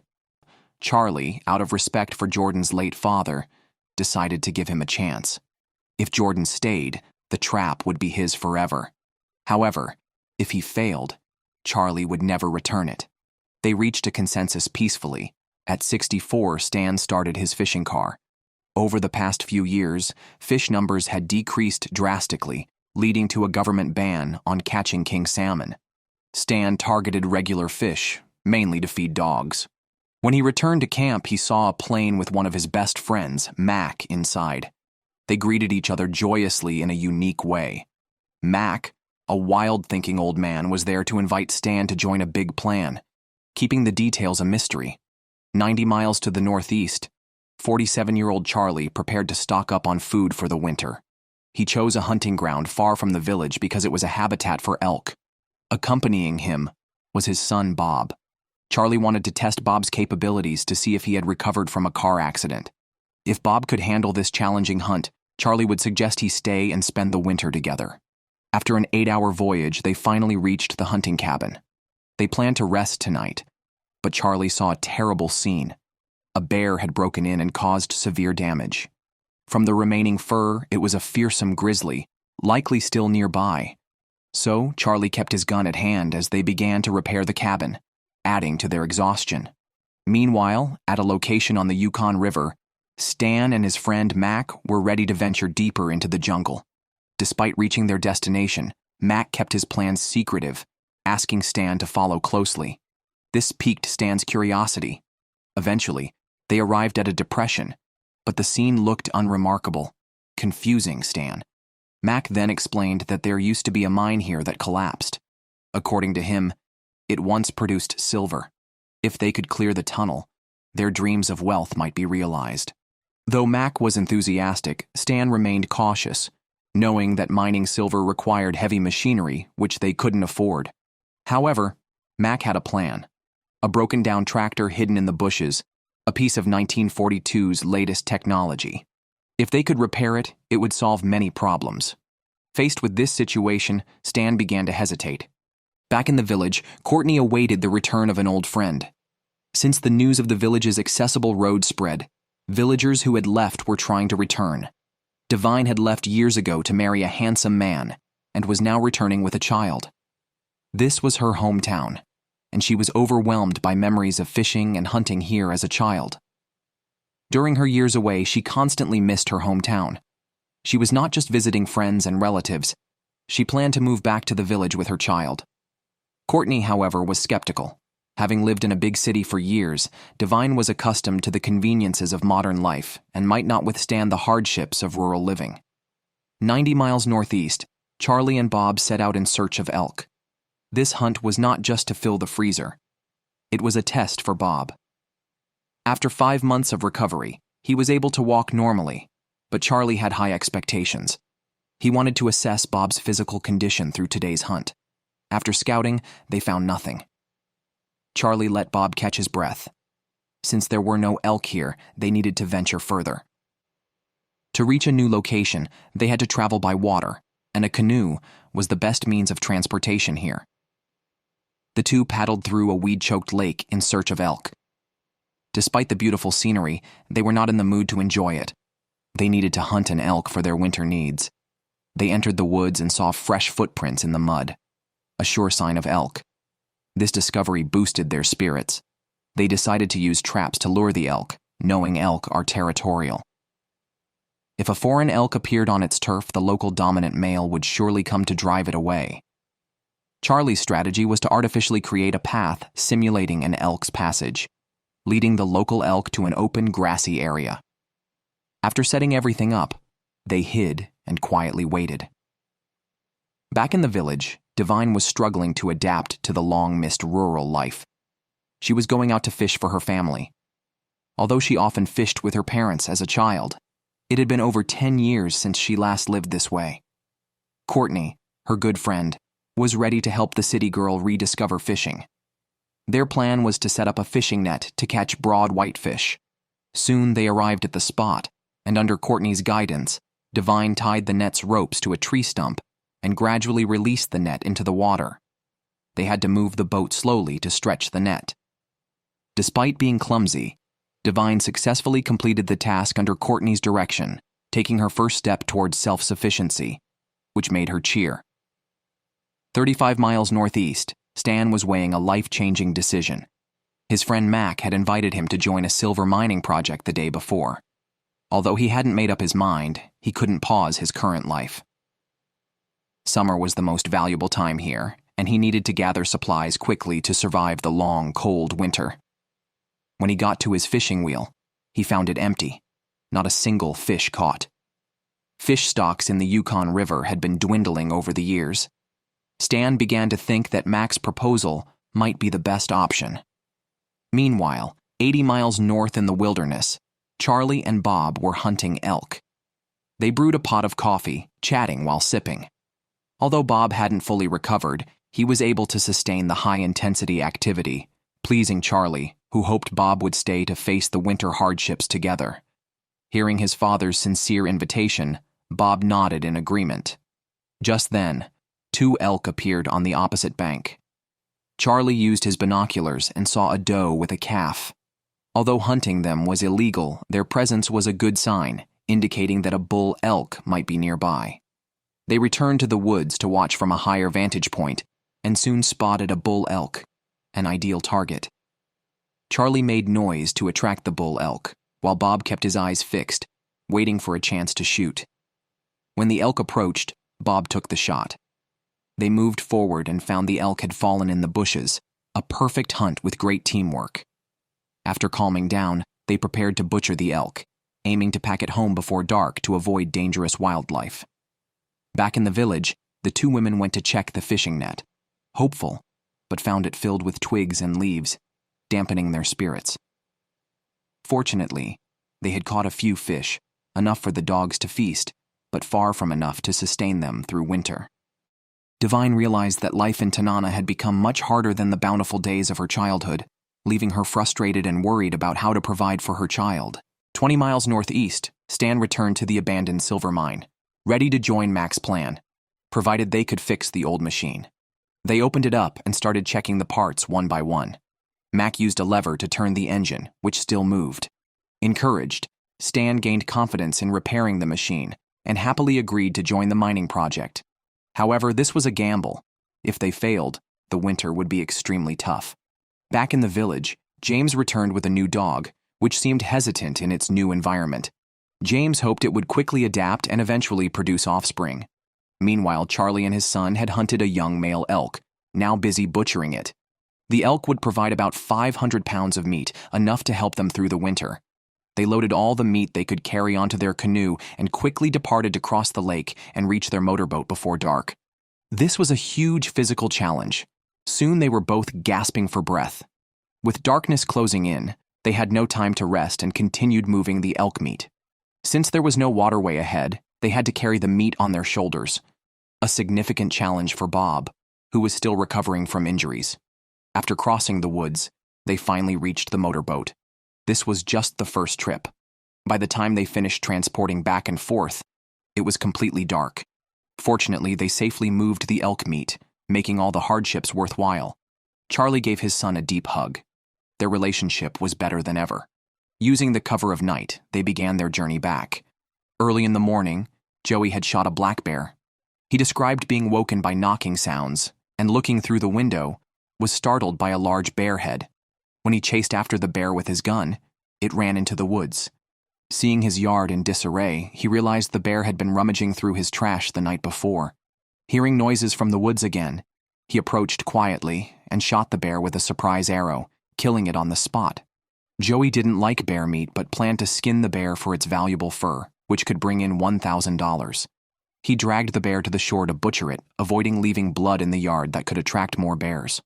While he was busy skinning, news of his bear hunt had spread throughout the village, where people looked uneasy as this was the 5th bear intrusion this year, posing a severe threat to children's safety.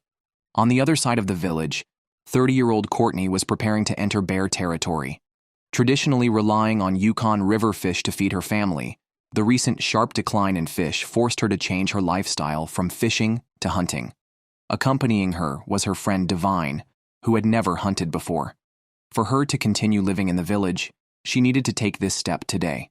Their plan was to hunt ducks, the safest game, and particularly suitable for beginners like Divine.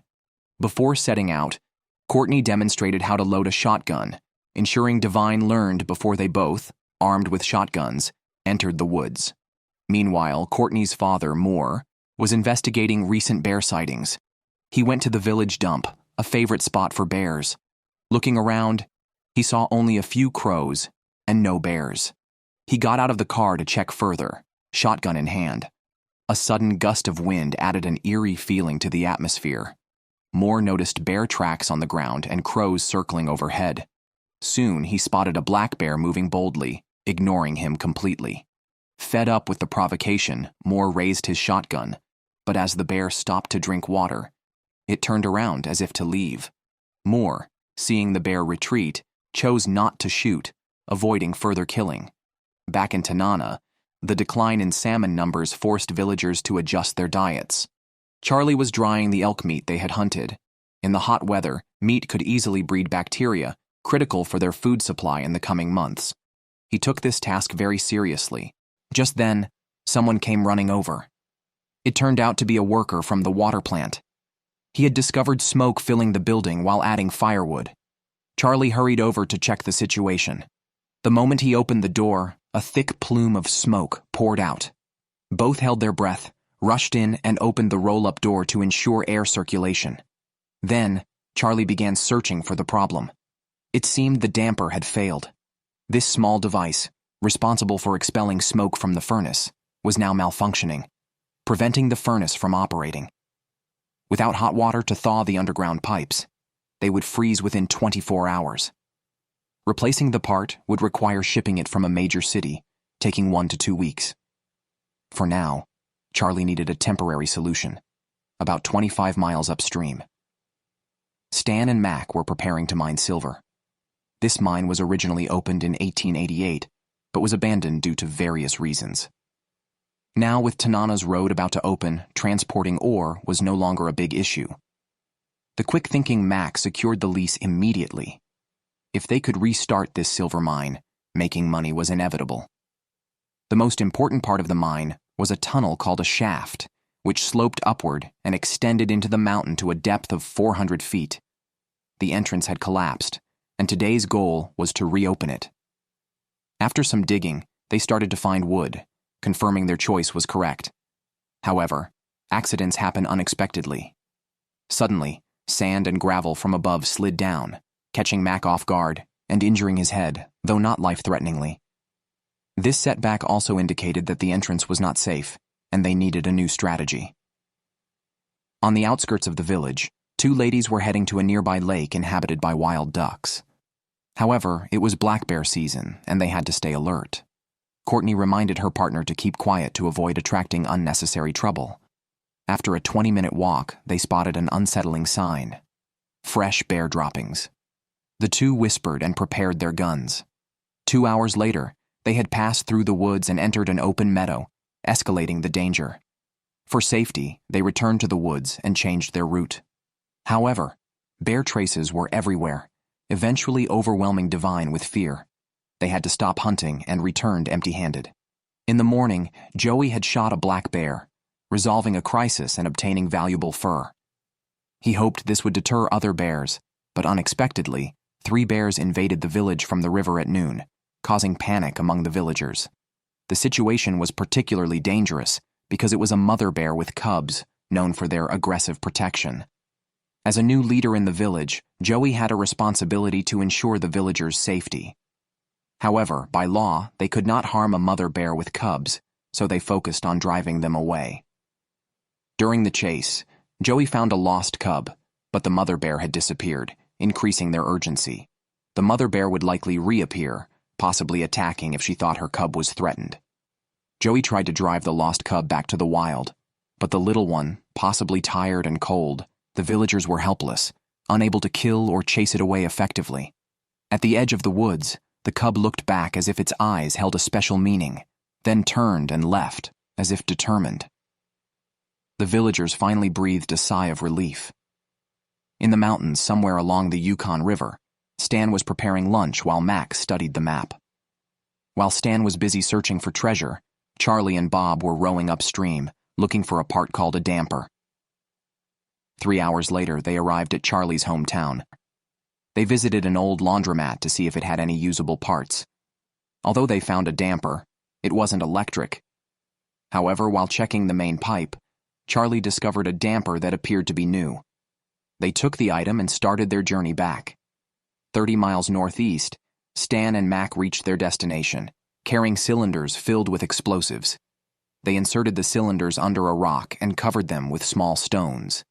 A larger stone was placed on top to serve as the impact point. After making preparations, they moved to a safe distance of 100 yards. Stan squinted, aimed carefully, and then decisively fired his gun. A loud explosion followed, along with a thick cloud of smoke. Once the smoke cleared, they approached, but found the explosion had not opened the shaft.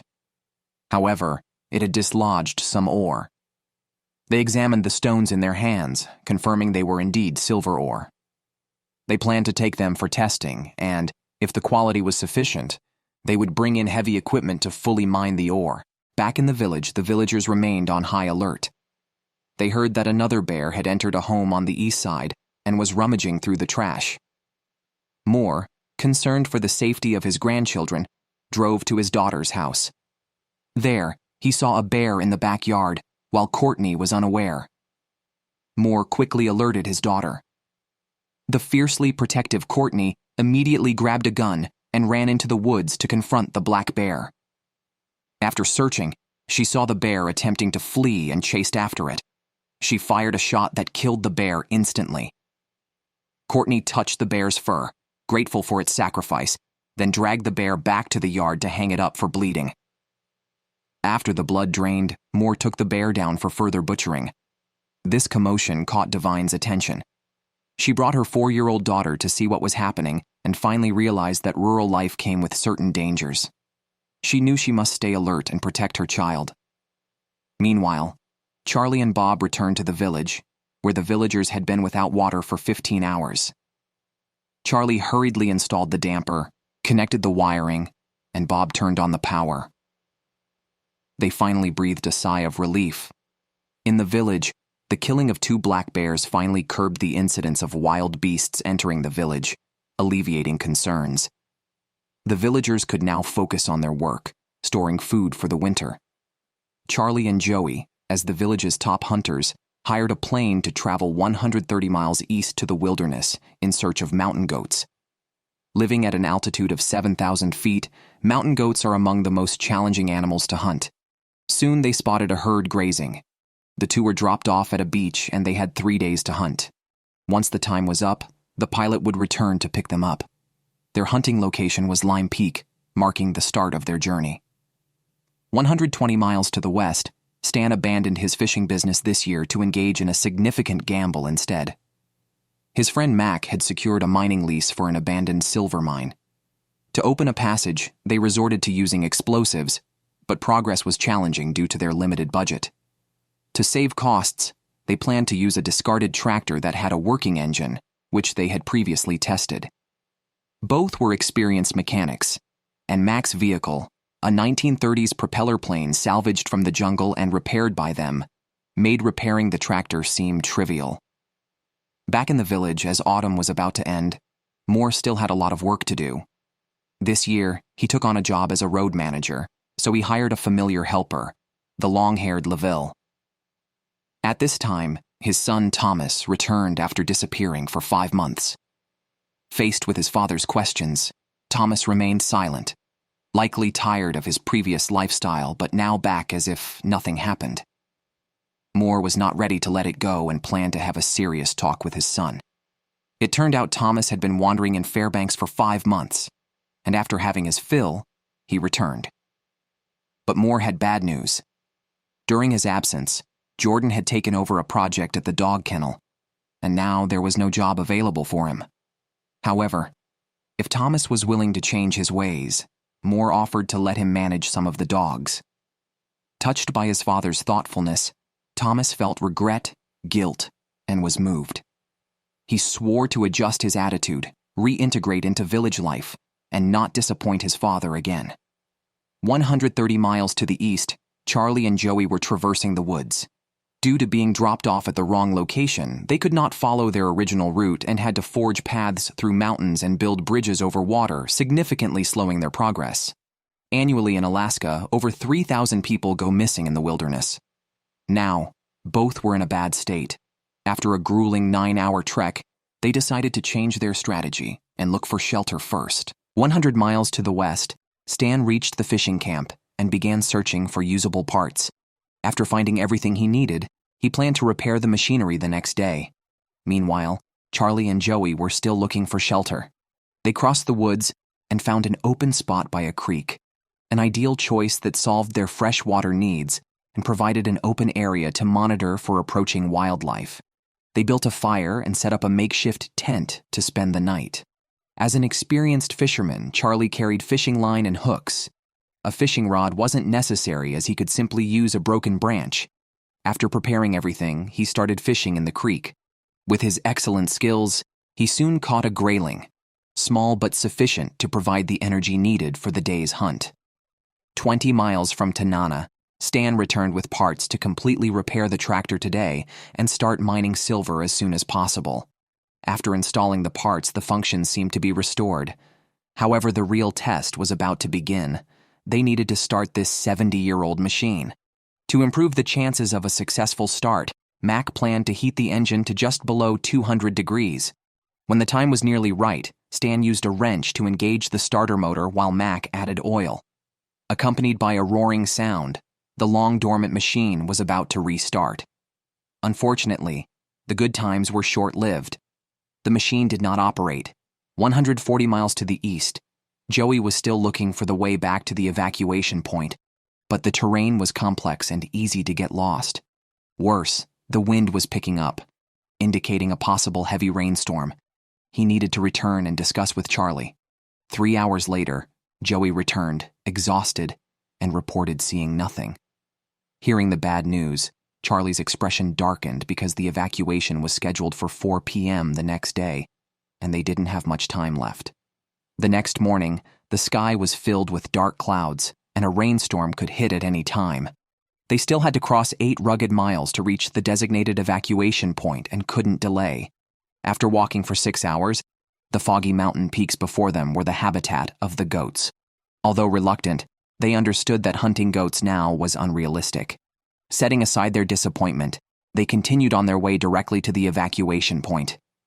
In Tanana, Moore wanted to repair his house before the onset of winter. After a heartfelt talk with his son yesterday, Thomas swore to reform and settle down to work. However, he hadn't shown up yet, and Moore had little hope left. Just then, Thomas appeared, finally coming over to help. Moore decided to give him another chance, a difficult problem to fix.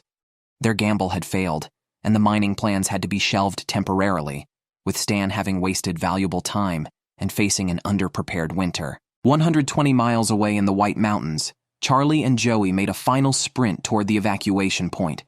They were gasping for breath but dared not stop. After a frantic rush, they finally reached the evacuation point 15 minutes ahead of schedule. However, this didn't mean they were safe, as the weather was bad, and they were unsure if the plane could take off. They prepared for the worst and prayed. Finally, a plane appeared on the horizon. Although their hunting trip had failed, they had completed an impossible task and saved their lives. Located in the interior of Alaska, Tanana is about to face the cold winter. Villagers are hurriedly stocking up on food, with their last chance being the salmon run, which lasts only 24 hours. They must seize this opportunity quickly. Moore, who needs salmon more than anyone because he feeds 50 sled dogs, takes 2 helpers to place the fish wheel into the river. With the help of a bulldozer, the fish wheel is pushed into the water. Then, using a motorboat, they position it in the designated spot, start the wheel, and hope for a good harvest this year. 2 miles downstream, Charlie had set up his fish wheel an hour ago and was now checking the results. He was delighted to see the fish box brimming with fish, at least 50, each weighing around 5 pounds. While not as valuable as king salmon, these fish are a crucial source of calories. The darker, fattier large fish will be kept for family meals, and the leaner ones will feed the dogs. If the fish wheel continues to perform well over the next 23 hours, Charlie won't have to worry about food. 30 miles upstream, Stan returns from his failed venture in silver mining, having lost a lot of valuable time. His smokehouse is currently empty, so he pins all his hopes on today's fishing. He placed his fish wheel at the farthest point upstream, where fish could be intercepted by others along the way, making his success uncertain. Although the fish box seems to have only a few fish, the space inside is large, and the actual catch will only be known after hauling. After some time, his boat is filled with dozens of fish, more than he expected, and the run has just begun, promising a large harvest. Besides fishing, he also has to collect driftwood along the shore to make rafts for transporting fish. He needs about 10 large logs to build a sturdy raft. He uses the collected wood to make a raft, which not only carries the fish, but will also serve as firewood. He secures a fishing net in the middle of the raft and covers it with a waterproof cloth, creating a pool-like structure. Now the raft is ready, and he throws all the fish into it. Back in the village, with every villager reaping a bountiful catch. Unfortunately, Charlie faced a setback when his fish wheel was damaged by James. Having missed the fishing opportunity, he headed to a new hunting spot, relying more on trapping this year. During the summer, Jordan, who had returned to the village, took over his beaver trap line. This made the year particularly challenging for Charlie. Now, he is cutting pine trees to build a hunting cabin, a key to his success in trapping. As Charlie works, a bear's roar startles him. He grabs his gun and heads into the woods. The bear, possessing strong territorial instincts, must be dealt with if Charlie is to settle here. The next morning, Stan transfers the abundant catch of salmon from the fishing camp to his home. He caught over 800 fish, enough to feed his dog team through the winter. The 30-mile journey could encounter any mishap, so he checks everything meticulously before setting off. However, he is worried about today's conditions on the Yukon River, which is thick with fog, signaling an impending disaster. In Tanana, James and his 2 sons go to check on the road conditions. Rumors of a mountain-like accumulation of wood unsettle him, as he earns his living by supplying timber. The influx of so much wood could crash the market prices. Arriving at the site and seeing endless piles of wood, he feels a heavy burden. These could ruin his business. He experiences a sense of helplessness as the road gradually disrupts traditional lifestyles, severely damaging the villagers' resources. 60 miles upstream, Charlie is tracking a bear. He soon finds tracks leading to a den, which appears to be the bear's lair. After observing for a while without spotting the bear, he approaches to inspect the interior. Bold and skilled, he sniffs at the entrance without detecting any foul smell and peers inside. Suddenly, a bear's roar startles him. He looks up and sees a black bear standing not far away. He chases after it with his gun, but the bear stands its ground, staring back menacingly. Initially intent on killing it, Charlie experiences a sudden change of heart, lowers his gun, and shouts at the bear, hoping to scare it away. He wishes the bear would realize it should leave this place of conflict, or else he might truly have to kill it. On the Yukon River, Stan carefully pilots his motorboat, towing a raft filled with fish. So far, the journey has been smooth, with just 4 miles left to Tanana. However, Stan remains vigilant as they approach the most challenging part of the route, made worse by Alaska's unpredictable weather, which could pose threats at any moment. Now, the wind has picked up on the river, placing stress on the raft. Stan notices that a fishing net has come loose on the right side of the raft. He goes over, secures a long nail, and rehangs the net. Some fish may have been lost just now, which pains Stan. Fortunately, he finally reaches the village. The next step is to dock and lift the waterproof cover, but the sight that greets him is heartbreaking. He has lost nearly a quarter of his fish, a severe setback that means his winter food supply might be insufficient. Living in Alaska, this self-sufficient lifestyle comes with its share of uncertainties. The villagers can only work hard. The rest is up to fate. With winter approaching at any time, each villager has their own worries, but they are not defeated by challenges. Instead, they face difficulties head-on, working hard for a better life. These include fishing, hunting, and raising children, enjoying a life of freedom. A hint of chill fills the air, a sign of the approaching winter. His name is Chip, who has spent 25 years here. This is his lifelong companion, Agnes. They are busy preparing food for the winter. Chip now heads to the lake, essential for their survival. Late autumn offers the last chance to catch whitefish, but setting nets on thin ice is one of the year's most dangerous activities. Chip uses an iron rod to check the ice thickness. Ice thinner than 2.5 centimeters cannot support an adult's weight, so he must be extra careful. The ice under his feet is about 5 to 6 centimeters thick. Quite safe. Soon, his wife joins him to help. After testing, the ice ahead is only 2.5 centimeters thick, and they cannot proceed further. With his family arriving, Chip holds a meeting, explains the tactics, starts the chainsaw, and cuts several rectangular holes in the ice. He then takes out a long fishing net, ties a yellow rope to the front, and threads it through these holes, a process requiring precision with a hook, and is quite challenging. After some effort, they complete the task. They wait a bit before pulling the net. As they pull, plump whitefish, now in spawning season and very fresh, emerge from the water. Chip's family uses a large mesh net that lets smaller fish escape, capturing only the larger ones, following sustainable principles. Pleased with today's bountiful catch, the family processes the fish directly on the ice. Although they have fished today, luck may not always favor them. One day, Chip will also die, but he is not afraid of death, only the pain before it. Though the sun sets, Chip's family continues fishing to store more food for a better winter. Suddenly, the net gets stuck, immovable despite their efforts. Chip investigates and finds a float stuck in an ice crack. He picks up an axe, breaks the ice for half an hour, creates a hole, and after some maneuvering, they free the float and continue pulling the net, bringing in many fish. The next day, Chip wishes to stock up on meat for winter, but needs to cross a river where the ice isn't fully formed. For safety, he cannot risk it. Each year at this time, they are confined to their home, waiting for winter, relying on stored venison. Though it smells a bit aged, the meat is still good. Chip and his son move the reindeer home. Men hunt while women cut. Agnes sharpens her knife, inherited from her mother and exceptionally sharp. She skillfully disassembles the reindeer, saving the best meat for dinner. In their area, trading reindeer meat is legal. Chip often trades some for ammunition, gasoline, or parts. Here, meat is a true currency. Agnes focuses on the deer hooves, planning to make boots since this part of the skin is the toughest. Keeping the fur on the hooves adds warmth.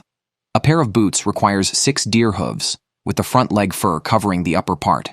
Sewn together, these boots also help in setting traps. The residual scent misleading animals into thinking they are reindeer, serving as a decoy. The next morning, Chip wants to catch some foxes. Due to rising river levels in the summer and increased village garbage, fox populations have thrived. There was even a rabies outbreak, so the village chief offered a $40 reward per fox caught. This benefits everyone by providing bounty money and fox pelt sales. Recently, villager Rodney spotted many foxes. After gathering information from him, Chip sets traps using frozen fish as bait, knowing foxes are clever. He creates double-loop traps, placing a hidden trap next to another, hoping for good results. The next morning, Chip checks the traps, hoping to catch some foxes. Unfortunately, the first trap is empty, and subsequent ones are also untouched, even the bait. However, there are fox tracks nearby, indicating their cunning exceeds expectations. Instead of wasting more time, Chip decides to remove the traps. He plans to hunt reindeer across the river once it fully freezes. Meanwhile, Agnes plans to trade whitefish for necessities. Barter is common here. She visits a neighbor and trades fish for whale blubber. In the cold Arctic, consuming fat is essential to maintain body heat. Tonight's dinner includes cranberries, whale fat, eggs, fish heads, and vegetables, focusing on nutritional balance. The family happily enjoys this hearty meal. The Arctic Circle is one of the world's most desolate places, synonymous with savagery and bloodshed. Yet some residents, longing for freedom, choose to settle here. Eric, after high school, moved to the Brooks Range and has lived in Alaska for 10 years. A certified guide and equipment supplier, he never buys meat from stores, preferring to hunt himself. Following week-old wolf tracks in the snow, he finds bear tracks leading to prey. Soon, he spots a medium-sized herd of reindeer. Approaching slowly, he selects a doe without calves, as reindeer are prime meat during this season. Within shooting range, he aims his rifle. The herd remains unaware of the danger. As he prepares to shoot, the gun clicks. A dud. The cold weather has frozen the firing pin, and the startled reindeer quickly scatter. Firearms often malfunction here, and today's hunt ends in failure. However, Eric is undeterred by life in the wilderness, and after repairing his equipment, resumes hunting the next day. Morning temperatures are -4 degrees Celsius, dropping to -20 outside the forest. Eric hides his backpack and snowmobile by a tree and proceeds lightly. He tracks a lone reindeer in the thick snow. Excited, he approaches and kneels to aim. The atmosphere is tense. The gunshot echoes and the reindeer falls in the snow. Eric approaches with a sled, sees the reindeer is still alive, and swiftly ends its life with a knife. This reindeer will provide 3 weeks of food. To prevent spoilage due to high internal temperatures, he quickly removes the organs. After slicing open the stomach, he pulls out the guts, cuts the heart first, and warms his frozen hands with its hot blood. The heart is also a tasty treat. To prevent it from freezing, Eric stuffs the heart back in, then lifts the reindeer onto the snowmobile and heads home. By the time he returns, it's already dark. He sharpens his knife further, preparing to skin the deer. Like tearing off clothes, the skin peels away, revealing the reindeer's healthy, plump figure. He then begins to cut the meat. The tongue, one of the fattiest and his favorite parts, is carefully preserved. Another tender cut is ideal for roasting. After sorting the meat, he feels hungry and fries a delicious pot of deer heart with some side dishes, then sits down to enjoy the fruits of today's labor. The next day is sunny, and Eric goes hunting again, targeting grouse and foxes. He finds fox tracks leading to a willow grove, a rabbit hotspot. Armed with his shotgun, he enters the thicket. After some searching, he spots a running fox and kneels to shoot. His first shot misses, but he calmly aims and hits with his second shot, bringing the fox down. Delighted by the $40 value of each fox, he continues his journey and finds another fox lying on the ground. With a single shot, he easily bags it, netting 2 foxes and boosting his mood. He also notices grouse tracks in the snow, hoping to catch 1 or 2 for dinner. After some searching, he hears birdsong ahead and discovers 2 grouse in the bushes. After aiming, He fires twice and secures both birds, ensuring a delicious dinner. It's been a fruitful day, and he returns home to start cooking.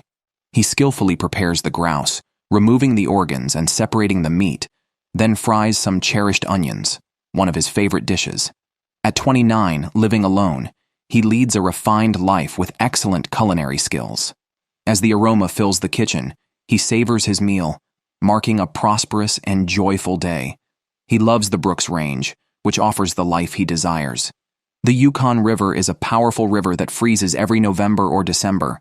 Andy, who has lived here for 30 years with his wife Kate, resides 22 kilometers from town.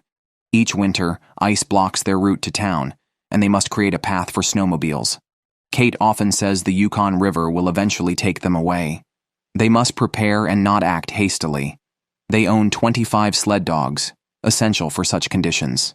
With his wife's worried look, Andy sets off on his snowmobile, the dogs charging powerfully, giving him the feeling of a conquering general, filled with a passion for conquest. Despite the risk of no return, such as falling into an ice hole and being swept away, this is his chosen life of freedom, always at a cost. The dogs run tirelessly, and the snowmobile speeds forward, the cold wind stinging Andy's cheeks, but he enjoys the freedom. The vast wilderness brings him unprecedented peace of mind. Suddenly, he stops the dogs. The ice ahead is dangerously thin with uneven blocks and visible flowing water underneath. Alone, Andy checks and finds the ice only 5 centimeters thick, unsafe for crossing. He radios his wife Kate to update her, then decides to return. The dogs speed up, and they safely reach home before dark. The sled dogs are crucial for transporting wood and water, and their food costs range from $4,000 to $6,000 annually. Due to a miscalculation after switching dog food brands, only half a barrel remains, and they are blocked from town replenishment. Andy contacts a merchant for an airdrop supply, costing extra money, causing Kate to frown. Amidst her complaints, Andy sets out for the lake's center, the only viable landing spot for the plane. This is also risky, as the reflective lake surface can misjudge a pilot's altitude, but the experienced pilots manage a safe landing, bringing 8 bags of dog food, enough for 3 weeks. The Andys live frugally, spending most on their dogs, but the dogs significantly help, establishing a symbiotic relationship. On his way home, Andy spots a beaver lodge and decides to set a trap. He starts his chainsaw and cuts a hole in the ice. Beavers, beloved yet unfortunate, provide meat for his dogs and valuable fur for sale. Measuring the water, he finds it about 50 to 60 centimeters deep, ideal for trapping. Since beavers love poplar, Andy uses it as bait. When beavers swim by, they get caught by a wire noose around their necks and suffocate. He places a cross at the ice hole and secures it with blocks of ice, then returns home by sled. The next day, Andy heads straight for the beaver lodge. Overnight, the hole has refrozen. It's pitch black inside and nothing is visible. He breaks the ice and removes it, then lifts out the cross. Bite marks and half-eaten bark on the poplar show. But unfortunately, no beaver is caught. He adjusts the trap and places it back in the hole, planning to check again tomorrow. Sue, staying in a motel, lived at the Kavik campsite in northern Alaska 3 months ago, the site's sole resident. While wiring her tent, she broke her leg and had to go to town for surgery. Now recovered, she's ready to return home, having heard of grizzly bears near her camp. So she's armed. She drives to the airport and boards the plane home. But shortly after takeoff, a foul smell indicates a mechanical issue, and she must wait. The next day, the plane is repaired and successfully takes off. Flying over the camp, Sue feels anxious about possible bears. Once off the plane, she prepares to confront any grizzly. As she progresses toward the camp, bear tracks in the snow become clearer. A bad sign. She loads her gun and turns on her headlamp, then decisively enters a dark room. No grizzly inside, but worse, there's been an intruder. After a thorough check, many items are disturbed. A bad feeling grows as she checks her fuel supply, critical for surviving the winter.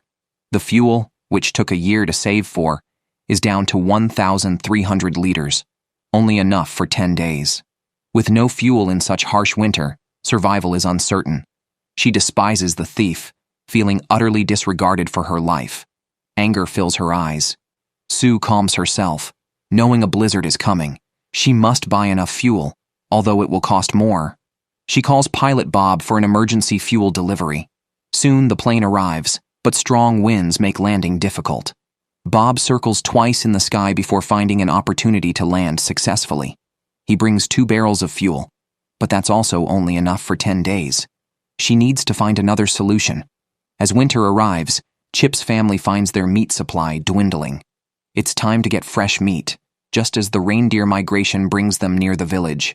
The river has fully frozen, allowing safe crossing. Chip's family divides tasks. The best hunter is his wife Agnes, an authentic Inuit who thoroughly enjoys hunting. This also serves as precious alone time for the couple. Soon the two reached their destination. To avoid scaring the reindeer with the noise of the snowmobile, they decided to proceed on foot. They positioned themselves downwind so the reindeer couldn't smell them. Ahead, a small group of reindeer was grazing on moss under the snow, unaware of the impending danger. Agnes crouched down to aim, confident in her shooting skills. However, a gunshot scared the reindeer, and they fled due to the bullet being deflected by the wind. The reindeer headed towards the mountains, and chasing a panicked herd would be foolish. The experienced couple decided to take a detour and set up an ambush ahead. Given their limited resources, a day spent hunting without success would be a failure they couldn't afford. When they reached the mountaintop, they saw the reindeer had calmed down. Agnes took aim once more. Despite pulling the trigger, the strong winds caused her to miss again. After multiple scares, they could not continue hunting and chose to return home. They checked the weather on the computer and found that Thursday would be clear. They planned to hunt by the lake at the foot of the mountain, home to about 1,000 reindeer. Chip learned his hunting skills from his father-in-law, and Agnes's family had been skilled hunters. They now applied these traditional skills and planned to pass them on to future generations. On Thursday, they set out again and found a migrating herd. Agnes quietly aimed, waiting for the right moment. Although the reindeer were moving, she took her shot. One reindeer stopped suddenly, clearly hit. It tried to keep up but gradually fell behind the herd. The couple approached calmly. It was Chip's turn to act. He held the reindeer's head and used a knife to end its suffering. While the act of killing was unpleasant, Chip's family needed to survive. They always respected their prey, thanked it for its sacrifice, and prayed before processing the animal on site. They quickly skinned the deer and removed the organs. In extreme cold, they ate the kidneys or liver to stay warm. This way of life, relying on nature's gifts, is how the Inuit have survived. Waking up to a morning coffee was refreshing for Eric, who loved this lifestyle. However, he had run out of drinking water. Living in the Arctic Circle, residents typically fetched water from the river, known for its pure spring water.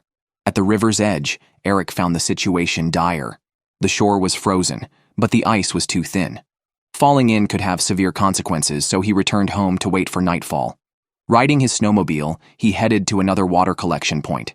Fetching water in winter was hazardous, and Eric had to be very cautious to avoid a dangerous plunge. Standing on a small shelf of ice, he could hear it creaking. Many might not understand his choices, but he cherished his freedom. Life is short, and enjoying the moment seemed right to him. By the time he finished, it was already 1:30 in the morning. On the third day, Eric had much to do. Due to the extreme cold in the Arctic Circle, he had to continually burn wood, causing some of the stovepipe to deteriorate. Now, he needed to replace it to avoid any sparks igniting the house. To install a switch on the new pipe, he used a handgun to make a hole. Back inside, he removed the old pipe and installed the new one, then relit the firewood. It seemed to work well. Since he needed to burn 3 to 4 boxes of wood daily, and his supply was running low, he had to go out and gather more. There were 2 types of wood available, dead spruce and green birch. He went to a frozen creek, took out his chainsaw, and began cutting down trees. In moments, a tree fell, and he quickly trimmed the excess branches and tied the wood to the back of his snowmobile. The vehicle sped off, flinging snow and dragging the wood, but moving too quickly carried risks. The snowmobile crashed into a small tree, but fortunately, he was not injured and continued home. Under the night sky, he prepared to split wood, embodying the essence of toughness. He started the chainsaw, cut the logs into short pieces, placed them on a stand, and swung his axe, splitting the wood with each strike. After hours of hard work, he finished splitting all the wood. Exhausted yet invigorated, he felt fulfilled, as this was what real men were supposed to do. At dawn, Andy greeted his sled dogs while savoring his coffee. He had an important task today, clearing the path to the town of Igor. At his command, the sled dogs burst out energetically and the snowmobile team charged ahead. However, the thick snow soon made progress difficult, and they quickly ran out of road. Andy picked up a shovel and began to work, with the dogs waiting quietly by his side. After half a day's labor, he realized he was still at his doorstep, a tough start. Now that the road was clear, they could continue. The lead dog jumped around a bit before the team realized it was time to move. The path was challenging, a significant test for the sled dogs. Led by a sharp-eyed husky, the team was full of energy, leaping effortlessly through the snow, shaking Andy on the snowmobile.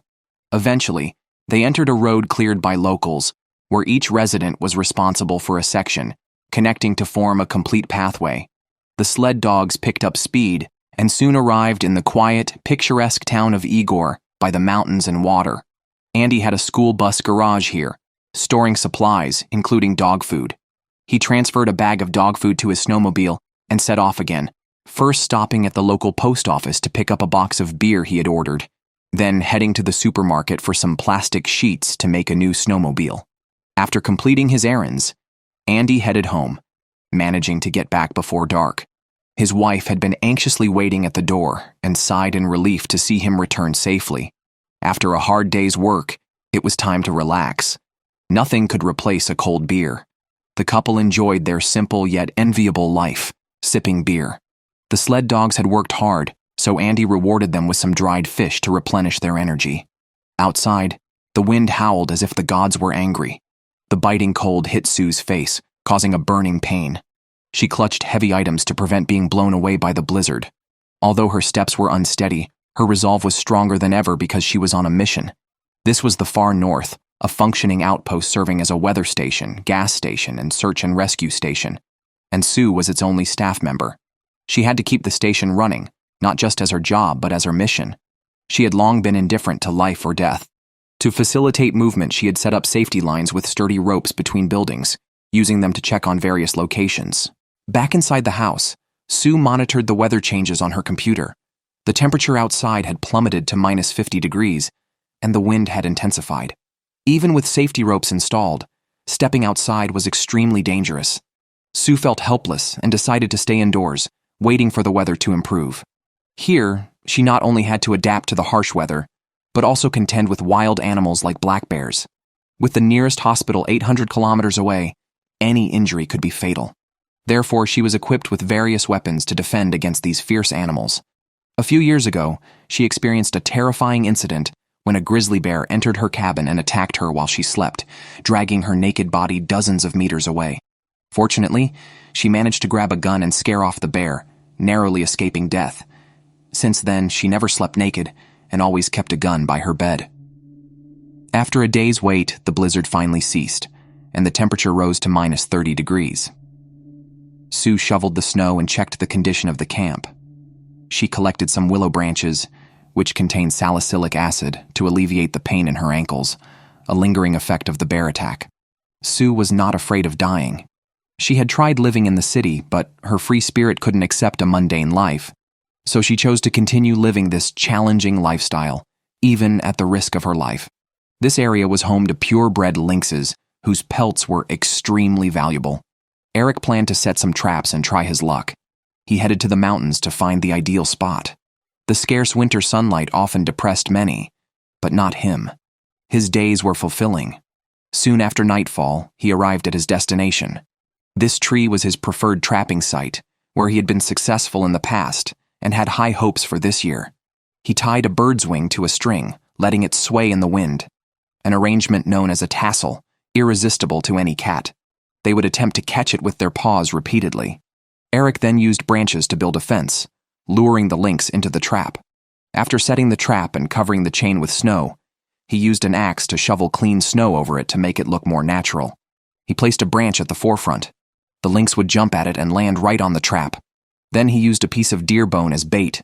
The dual allure of sight and taste was hard for the lynx to resist. This was a perfect trap.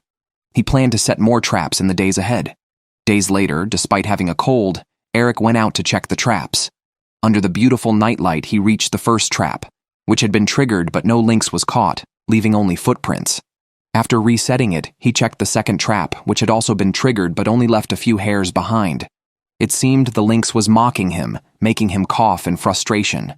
After making repairs, he continued on and discovered a surprise. A plump lynx caught by the tail, a real predator of the Arctic, cunning and fierce, capable of hunting reindeer. Eric pulled out his handgun and put it down with a single shot, securing the valuable pelt. It was worth the effort. Carrying the lynx, he began his journey home. Though exhausted, he couldn't rest yet. He hung the lynx on a rack, and while the body was still not frozen, he skinned it. Only after finishing could he go to sleep. In Alaska, bartering is the purest form of trading. Agnes's sister needed fish, and they needed seal oil, so the two prepared to trade. Her sister's village was 50 kilometers away, and reaching it could only be done by snowmobile. For 8 months of the year, they traveled by snowmobile, and breakdowns were common. Today, the snowmobile wouldn't start again. Chip lifted the hood and discovered the track was the issue. He attempted a repair but failed. Frustrated, he kicked the front of the vehicle twice, startling the dogs. Although there was a store nearby, it barely had anything useful, and snowmobile parts were particularly scarce. So, he grabbed his high-frequency radio and asked his neighbors in the village if anyone had a better track. Soon, someone responded. They had a track and wanted to trade it for meat. Fortunately, Chip had hunted a reindeer a few days earlier. Before long, the person arrived with a brand new track, exactly what Chip needed. Chip exchanged some reindeer meat for it, then installed the new track on the snowmobile. This vehicle, which had been in use for 10 years, was a crucial helper in their lives. Chip often maintained it himself. Now with the issue resolved, they could continue on their journey. In the Arctic, seal oil is an essential resource. Because of the extreme cold, regular food doesn't provide enough calories. Only food coated with seal oil converts effectively into energy. Agnes took out some top-quality whitefish, which were exceptionally fatty and rich in roe, specially reserved for her sister. Her sister lived in the next village, where the fish yield had been low this year. With these supplies, the family set off in high spirits. They enjoyed visiting relatives and friends, using the frozen rivers as their highways. The snowmobile sped across the ice, throwing up clouds of snowflakes that chilled their faces, but also brought a sense of freedom. About 20 minutes later, they reached the neighboring village. Agnes's brother-in-law, Jack, warmly welcomed them. Agnes presented the whitefish, and in return, Jack gave them a bottle of seal oil. This barter system was how they supported each other, with all activities revolving around food. Food could be traded or given as gifts. Tonight, they would have dinner at Jack's house. The sister had prepared a feast, including seafood, whale blubber, seal meat, salty biscuits, fresh bread, and side dishes like apples, carrots, and celery, items usually only available in stores but often out of stock. The meal was lavish, with all food smeared in seal oil to generate sufficient heat for their bodies. This dietary strategy was how locals survived in the Arctic. On the Yukon River, Andy encountered a problem with the solar panel. He checked the controller, which displayed garbled codes. Restarting the device fixed the issue. Because wood consumption was high in winter, he decided to let the sled dogs rest for a day and set out on his snowmobile instead. The snowmobile was faster than a dog sled but broke down just over a kilometer away. Andy checked the engine and felt the problem was serious. The old machine often malfunctioned in winter. Frustrated, Andy vented his anger by hitting the machine. With no other option, he spent considerable effort loading the snowmobile onto the sled and then walked home. He selected 10 sled dogs, harnessed them, and set off. The dogs were excited and unaware of what awaited them. They sprinted to where the snowmobile was parked. Andy tied the rope to the snowmobile and, at his command, they set off again. Despite the extra hundreds of pounds, the sled dogs handled it easily and quickly made it home. Andy stored the snowmobile in the garage and set out again to continue his woodcutting plans. First stopping at the local post office to pick up a box of beer he had ordered, then heading to the supermarket for some plastic sheets to make a new snowmobile. After completing his errands, Andy headed home, managing to get back before dark. His wife had been anxiously waiting at the door and sighed in relief to see him return safely. After a hard day's work, it was time to relax. Nothing could replace a cold beer. The couple enjoyed their simple yet enviable life, sipping beer. The sled dogs had worked hard, so Andy rewarded them with some dried fish to replenish their energy. Outside, the wind howled as if the gods were angry. The biting cold hit Sue's face, causing a burning pain. She clutched heavy items to prevent being blown away by the blizzard. Although her steps were unsteady, her resolve was stronger than ever because she was on a mission. This was the far north, a functioning outpost serving as a weather station, gas station, and search and rescue station. And Sue was its only staff member. She had to keep the station running, not just as her job, but as her mission. She had long been indifferent to life or death. To facilitate movement, she had set up safety lines with sturdy ropes between buildings, using them to check on various locations. Back inside the house, Sue monitored the weather changes on her computer. The temperature outside had plummeted to safety ropes installed. Stepping outside was extremely dangerous. Sue felt helpless and decided to stay indoors, waiting for the weather to improve. Here, she not only had to adapt to the harsh weather, but also contend with wild animals like black bears. With the nearest hospital 800 kilometers away, any injury could be fatal. Therefore, she was equipped with various weapons to defend against these fierce animals. A few years ago, she experienced when he arrived at the terrifying incident when a grizzly bear entered her cabin and attacked her while she slept, dragging her naked body dozens of meters away. Fortunately, she managed to grab a gun and scare off the bear, narrowly escaping death. Since then, she never slept naked and always kept a gun by her bed. After a day's wait, the blizzard finally ceased, and the temperature rose to minus 30 degrees. Sue shoveled the snow and checked the condition of the camp. She collected some willow branches, which contained salicylic acid, to alleviate the pain in her ankles, a lingering effect of the bear attack. Sue was her free spirit couldn't accept a mundane life, so she chose to continue living this challenging lifestyle, even at the risk of her life. This area was home to purebred lynxes, whose pelts were extremely valuable. Eric planned to set some traps and try his luck. He headed to the mountains to find the ideal spot. The scarce winter sunlight often depressed many, but not him. His day in the wilderness, 50 kilometers from a small town, Stan was checking his trap line. Today, he found that a 6-year-old black sled dog was having issues. When running, the dog arched its back, indicating back pain. 3 years ago, this dog was at Moore's kennel, where they first noticed its back problems. For them, a sick dog had no value and was typically discarded or euthanized. Stan acquired it for free from Moore. Now, he could only transport it back on his snowmobile. The dog had become emaciated over one winter. To help it gain weight, Stan fed it high-calorie foods, including beef, mutton, and moose fat, supplementing its usual salmon diet. Despite the rich food, the dog showed no interest in eating and hadn't eaten all night. A dog that doesn't eat is close to death. At noon, Joey came to his parents' house for lunch and noticed his father's worried face. After asking, Stan shared the dog's situation. The dog's spine had always been a problem, but it had never refused to eat like this. Although Joey didn't keep dogs, he knew what they meant to his father.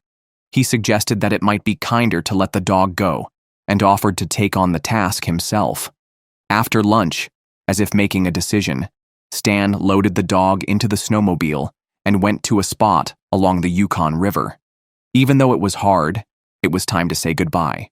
Before leaving, he let the dog greet the other members of the sled team. A farewell meant they would never meet again. The other sled dogs watched as they went into the bushes, and soon after, a gunshot rang out from the trees. Ending his own sled dog's life was difficult, and while many might not understand this act, Stan couldn't bear to watch his dog suffer in illness. Perhaps this was the best outcome for the sled dog. Meanwhile, Stan had caught an Alaskan silver fox in his trap, a rare type of fur-bearing animal. Seeing it struggle in the trap, Stan immediately cut down a tree trunk nearby.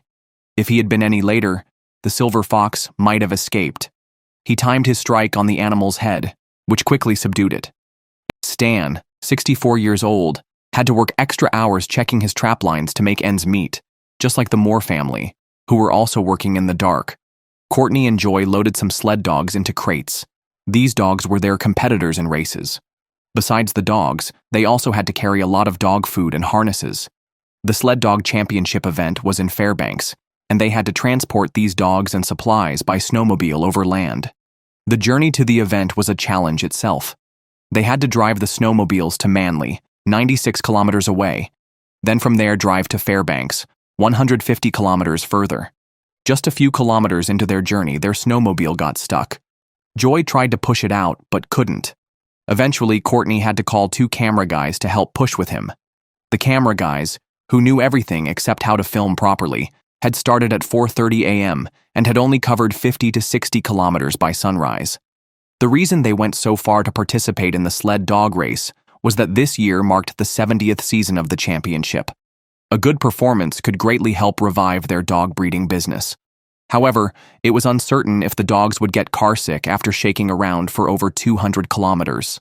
At noon, they finally arrived at Manly Village and switched to a rented truck. This not only improved their own travel conditions, but also provided a dedicated space for the dogs. After a day's journey, they arrived at the Fairbanks race venue the next day. The site was already crowded with competitors and spectators from all over Alaska, all elites in the dog breeding industry. The competition was divided into 2 stages, with the first-place winner receiving a $40,000 prize and significantly boosting their business reputation. More also arrived at the venue by plane. The temperature was about 10 degrees Celsius, unfavorably warm as they were trained in temperatures around -10 degrees Celsius, and only for distances up to 20 kilometers. This time, they had to run a 35-kilometer course. Courtney could only cool the dogs by wetting their bellies with cold water. Moore had previously promised Joy he could compete, and now it was time to see the results. Joy started well. Their best time over 20 kilometers was 39 minutes. If they could maintain this pace, they could possibly win the championship. After entering the wilderness, Moore and Courtney could only wait. They didn't know if an accident might occur. Midway, the sled team's speed noticeably dropped, and 1 dog was injured and had to be put in the snowmobile. Normally, each team has 14 sled dogs, and missing 1 could slow them down. Moore and Courtney learned of this through the event broadcast. Fortunately, the other sled dogs did not fail. Eventually, he finished the first stage in 17th place, the last on the score table, which was unacceptable for Moore and Courtney. The next day, preparations were made for the second stage of the race. The temperature remained a major challenge. Moore made a bold decision. While other competitors had 14 sled dogs, he chose to run with 10 to avoid the weaker dogs slowing down the team. As the referee's countdown ended, the second race began. Joy had to complete today's course in 105 minutes, though it seemed unlikely. He performed better than the previous day in the first stage. Courtney was excited marking the course. Joy, unaware of his score on the track, was just trying to overtake the competitors ahead. With 1 minute left to the finish line, Courtney was ecstatic. Eventually, he completed the course in 103 minutes and 16 seconds, a remarkable achievement for a novice musher with only 10 sled dogs. Regardless of the final result, running with 10 dogs and beating teams with 14 proved the excellence of their sled dogs. Winter was fading from the land of Tanana. Moore received an urgent task, too much for him to handle alone, so he called Stan for help. The task involved the Iditarod race passing through the town. Known as the world's most famous sled dog race, the Iditarod covers a total distance of 1,600 kilometers, starting from Fairbanks and heading west through 19 checkpoints to the Bering Sea coast. 80 teams participated, and the checkpoints provided food, rest, medical services, and logistical support. Tanana was chosen as one of the 19 checkpoints. Moore, as the chairman of the town's Snowmobile Dog Association, had the task of transforming the town into a service station that could accommodate 80 teams. Tanana has only a gravel airstrip unsuitable for wheeled aircraft landings. Stan had to build a new 400-meter runway within 2 days to accommodate the planes. This task required precision to avoid any risk of crashes. Previously, the town made headlines for a tragic incident involving the shooting of 2 state troopers, casting a negative image. This event was an opportunity to improve that reputation. Stan, who had participated in the Iditarod in 1982 and 1996, earning 9th place and the Rookie of the Year award in 1982, knew the importance of a good service station for competitors. Using his experience from recently constructing an ice road, Stan worked to ensure the new runway was perfectly flat. Meanwhile, Moore prepared resting areas for the competitors. The town lacked restaurants and hotels, so the biggest building, a church used for gatherings and funerals, was repurposed. With fire hydrants and a square around it, the church was ideal for a supply point and was located on the town's edge, minimizing disruption to residents. Normally, traffic was not a concern in Tanana, but with the influx of hundreds of snowmobiles, traffic safety became a priority. Moore enlisted his daughter Courtney, a well-known local carpenter, and Joy to create signs to guide the competitors. Stan completed the runway in one day, and just an hour later, the first plane landed, bringing hay for the sled dogs' rest. More planes arrived every few minutes, and snowmobiles began appearing in town, carrying team logistics, supplies, and media personnel. The once quiet town buzzed with activity. As the first team approached, announced by a helicopter over the town, Stan, once a competitor, now a fervent fan, joined the townspeople in a festive welcome. The first team to enter was a 4-time Iditarod champion. Covering 1,600 kilometers with 16 dogs is a feat on par with a world-class marathon, with a grand prize of $500,000. Tanana, now a service station for the Iditarod, faced its first test as the initial team arrived. With the arrival of the first, the second, and third teams were soon to follow. Within the next 24 hours, the majority of competitors would arrive, testing the town's ability to provide satisfactory services. By evening, 20 teams had arrived, filling the previously empty space with resting sled dogs. So far, everything ran smoothly, but as more teams arrived, space neared capacity. The real challenge would come with nightfall, as competitors continued to arrive in the dark. Moore was keeping track of all arriving competitors, while Stan managed the resting area. The race rule was simple. The team that completed the course in the shortest time won. Thus, there was no limit on rest time. Teams could continue after resting or start as soon as they arrived, although most chose not to travel at night. At 3 a.m., 10 teams arrived simultaneously, overwhelming the town's rest areas. As dawn broke, competitors gradually left Tanana. Courtney, who also participated in shorter sled dog races, was in awe of this major event, likening her races to novice levels in comparison. Enthusiastically, she sought an autograph from one of the teams on her first trophy before they departed. 80 teams surged into Tanana within a day and left just as quickly. The townspeople did their best to assist, earning praise from judges and competitors. Previously marred by a murder case that brought negative media attention, Tanana now showcased its warm hospitality through the event, improving its image significantly. The town was bustling, but just a few kilometers away, the suburbs remained quiet. Joey, 24, lived alone, and, feeling lonely, adopted a dog named Ice from his aunt to train as a hunting dog, a necessity living near the forest. A qualified hunting dog must learn many skills, so Joey began testing Ice, starting with its reaction to gunfire. Like most animals, Ice was frightened by the loud noise and sought a hiding place. Joey's task was to acclimate Ice to the sound.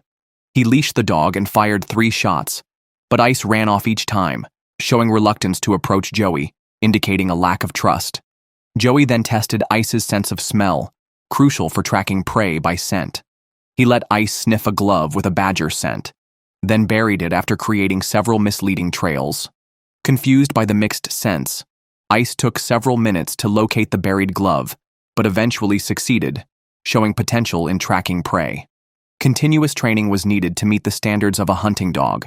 40 kilometers west of Tanana at Grant Creek, Charlie and his son Bob saw a new opportunity to improve their family's challenging situation during the trapping season.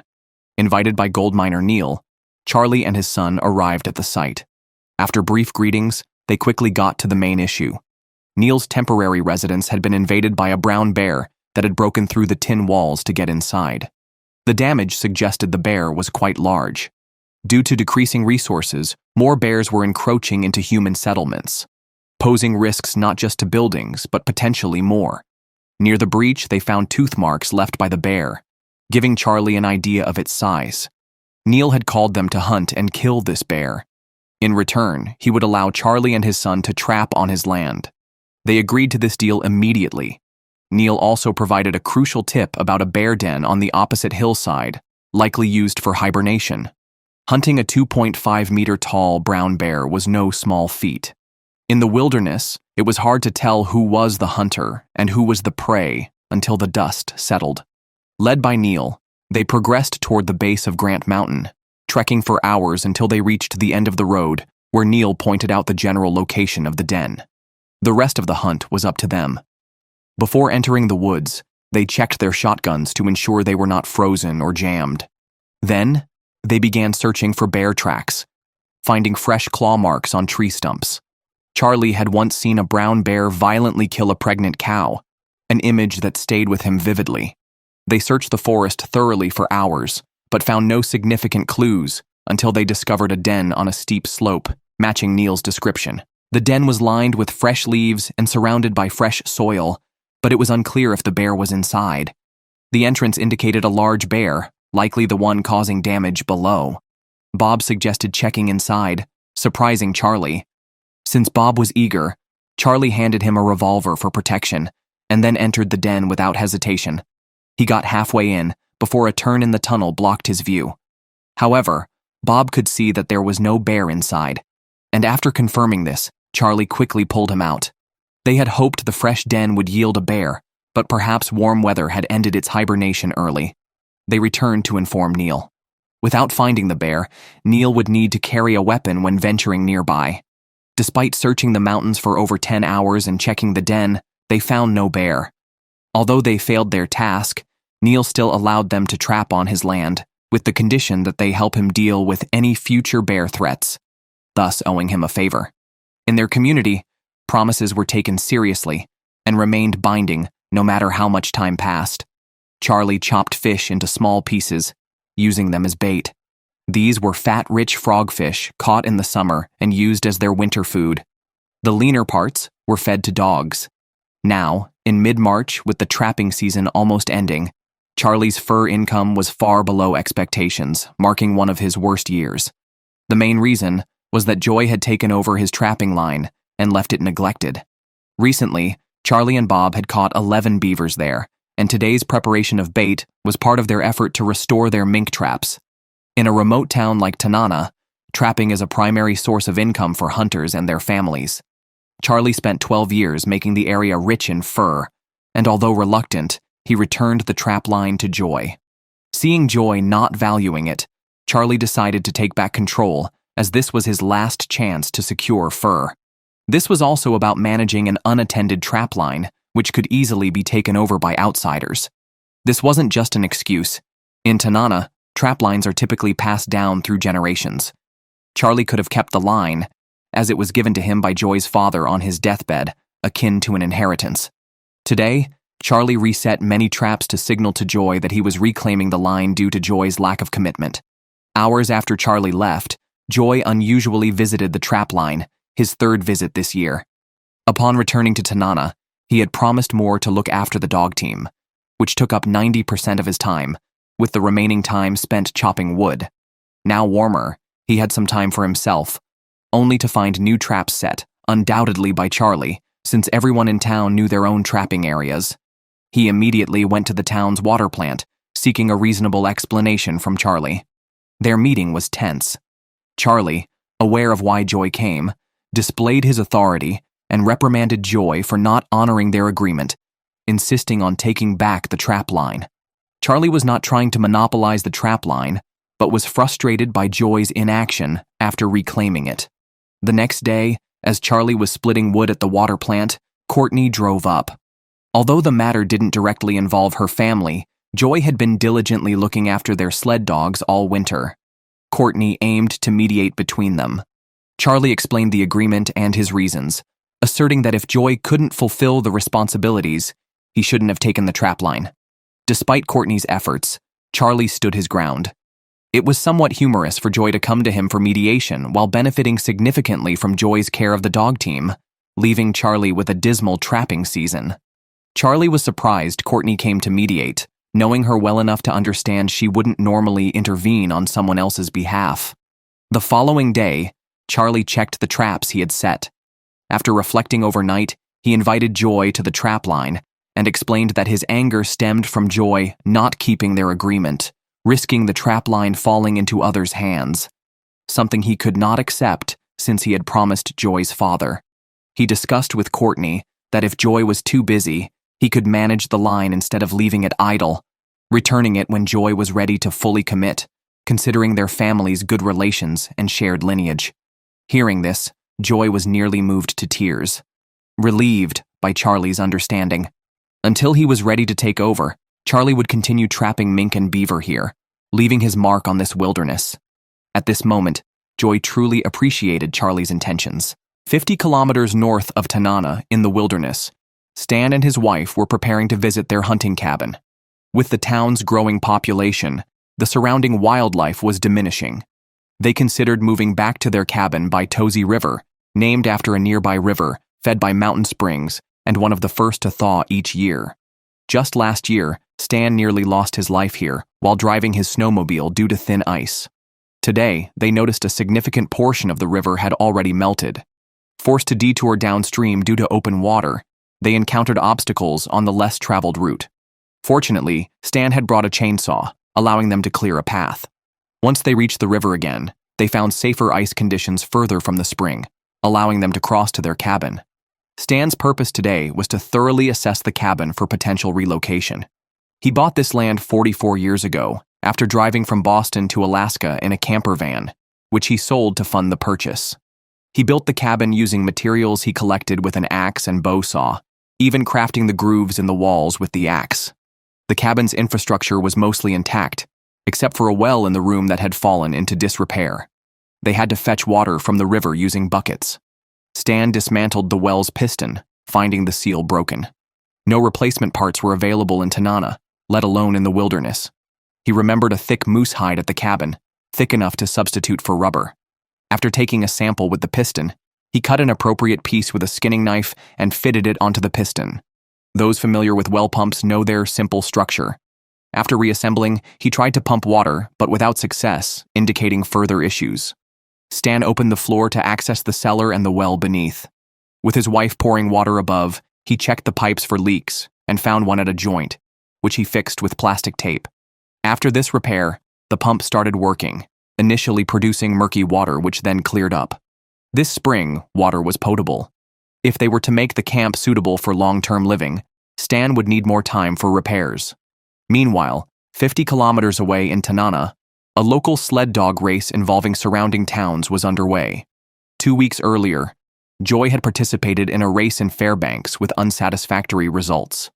Unlike the global scale of the Iditarod that passed through Tanana a week ago, or the provincial scale of the Fairbanks event, the Tanana race was more local, crucial for families involved in dog breeding, as reputation within nearby communities influences their business significantly.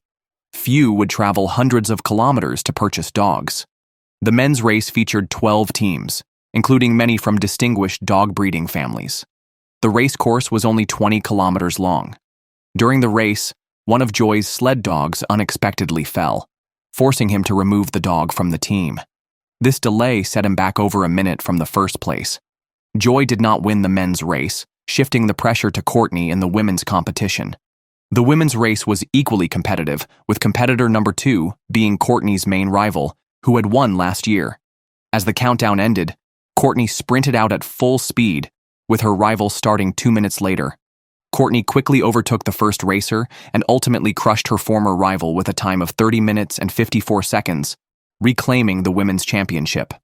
Her efforts over the past year had paid off.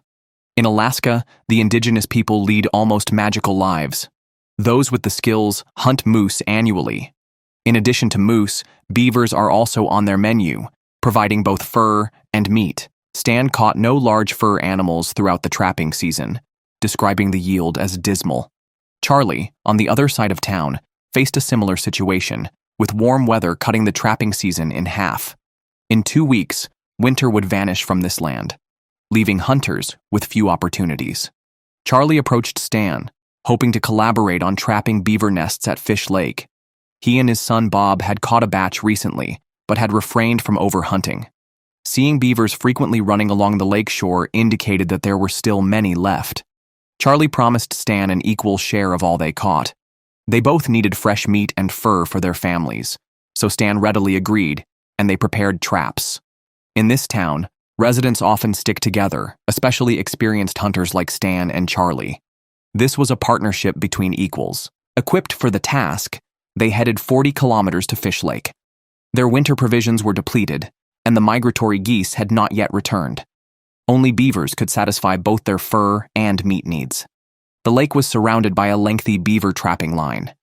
After a 2-hour trek, they reached the first beaver lodge. Such lodges could house up to 20 beavers.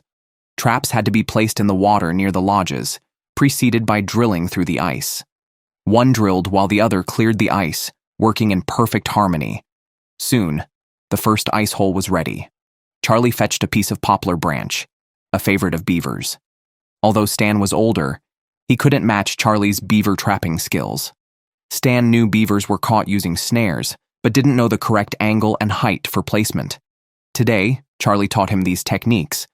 A beaver trap typically consists of 4 snares set half a meter above the lake bed. To make the traps less noticeable, they covered the holes with snow. They had 11 more traps to set, each near a beaver lodge. It took them 6 hours to finish. Afterward, they built a campfire on the riverbank to roast fish for food. Frogfish, a traditional food for the Athabascan people, similar to what they fed their dogs, but cleaner for human consumption. Fish and moose meat were their most common winter foods, but they only brought dried fish on trips for its high-calorie content. As they ate, they discussed the year's challenges. It was the first time Charlie encountered the Yukon River in December, unfit for snowmobiling. Not only was the weather changing in the region, but road construction in the town was driving wildlife away. They worried their descendants might not be able to live the trapping lifestyle anymore, potentially erasing the indigenous fishing and hunting culture, a phenomenon brought on by the progress of the times. The next morning, Stan and Charlie drove their snowmobiles back to Fish Lake. They had hunted together several times, but this was their first time trapping together. They used an ice auger to open the frozen holes. The snares felt light as they lifted them, indicating no catch. The men quickly moved to the next trap, which was also empty. 2 consecutive empty traps slightly discouraged them, but they remained hopeful for the next one. This time, their hopes were realized. From a distance, they saw a beaver entering an ice hole. Up close, the beaver struggled at the entrance, clearly caught in the snare.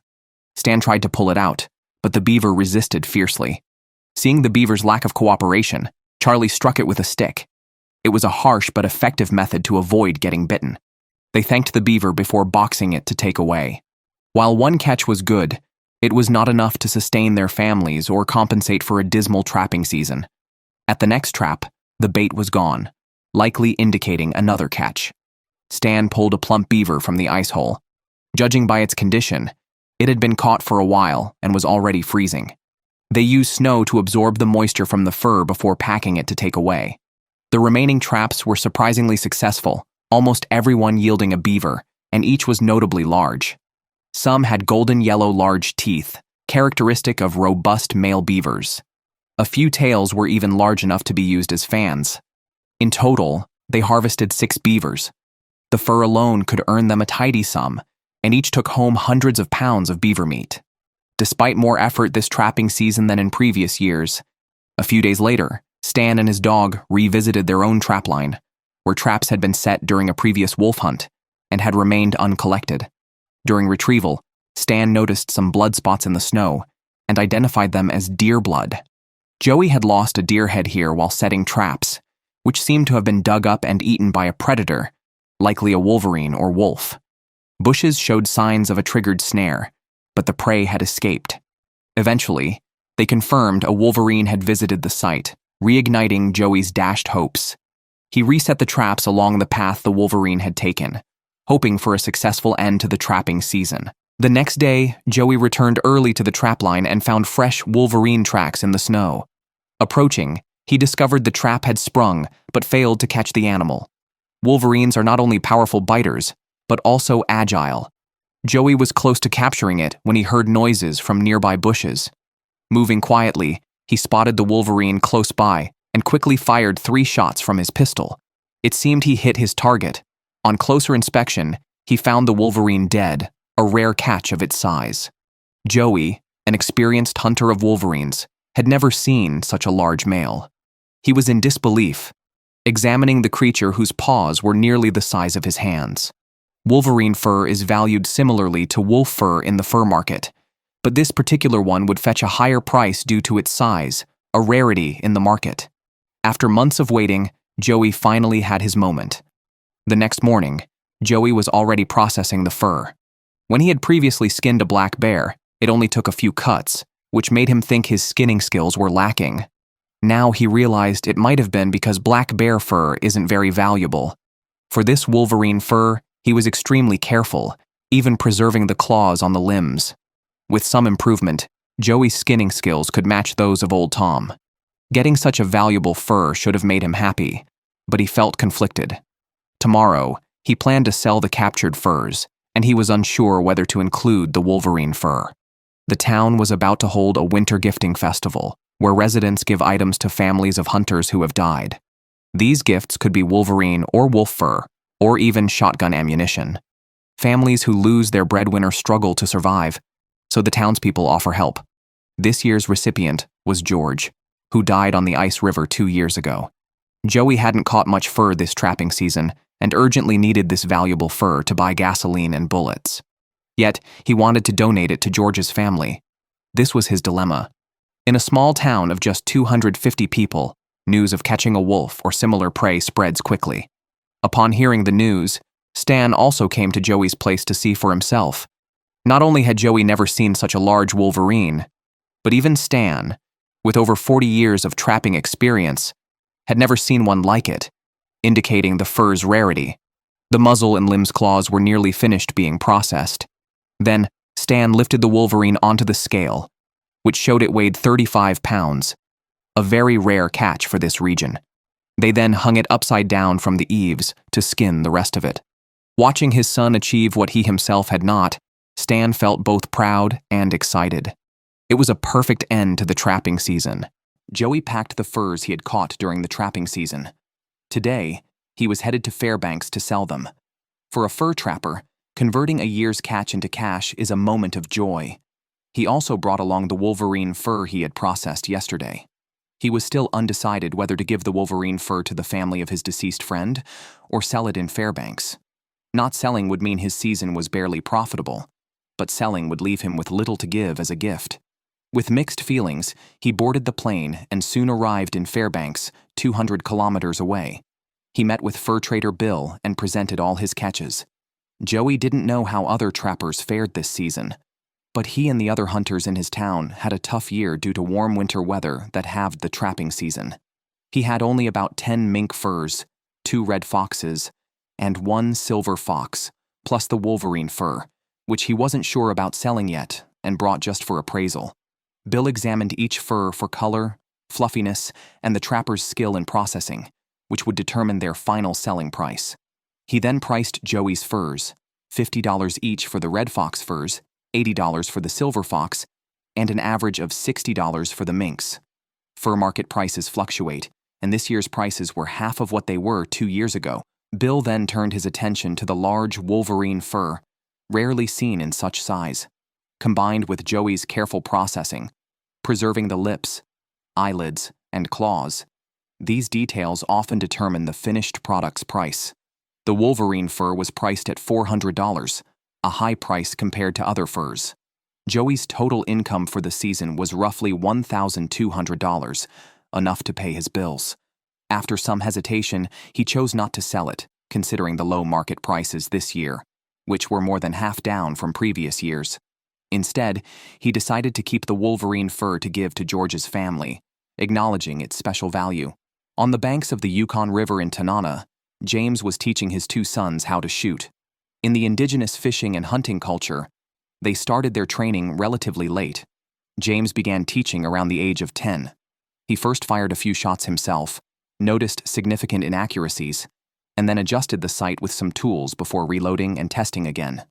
His family relied on selling firewood in the winter for their livelihood. However, once the road construction brought in cut timber to the town, James's firewood business was completely out of luck. The local water plant wouldn't need his firewood for the next 2 to 3 years. He had no choice but to guide his sons towards becoming hunters to ensure their survival here. After handing the gun to his sons, James taught them the proper use. They were not allowed to shoot within the town, as even small-caliber bullets could easily travel 1 kilometer. Knowing that aligning 2 points is key to hitting a target, they still missed. A slight tremor of the finger could mean a significant miss. 11-year-old Make hit the target after 5 or 6 shots, while the younger Joseph, at 9, missed every time. Older children naturally have some advantages. Once familiar with the shotgun, James took them to the nearby woods. They had no specific hunting targets, simply waiting to see which unfortunate creature would appear first. Signs of thaw were already visible on the Yukon River. They stopped their snowmobile at some deep, dark water pools, indicating deeper water under a meter-thick ice layer, which was still safe to cross quickly. Fast movement is essential in such conditions, as speed can keep you safe. These lessons are part of their hunting education, crucial for reaching their destination successfully. James then led them into the forest to look for small game like grouse, porcupines, rabbits, and squirrels on the ground and under the trees. After a fruitless 2-hour search, they had to move on by snowmobile.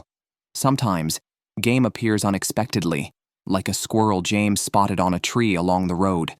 Since Joseph had not yet hit a target, James gave him this chance to prove himself.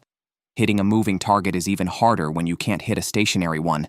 As expected, Joseph missed his first shot, but the experienced squirrel didn't run far. Moving closer, Joseph pulled the trigger again, and the squirrel fell from the tree. Most animals are lean at this time of year, but this squirrel was still fat, indicating it had stored plenty of food for winter. However, James planned to use it to feed the dogs, seemingly just for Joseph to practice shooting. Back home, a large iron pot hung over the fire seemed ready to cook the squirrel, but was actually for preparing food for their sled dogs, with the squirrel merely an extra treat. Taking one small life to sustain another is the way of life for the indigenous people. It may sound harsh, but it's simply the cycle of the food chain in action. It's May in Tanana, and the snow is melting from the land, indicating an empty refrigerator, and that it's time to hunt geese to replenish supplies. Every spring, geese returning from the south rest briefly at a fishing lake 60 kilometers southeast of Tanana. To secure this food, the indigenous people risk crossing the melting river ice, a pursuit locals consider the most dangerous form of hunting. Before officially starting the goose hunt, Stan and Charlie first scouted the route. For the first 45 kilometers, everything was normal. However, 5 kilometers from Fish Lake, they encountered a dangerous situation where the ice had collapsed, potentially trapping snowmobiles. For the safety of other hunters, they placed several warning signs at the site, signaling hunters not to proceed further. Then, Stan and Charlie returned to the town to strategize. A 5-kilometer stretch of the usual route was impassable, and they needed to find a safe alternative to reach the geese. They called the younger generation from the town, as geese were the only food source available in spring. Normally, they would follow the river to Fish Lake, but now the last 5 kilometers were unusable. They had to carve out a new 3-kilometer route through the adjacent woods. After finalizing the plan, 5 snowmobiles loaded with equipment set out for the destination. To quickly clear the 3-kilometer forest path, the group decided to split up. Stan and Joey advanced from the collapse towards Fish Lake, while Charlie and Bob started from Fish Lake towards Tanana. They were cautious, as reaching Fish Lake didn't guarantee a safe return after hunting.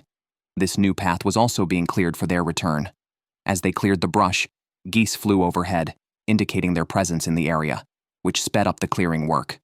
4 hours later, only 1 kilometer remained uncleared when Stan's chainsaw ran out of fuel. They had only brought one chainsaw, and although their snowmobiles had fuel, it wasn't directly usable for the chainsaw, which required a specific mix of gasoline and oil. They marked the newly opened path to prevent getting lost in the woods. Eventually, the two groups successfully met and proceeded together to Fish Lake for hunting. Stan and Joey chose to hunt in a meltwater area, which attracted thirsty geese. They used abundant dry grass to build hides, as geese would avoid unfamiliar objects. Thus, the hides were made from nearby branches and dry grass. Charlie and Bob also completed their hunting setup 500 meters away on the lakeshore with similar materials. Now everything was ready, just waiting for the geese to arrive.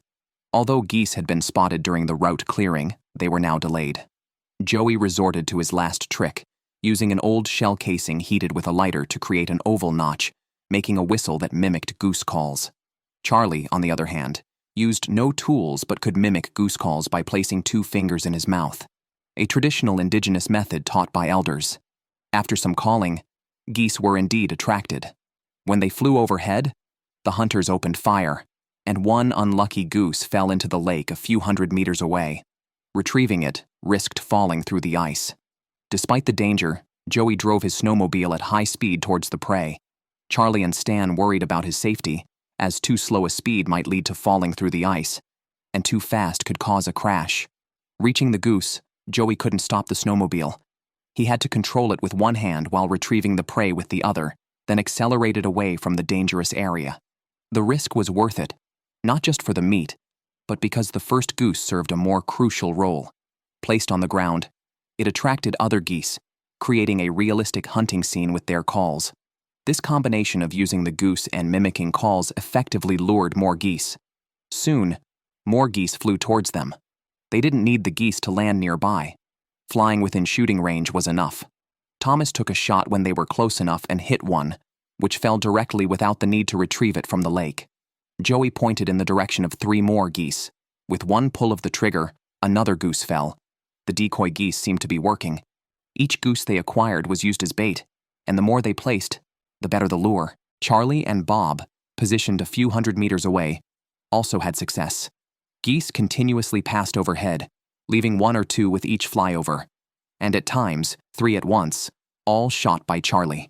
When he went to collect the game, he noticed a new danger. Just 1 day had passed, and the surface of Fish Lake already had several centimeters of water.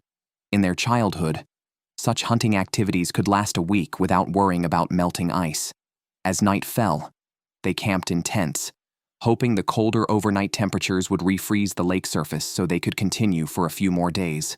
The next day, Stan checked the route home early and saw extensive meltwater areas, indicating their hunting trip needed to end any later, and they would be trapped by the melting Yukon River.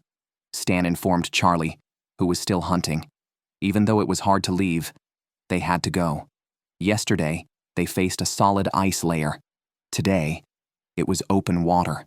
Small water bodies thaw first, followed by river ice.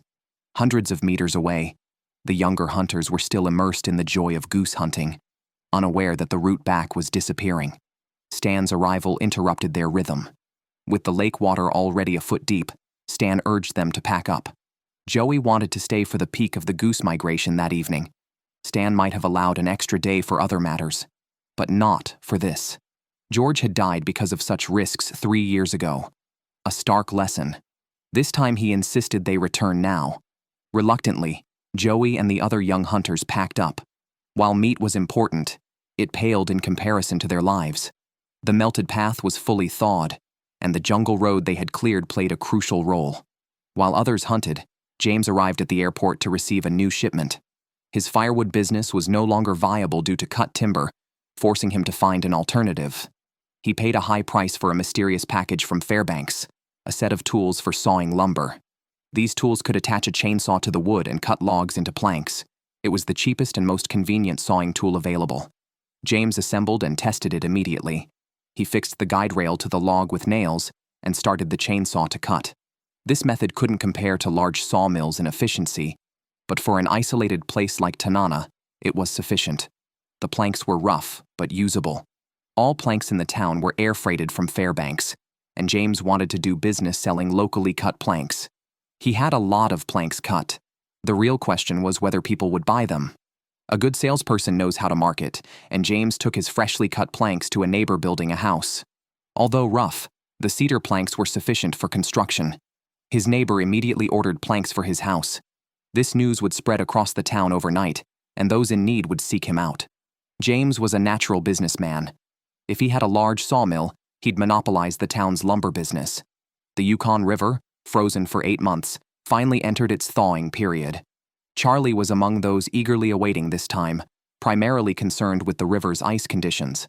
Currently, the water level was at a safe stage, but safety depended on whether the upstream ice jams would block the flow. Such a blockage could turn the town into part of the river. The Tanana River, with shallower waters, usually thaws a day or two before the Yukon River. The real concern was the Yukon's thick ice, some reaching over 2 meters. Charlie met with pilot Seth at the airport, and they flew upstream to inspect the situation. A few kilometers upstream, the ice had not yet melted, blocking the floating ice from moving downstream.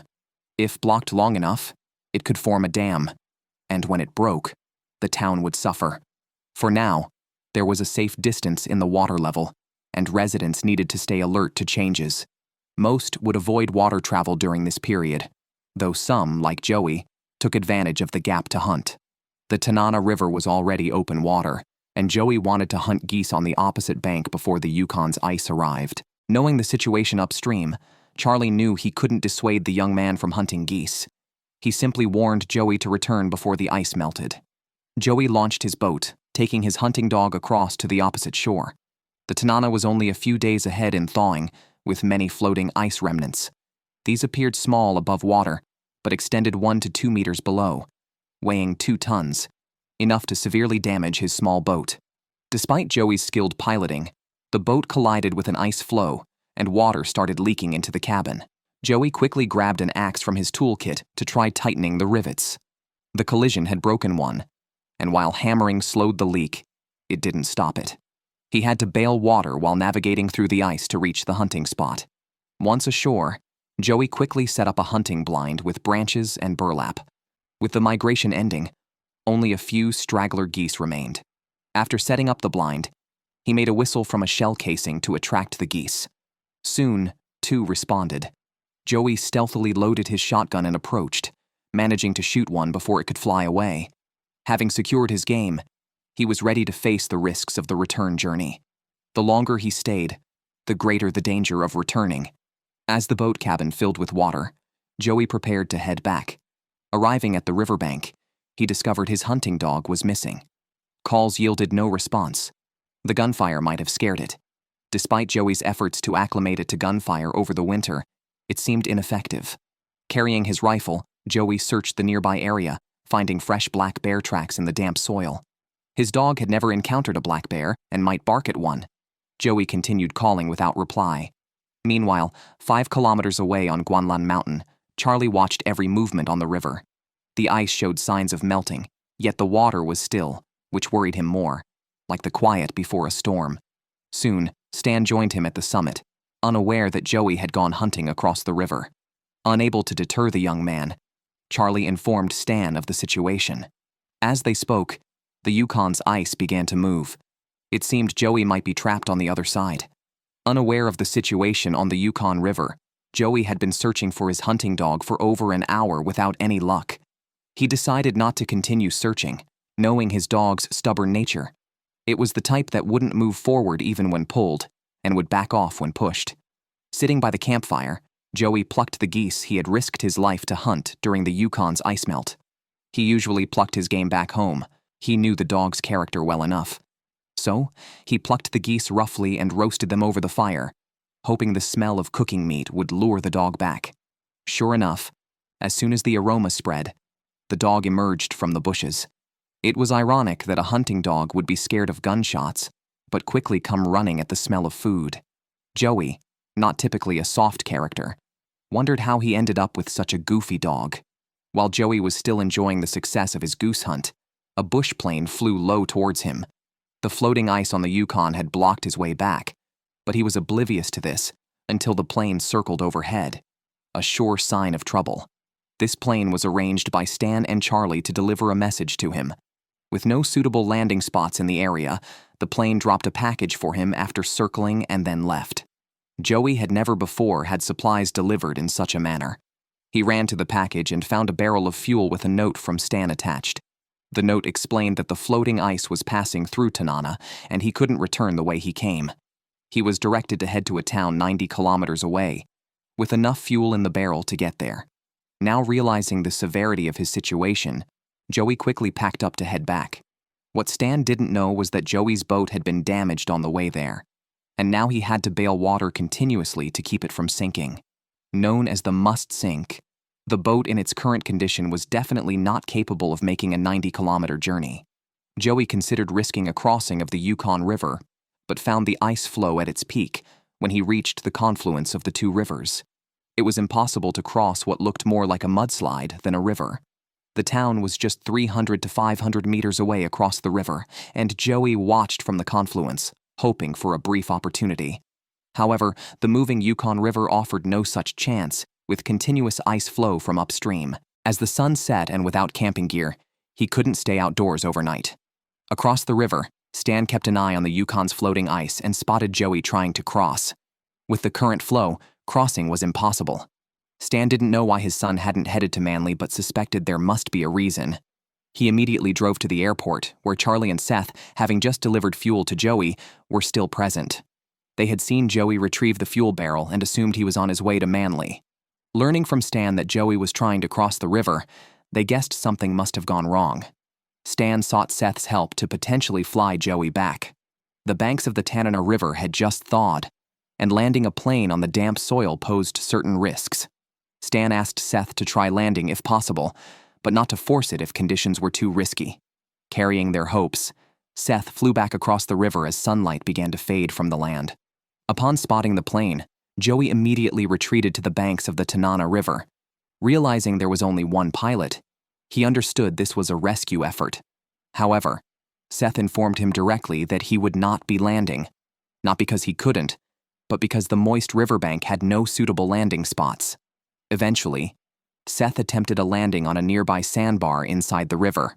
The plane, known for its rugged durability and cost-effectiveness, also had the advantage of needing only a short distance to take off and land, just 20 to 30 meters. Some record-setting pilots could even land it on a helipad. Thanks to Seth's expert flying skills, Joey was rescued from his predicament. Standing by the Yukon River, Joey felt its power for the first time, growing a deeper respect for its might. In the blink of an eye, they landed at the town's airport. To show his gratitude, Joey decided to take Seth hunting for moose next time. Survival here was tough, and mutual assistance was crucial among them. Courtney planned to build a smokehouse before the fish river season. She sketched the basic structure on paper before starting construction. To finish quickly, she called her cousin Joy for help. Unlike other families where men handled external tasks and women managed internal ones, Courtney was the pillar of her household. She not only took care of her two children and managed dozens of sled dogs, but also handled the hunting during the season. Truly a strong woman of the town. She planned to construct a 2-story smokehouse frame from logs, then cover it with tin roofing. Inside, a smoker would cure stored meat. She had already erected the 4 posts and called Joy to help build the upper sections. The smokehouse was built for functionality, not beauty, and the construction was rough. Horizontal beams were simply nailed together. In just an hour or two, the basic frame was up. They had hoped to finish the roof in one go, but Courtney ran out of materials. They had to pause their work and drive to the creek to collect more logs. This small creek, a tributary of the Yukon River, often brought quality logs during high water. Many people wondered why there was so much wood in the Yukon River. Most of it came from floodwaters during the thaw. After collecting enough logs, they completed the smokehouse roof. With the frame in place, the rest was easy. After completing the walls, the fireplace will be moved in. The smokehouse is now 90% complete. The remaining 10% is Courtney's own innovation. She wrapped a tree trunk with a waterproof sheet and secured it with a nail gun. Other families' smokehouses are just drafty sheds. But Courtney, known as the town's skilled carpenter, after completing the smokehouse, Courtney immediately called Moore. In just one day, their yard gained a new smokehouse. Moore has always adored his daughter. Seeing his son Thomas, he often felt frustrated. Hunter Stan loaded several barrels of fuel onto his small boat. Fishing on the Yukon River after the thaw is their immediate task. In the isolated town of Tanana, freedom dictates everything. What they do is entirely up to them. Although their life seems the same each year, hunting, fishing, chopping wood, and surviving the winter, each year is slightly different in their struggle against extreme weather. Today, Stan is heading to the upstream fishing camp, where he spends half of the summer.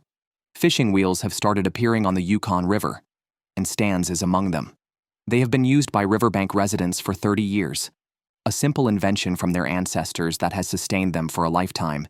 Stan lowers the fishing net and releases the ropes so the net can rotate with the water flow. catching fish as they pass and dropping them into a fish box. He hopes to return tomorrow to a full catch. While others are using fishing wheels, Charlie sticks to the more traditional fishing nets, which usually require 2 people to operate. So his eldest daughter helps him. Tanisha has been learning to fish since she could walk, and her skills are no less than any man's, perhaps even better. The nets they set are perfectly straight. Charlie and his daughter are just trying to find the best fishing spots to later position their fishing wheel where the fish are most abundant. If the nets catch plenty, Charlie's fishing season will start tomorrow. As they were heading back, thick smoke from a distant wildfire caught their attention. The fire was rapidly approaching Tanana, visible to the naked eye. Dry weather was causing wildfires to rage across Alaska. Overnight, the fire had burned 15 kilometers north of the town.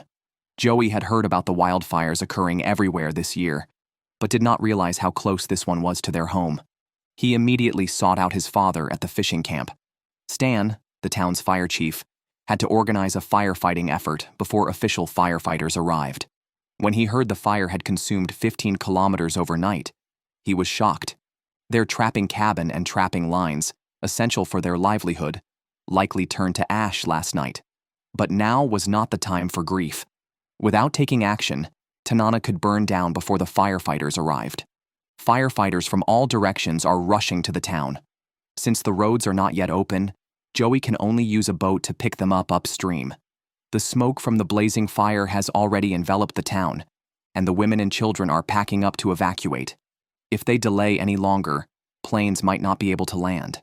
Yesterday, there were just a few fire spots approaching the town, but today it has turned into a fire dragon attacking them. This wildfire has already destroyed 1.2 million acres of wilderness. Fortunately, forest firefighters have arrived in town. For now, only the firefighters have reached. Large firefighting aircraft and helicopters have not yet been dispatched. The fire chief has gathered the remaining residents for a meeting to discuss mobilizing all available human and material resources to build fire breaks until the arrival of large firefighting aircraft. Charlie and Joey's task is to bring more firefighters here. To transport more people per trip, currently, forest firefighters are building fire breaks a few kilometers north of town. There is a lack of manpower on the east side, creating a defensive gap. James, a local logger, and other residents are constructing a fire break here, which involves cutting down about 500 large trees in this forest. Sometimes it's hard to believe such lush greenery could ignite a wildfire, but in fact, everything can burn in front of a 1,000-degree fire. The blaze has already reached the outermost road of the town. Stan and Joey's houses are just on the other side of this road, less than a kilometer away. In windy conditions, the fire could reach their front doors in minutes. Stan and the firefighters' task is to hold this last line of defense. There's no time left to clear the fire break. The quickest method is to set controlled burns to eliminate the combustible material in the forest. This is also the riskiest method, as a change in wind direction could have disastrous consequences. To prevent accidents, they have prepared a fire truck in the rear. Monitoring the fire truck's water level is Stan's responsibility. He needs to watch the indicator lights on the truck. 3 lights mean there's 3/4 left. Several kilometers away on the Yukon River, Charlie is transporting more firefighters to the fire scene by boat. They represent the town's last hope. After hearing that a nearby lake was also being ravaged by the wildfire, Charlie drove his boat there after dropping off the firefighters. Upon reaching the shore, he saw nothing but scorched earth. This area wasn't residential, but was significant to him personally. For the past 20 years, Charlie had hunted moose here annually, providing winter meat for his family. His canoe and camping gear stored here were also reduced to ashes, likely burned by the fire yesterday. Indigenous people have relied on hunting and fishing for thousands of years. Now, with fewer caribou and the moose hunting area burned, it's uncertain what will sustain them. On the other side, Stan also felt the pressure. The fire truck's water was half gone, and at the current rate, it could only last another hour. He urgently called Moore on the car radio to bring the other green water tanker from town. Faced with the intense flames from the wildfire, the water tank was quickly down to its last indicator light. If he couldn't ensure the safety of these firefighters, Stan felt it would be his responsibility, as this was his sole task in this wildfire. On the east side of the town, James and other residents are building another fire break. They need to cut down 500 large trees. After more than 10 hours of hard work, they gradually formed a fire break about 10 meters wide. Without the arrival of large firefighting aircraft, it would be very difficult for them alone to extinguish this wildfire. Meanwhile, Stan's fire truck started to sound an alarm. Just as he was getting anxious, he finally saw the town's water tanker approaching them. He immediately refilled the depleted fire truck, allowing the firefighters to precisely control the fire break. However, there was more good news. Minutes later, a firefighting helicopter flew overhead, marking the arrival of the first batch of aerial support, giving them a glimpse of victory. This was quickly followed by large firefighting aircraft, their last hope to extinguish the wildfire. A large plane like this could drop 90 tons of water per hour. Additionally, firefighting helicopters and gliders were deployed.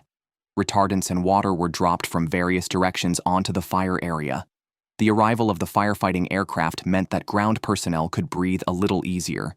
No fire is too big in front of these aircraft.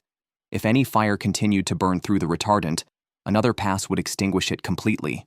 Less intense fires were handled by helicopters, while a glider made repeated drops, saving Tanana from the wildfire. Although the town was saved, 3 million acres of forest north of the town were turned to ash. The local residents' way of life, reliant on the land, will have to change. The forest will not recover for the next 3 to 5 years. When misfortune strikes, they can only try their best to endure through these difficult times. Stan caught his first mink in Alaska right here, believing he could survive off this land. He maintained this lifestyle for over 40 years, which is now gone. Stan soon spotted a large animal trap on the scorched earth, meant for trapping large gray wolves and wolverines. The fire had warped the trap, requiring repairs before use. With the forest gone, trapping was no longer feasible. Today, Stan was heading to a cabin 60 kilometers away, his first home in Alaska. If the cabin was destroyed, his trapping career would be completely over. Heading north, all he saw was ash. He had built a refuge cabin 20 kilometers north for himself and passing hunters. Now, only some bottles and jars remained on the ground. The cabin was gone. This refuge had always provided safety during storms with temperatures down to minus 50 degrees. The 60-kilometer trip had only one shelter, but it was not time to grieve yet. He hoped the cabin was not in the same condition. The path to his cabin, usually accessible in winter, was now indistinguishable after the fire. With no drivable road, Stan had to hike, just like his first time. All along the way, he saw nothing but scorched earth. But, 100 meters from the cabin, he was surprised to find the area untouched by the fire, reigniting his hope. Sometimes, nature works in mysterious ways. The forest across the river and less than 100 meters behind had been touched by the fire, but the area around the cabin was unscathed. As long as the cabin stood, Stan's roots and his ideal life could continue. Although the land and wildlife would take a long time to recover, hope remained. Oh yeah, it's gonna drop below freezing tonight. Oh, look at that. There you go. We need to get this thing cleaned up and get back before it gets dark. Joey and his friends from the town head to Fish Lake, 60 kilometers away on the Yukon River. They plan to hunt a moose and bring it back. This winter is expected to be tougher than any before, so they are preparing everything in advance. Their only summer access to Fish Lake is a 35-kilometer-long winding creek. They thought only the area north of the town was affected by wildfires, but the forest on the way to Fish Lake was also burnt. This area is home to the moose they rely on for survival. The fire forces large animals to leave, and many large trees have fallen into the creek, blocking their only access route. However, a group of young people in their 20s is determined to reach their destination. Even with 30 more kilometers to go, they clear a navigable path by cutting down all the trees in the creek. It's exhausting to clear 10 kilometers of river, but they work non-stop for 6 hours. Upon reaching Fish Lake, Joey's worst fears are confirmed as the surrounding land is also scorched, and the moose have likely fled. They dock their boat and decide to search the nearby wetlands and creeks, unwilling to return empty-handed. After investing so much time and effort, they hope to find a remaining moose. Despite their hopes, no trace of moose is found. Only ducks and geese are seen on the lake. Hunting large animals like moose this year means they may need to search farther afield. Meanwhile, Moore and Courtney in the town assess their losses. A 50-kilometer training track around the town is unrecognizable after the fire, and the Moore family's 35-year-old dog breeding business is likely ruined. Dog training is just one way they make money. Hunting for meat is now their priority. Hunting moose is unlikely for Moore in his current state. So Courtney takes on the task. 80 kilometers east of Tanana on the Yukon River, Courtney and her childhood friend Kelly prepare to hunt moose. Pulling the trigger is the easiest part of many hunting activities. Finding and retrieving the game is the hardest. A recent wildfire ravaged the forests around Tanana, driving large animals from their habitats. Courtney heads to areas the fire did not reach, guessing the moose might have been driven there. She hopes to find her quarry in these spots, typically wetlands near inland lakes. Courtney doesn't see any moose, but she smells the scent of a male deer in the air. Do all dog breeding families have such good noses? She wonders. Maybe the bushes are blocking her view. Courtney climbs a tree and mimics the call of a male deer, a common tactic used by native hunters. Nearby males will not tolerate competitors. After trying this without success, they must now methodically check each wetland. Courtney and Kelly move from one wetland to another, searching for traces of moose. Moose hidden in the bushes are hard to spot, and even harder to find after being startled by the fire. After 8 hours of fruitless searching, they find nothing. While navigating a creek, Courtney unexpectedly spots a moose running through the woods. She quickly docks the boat and chases after it into the bushes. The moose disappears into the thicket, and they can only hear the sound of branches rubbing. Courtney grabs an oar and frantically rubs it against a tree, mimicking a male moose rubbing its antlers against the bark. This technique proves effective as the moose re-emerges from the bushes. Courtney quickly takes aim with her shotgun and fires before it vanishes again. Unsure if she hit the target due to the thick bushes, she rushes forward and finds the moose downed. The two women are overjoyed with hundreds of pounds of deer meat. Courtney stares at the large animal, momentarily stunned, before beginning the butchering work. They have hunted a young male moose, yielding not much meat but enough to sustain a family through the winter. They remove the hide and cut the meat into blocks for bagging. Lacking the strength to carry large chunks of meat, they transport them in smaller amounts back to their boat for the return journey. Hours later, Courtney proudly returns home with the moose head, the first in the town to hunt a moose this season. She smokes the meat in a smokehouse she built, securing their food for the winter. 50 kilometers southeast of Tanana at Fish Lake, Joey and his friends go hunting for moose. They've been searching the area for 3 days without a trace of the animals, making them question if the moose have truly left their traditional hunting grounds.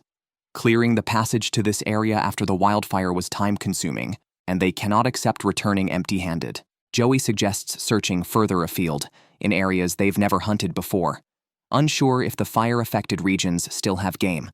Fortunately, the damage here is less severe, with some trees and grasslands still intact. Joey looks for willow forests and grassy wetlands, the moose's favorite foods. If moose are nearby, they'll likely be found here. They proceed slowly by boat until a moose darts through the bushes. They immediately dock and rush out with their shotguns, determined not to let their winter's meat escape. A dark figure appears at the edge of the forest, their long-sought prey. Joey aims, and then realizes it's a doe without antlers. After such a long chase, he discovers it's a doe, which he refuses to hunt, adhering to the hunter's ethical line. A doe can produce up to 20 calves in her lifetime, and hunting one is akin to erasing their own future. It's moose hunting season, and finding a doe is still good news. They don't need to search far for a buck now. They decide to stay near the doe, waiting for a buck, which is sure to appear, attracted by love. Their theory is confirmed by the presence of fresh droppings and urine marks from a buck in the nearby woods, his way of attracting does. Joey is certain the buck is hiding somewhere in these woods. To lure him out quickly, he uses special techniques, mimicking the buck's call and rubbing a plank against the tree. During the mating season, a buck will not tolerate competitors in his territory and will come out to fight upon hearing another buck, battling for mating rights. Joey steps out of the woods into a clearing and immediately notices a restless moose nearby. He strides forward and raises his rifle, confirming it is a legally huntable male. Seizing this rare opportunity, he shoots as soon as it comes into range. Today's rifle is not high caliber, so the kill is not instant. He must chase the wounded animal, which soon collapses. Joey is thrilled to see the moose down, its antlers with 2 tines indicating it is about a 3-year-old young buck, weighing around 800 pounds. If rationed, the meat could sustain 2 to 3 families through the winter. They drag the moose away from a puddle to begin butchering. Hunting this buck not only provides hundreds of pounds of meat, but also signals to other villagers that hunting is still viable here. Their prized hunting ground has not been destroyed by the wildfire. Joey then begins skinning the moose with a knife, ensuring the hard-earned meat returns home intact. With nightfall approaching, processing the carcass on site and traveling 30 kilometers back would be too risky. They decide to disassemble the moose and camp overnight, as the nighttime temperatures will fall below freezing, posing no risk of meat spoilage. They quickly finish disassembling the 800-pound moose, and as daylight fades, Joey and his friends set up a tarp. Alaska's weather is peculiar, with minimal rain in spring and summer, but most in autumn, along with significant temperature drops at night. After days of continuous effort, they can finally enjoy a good meal, moose heart. In traditional Athabascan hunting, leaders commemorate a hunt's success by eating the animal's heart.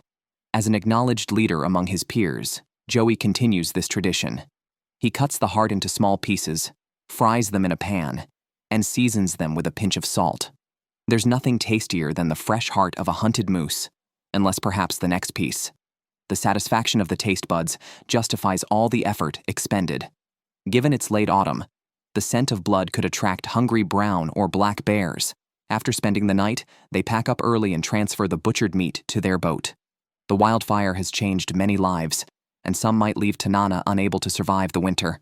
Joey's moose brings hope, telling townspeople that game still roams their traditional hunting grounds.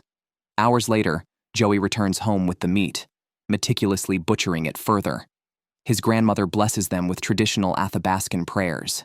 The 800-pound moose is distributed among 2 or 3 families, providing about 100 pounds of meat each.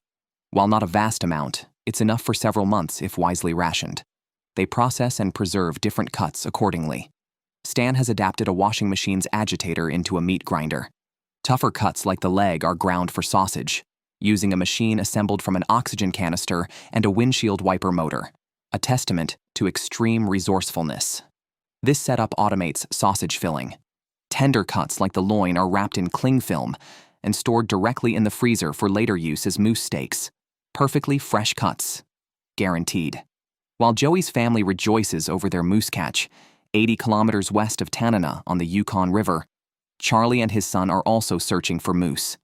Bob carries a shotgun with a leather casing, a dream toy for many men. For the past 35 years, Charlie has provided a moose for his family each hunting season. Recently, their usual hunting grounds were destroyed by a wildfire, forcing them to search for surviving wetlands nearby. They arrive at an inland lake suggested by an elder, bringing a canoe to explore more areas. The lake still has an old hunting cabin left by their ancestors, though it is somewhat run down. The nearby forest has burned, but fortunately, some willow groves and grasslands around the lake remain, showing clear signs of moose activity. Charlie and his son haven't seen any moose yet, but with a glimmer of hope, they won't give up. The scorched bushes offer no hiding spots for the game. They decide to build a hunting blind behind the trees using some planks from the abandoned cabin, just needing a bit of reassembly to create a hunting platform. They chop down a few charred tree trunks for the frame and secure it with nails.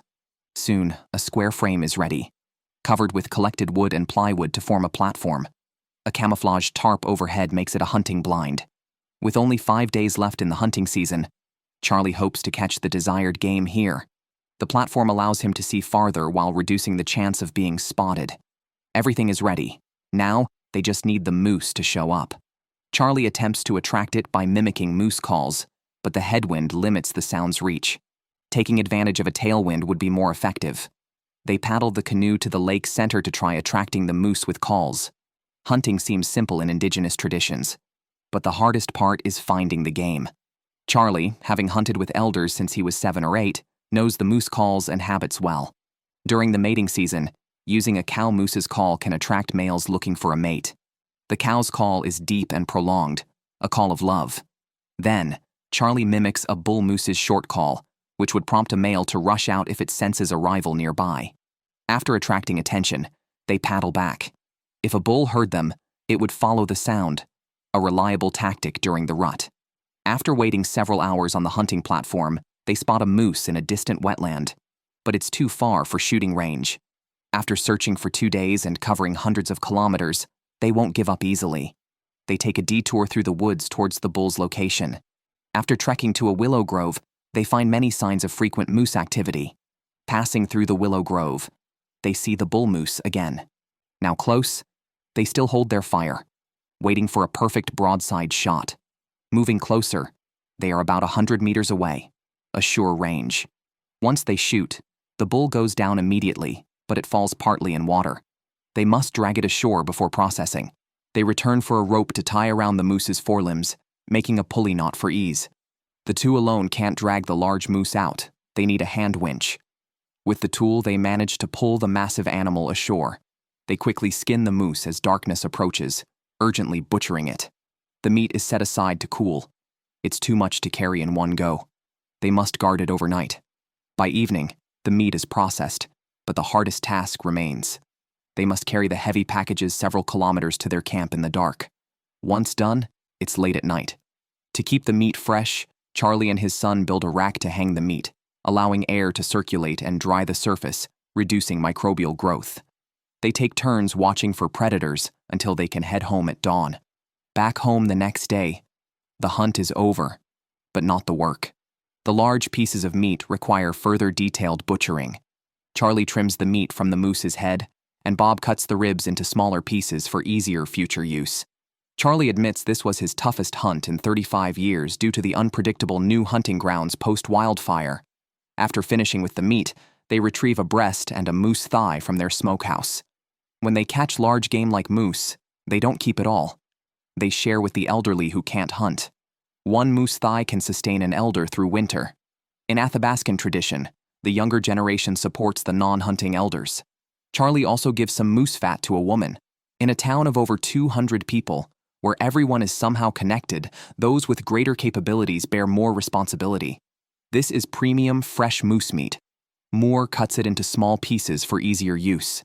This meat is part of what his daughter Courtney hunted, shared with him. The amount isn't much for winter, and Moore needs to find more.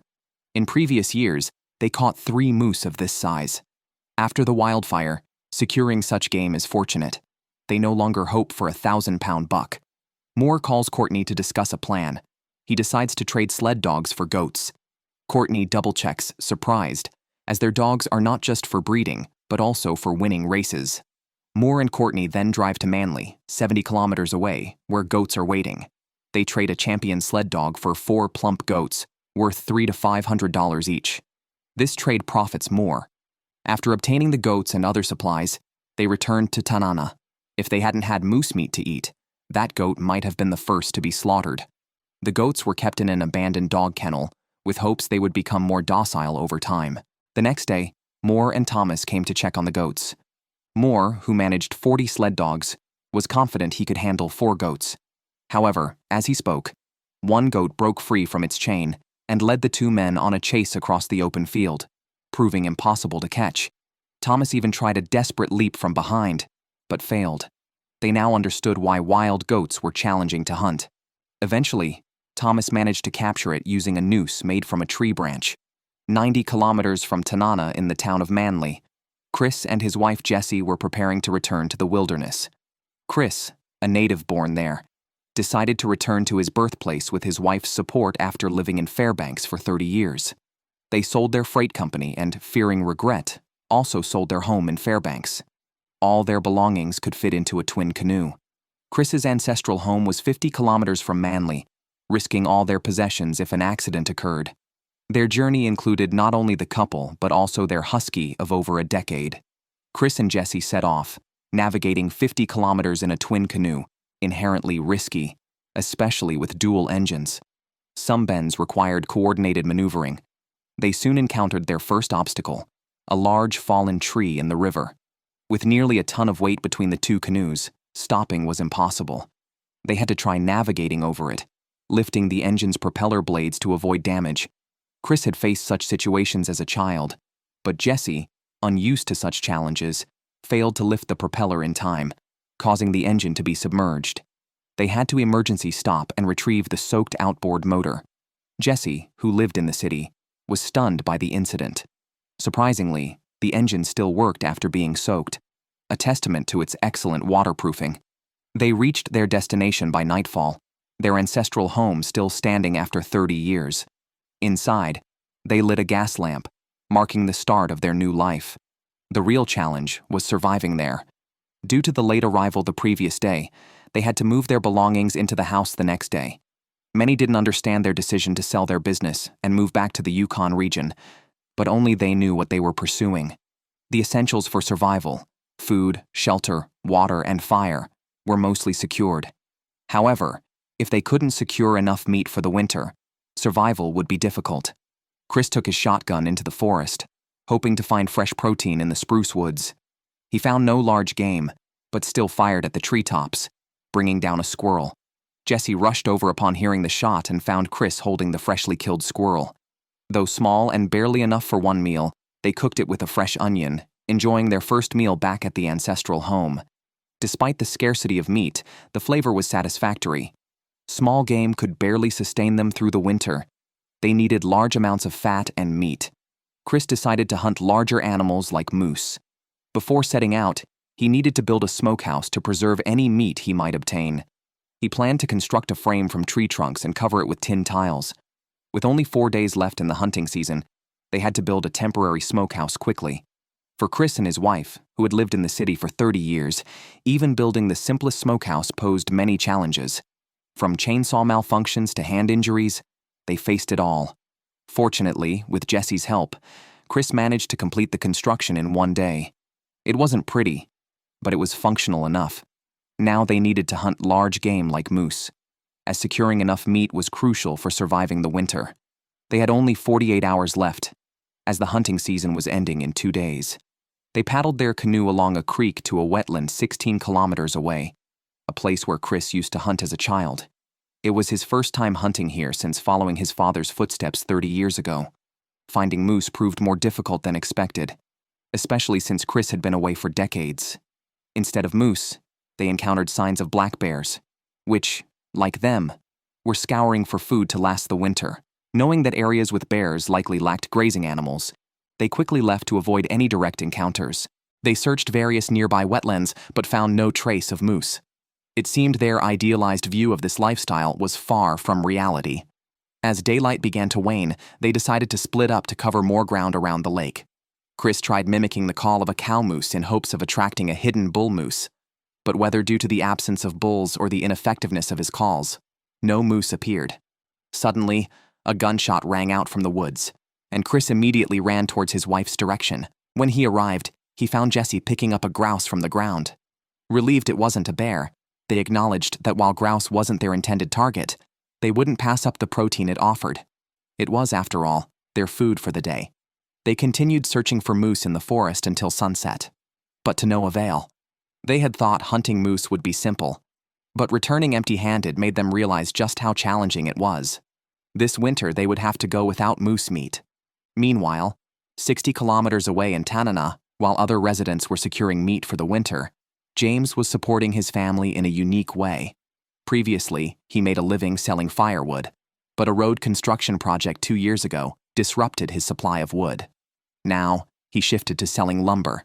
The summer wildfires had destroyed many residents' cabins, increasing the demand for lumber for rebuilding. This surge in demand depleted his stock of logs, and he was now cutting the last piece. After this, he planned to go to the logging site to harvest new logs. Even in timber-rich Alaska, residents have designated logging areas.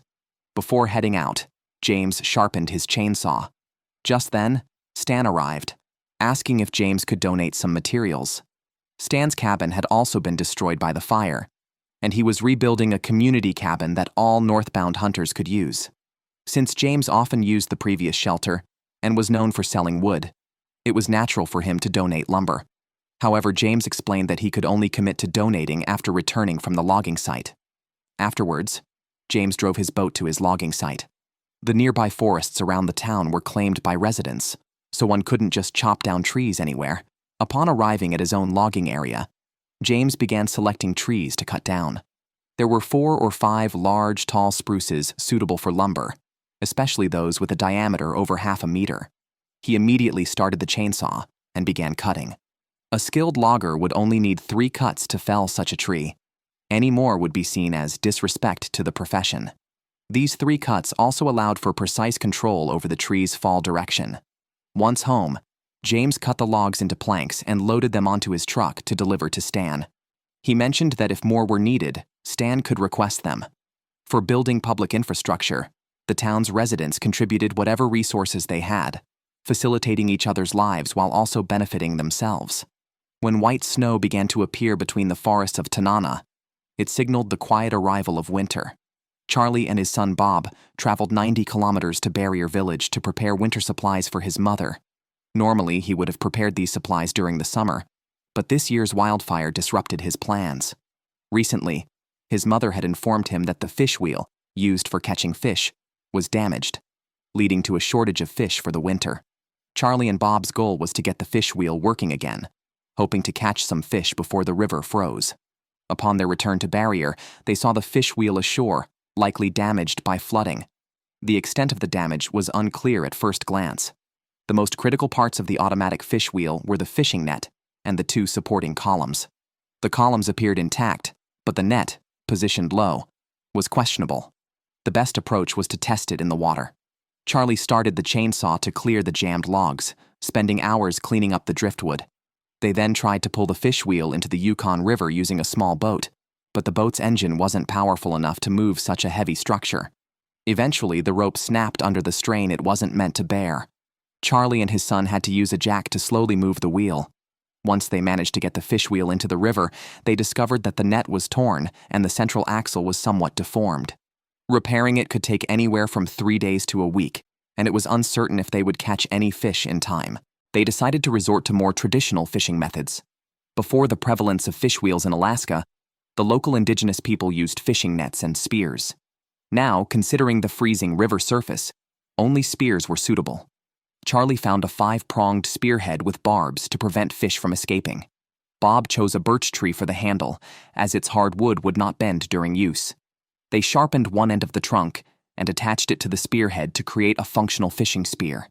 Charlie's mother needed about 100 pounds of fish for the winter. During the salmon run, they could easily achieve this in a day. As night fell, Charlie, his son Bob, and their cousin Make, each armed with a steel fork, lit a kerosene lamp and used headlamps to search for fish in the shallows. Bob spotted one first, but missed his strike.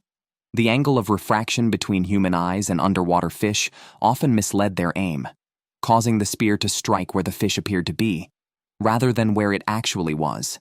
Charlie then suggested herding the fish into a narrow inlet ahead, where their smaller space would make it easier to catch them. Soon, Charlie spotted a fish swimming in front of him. His experience showed as he struck the fish accurately with one swift movement. It was a local hoochin, weighing about half a pound. Although small, it was a good start. Their strategy soon began to take effect, with fish appearing more frequently. Bob also managed to catch one. Hoochin are schooling fish, so seeing one often means there are more nearby. Their goal for the evening was to fill 5 buckets like this. Before long, they found a school of hoochin lingering nearby. Catching 100 pounds of fish sounded daunting, but at their current rate, achieving this in one night seemed feasible. Besides hoochin, they also caught some freshwater cod, which were significantly larger. In less than an hour, they had caught about 40 pounds of fish in this inlet. They planned to continue throughout the night until they reached their target. As the sun rose over the ridge, they returned home with their catch. Charlie fished to provide for his elderly mother's winter needs. He selected a few larger ones for immediate consumption, and the rest were left outside to freeze. Their night's harvest exceeded 100 pounds. Now, it was time to taste the fish.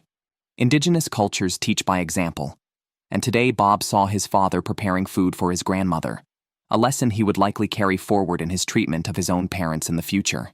Fresh fish served with vegetables and buttered bread as a staple made for a meal far more satisfying than beef in terms of both taste and fulfillment. For the whole community. That's good eating right there. My mother-in-law is going to be really happy. There we go. Chris and his wife were also preparing for winter. Signs of winter had already started to appear in their area. and they were falling behind in gathering necessary supplies. Today, they needed to stock up on firewood, crucial for not freezing in the sub-zero temperatures that could dip to -40 to -50 degrees Celsius. They cut down dead trees into sections and loaded them onto sleds.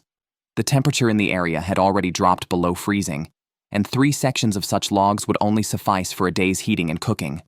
A dead tree could last about a week at most. The dead trees near their home were almost used up, and now collecting firewood meant a 2 to 3 kilometer walk, taking up to 6 hours for a round trip. With daylight hours getting shorter in the winter, there simply wasn't enough time. The recent moose hunting season had not yielded the winter meat they had hoped for, so now both food and firewood were pressing concerns. Spending a whole day preparing just 2 days' worth of firewood left no time for other necessary tasks. They urgently needed a more efficient tool for collecting firewood. Chris eyed an old snowmobile that had been sitting outside for ages, thinking of repairing it to transport firewood. If successful, they could gather a month's supply in 1 day. Jesse was skeptical of the plan, considering the snowmobile almost a piece of junk, which led to some disagreement between them. The saying goes, "A sharp axe won't tire the woodcutter." Chris examined the snowmobile. Aside from its battered appearance and a missing engine cover, the throttle cable and spark plug connections needed fixing, but other parts were still usable. The removed spark plug proved the engine's interior was in good condition, boosting Chris's confidence. He first reattached the fallen throttle cable, then sawed off a section of a trunk from a nearby bush. He drilled a hole in the middle to create a handle for the starter rope. Next, Chris had to address the crucial issue with the ignition coil. The high-voltage wire from the coil was still intact, but the boot that connects it to the spark plug was missing. The boot's role is to direct electricity to the spark plug for ignition. Although its absence wasn't critical, any conductive material could serve as a substitute. Chris used a piece of scrap wire from the seat cushion, cleaned off the rust, and connected the high-voltage wire to the spark plug. The final step was to test the repairs. If he failed, he would have wasted another precious day. But if successful, this vehicle could be instrumental throughout the winter. Initially, the engine sputtered without starting. Suddenly, it roared deafeningly, ran for several seconds, and then abruptly shut down. These issues could usually be resolved by fine-tuning the carburetor. The loud noise was due to the absence of the exhaust pipe. While Chris was busy fixing the snowmobile, Jesse was alone chopping trees. Trees that sounded hollow when knocked were completely dead, although they looked similar to live ones and could be used directly. Jesse grew up in the suburbs of Fairbanks, learning hunting and tree cutting from a young age.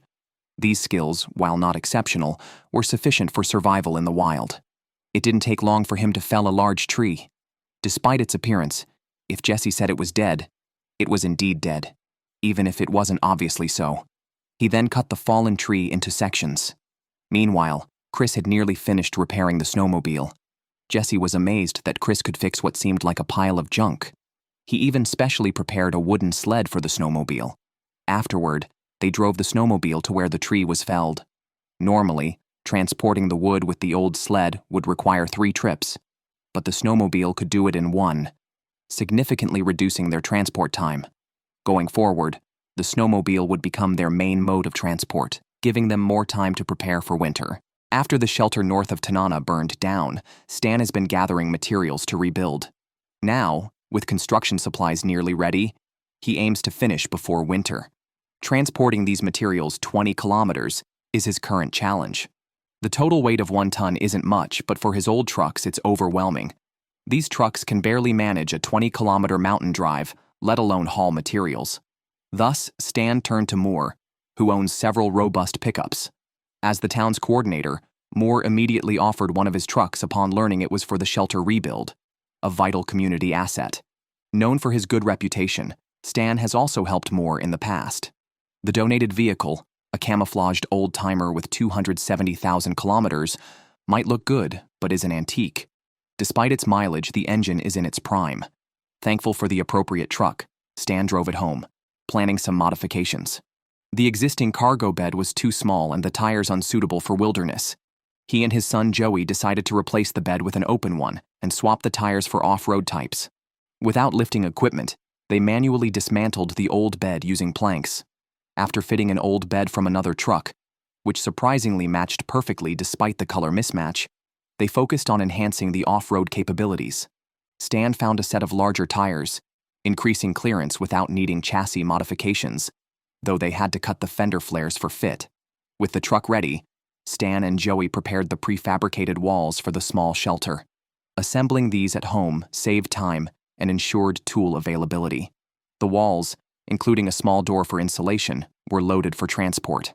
With the Yukon River starting to ice over, they hurried to beat the freezing conditions. Before hitting the wilderness road, they fitted the tires with chains for added traction against the icy mountain paths. With the truck carrying a ton and navigating narrow, treacherous roads, they had to clear obstacles with a chainsaw. This journey to build the remote shelter was challenging, with no rescue services along the way. Stan heard a loud bang from the chassis and found a piece of wood stuck near the drive shaft, with a pipe nearby leaking fluid. It was transmission oil. 30 years ago, trucks needed radiators to cool this oil. Low oil levels could cause the transmission to overheat and seize. Stan used tape and rope to seal the leak, wrapping the rope tightly around the metal pipe and securing it with more tape. After reinforcing it in 3 layers, he started the truck and checked again to ensure there were no leaks before hitting the road. After hours of driving, they reached a steep slope, uncertain if the truck could make it. They pushed on steadily and reached the top, the site for the new trapping shelter. They unloaded all materials and immediately started assembling the cabin, having pre-assembled the walls and floor at home. Working into the night, they secured the erected walls with nails. The shelter didn't need to be pretty, just sturdy. After assembling 3 walls, they decided to call it a night, sleeping in the unfinished cabin. The next day, they continued, finishing with the roof and installing tin tiles for heat insulation, crucial to prevent chimney fires. A fireplace was essential for the shelter. Joey lit the first fire, marking the completion of the refuge, which would provide warmth for hunters, including themselves, in the future. 90 kilometers away at Kosna River, the Chris couple struggled with winter preparations, lacking food and heat. Concerned about surviving the winter, Chris decided to build an outdoor bathhouse with a fireplace and tub to cheer up his wife, using leftover materials from their family home. He crafted a glass wall for the bathhouse, allowing views while bathing, and used a birch tree as a frame, securing it to the tree. The glass door, fitted with hinges, was the finishing touch. While storing food for winter was crucial, so was stocking up on firewood. If these needs weren't met, they might as well enjoy life for a while. Chris lovingly added more wood to the fireplace. 90 kilometers away in Tanana, hunter Charlie, clutching his waist, searched the woods and then raised his shotgun at a grouse perched in a tree. It was an overkill for such a small target. Charlie strode forward to pick up the nearly 2-pound grouse. His grouse hunting today was not for pleasure but to prepare for the upcoming trapping season. Having caught little fish during the summer, he lacked fish meat for bait, prompting him to hunt grouse instead. 1 grouse could supply 8 traps. Back home, Charlie prepared to section the grouse. The feathered legs would serve as bait for 2 traps, the wings for 4, and the head and neck for 1 each. For years, the Athabascan people have treated trapping as a livelihood, with mink being a primary fur source. The bait would be enhanced with a secret ingredient, fermented beaver musk, or allowed to rot for a stronger smell. Due to time constraints, Charlie opted for the more potent fermented musk, which was so foul that it made him nauseous. His principle was simple: the fouler, the better, ideally reaching up to 10 kilometers away. He endured the stench as he mixed the beaver musk with grouse innards in a glass jar, heating it to maximize the scent. After several hours of fermenting, Charlie set out to check the results. With traps in hand, he rode his snowmobile to the edge of town. The enticing effect was strong enough to lure minks from afar.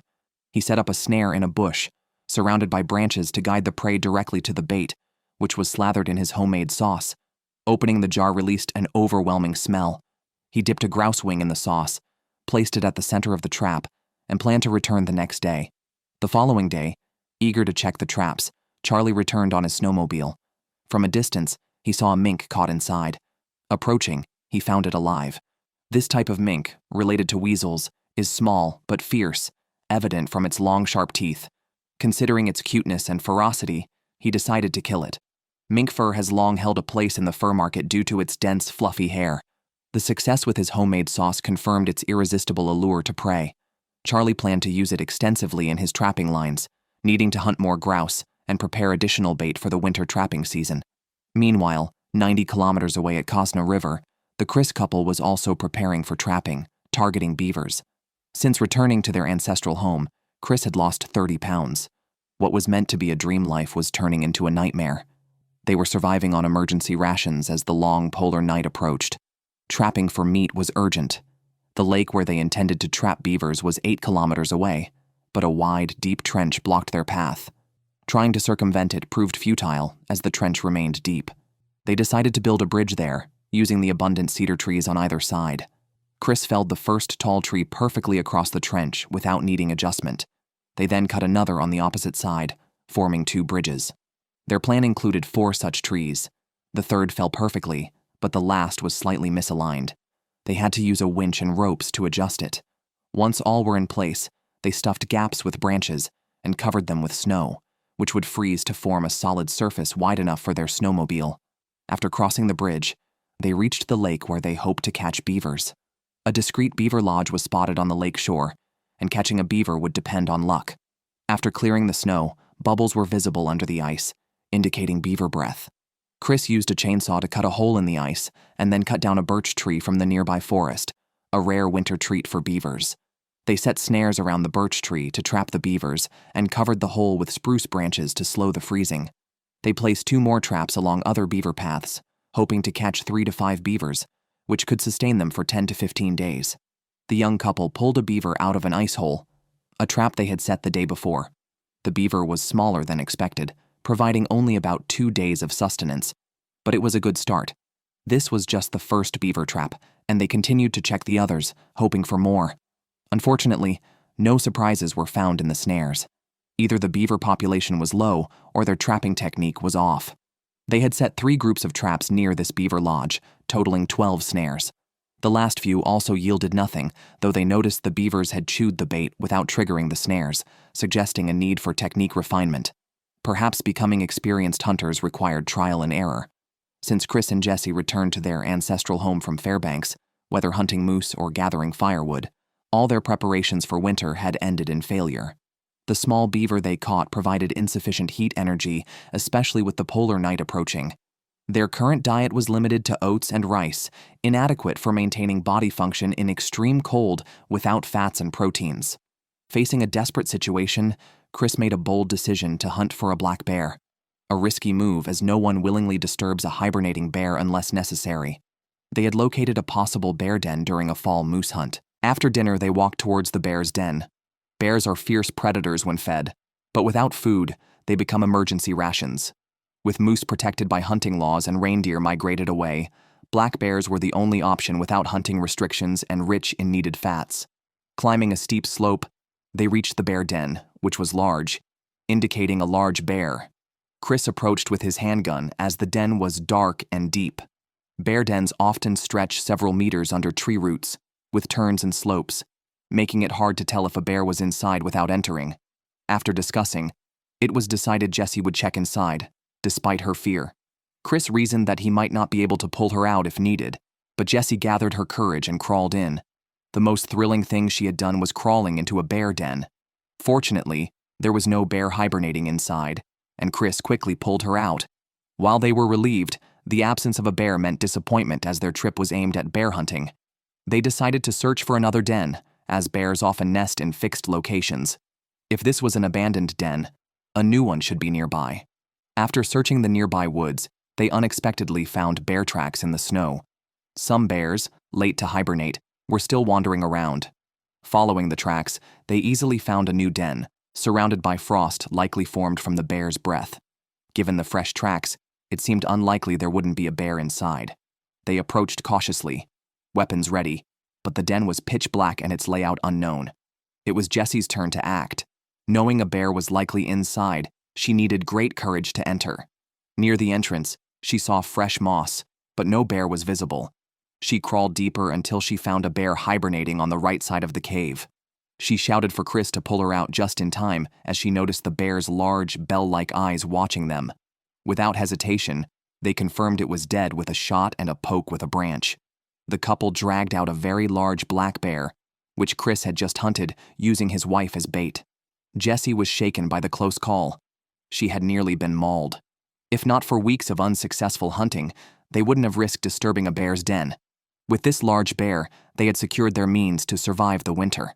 Despite the meat they now had, Jessie still felt a lingering fear.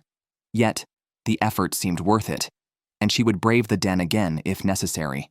Back home, they butchered the bear, which had stored a lot of fat before hibernation. The fat, combined with their remaining grains, was enough to last until spring. The difficulty of surviving the winter here was greater than anticipated, but the couple managed to overcome the challenges. They planned to cook and can the bear meat for long-term storage. 90 kilometers away in Tanana, the Moore family had traded sled dogs for 4 goats to survive the winter. When feeding them today, they noticed one goat was disinterested in food. Years of experience with dogs suggested the goat was ill, evidenced by discharge around its eyes. To prevent the illness from spreading, they isolated the goat in a tool shed and gave it an intravenous injection of saline for hydration, supplemented with vitamin B12, similar to an antibiotic treatment. The next day, Moore checked on the sick goat and found no more eye discharge, indicating improvement. They returned it to the pen where it began to eat again. With winter in full swing, they planned to cull the goats in a few weeks. Perhaps understanding their plans, one goat escaped the next day. Curious how it managed to jump the 1.5-meter-high fence, they found tracks showing it had stood on a box in the middle of the pen and leaped over the fence. Moore had planned to wait for the goats to fatten up before slaughtering them, but now it seemed necessary to expedite the process and find the escaped goat first.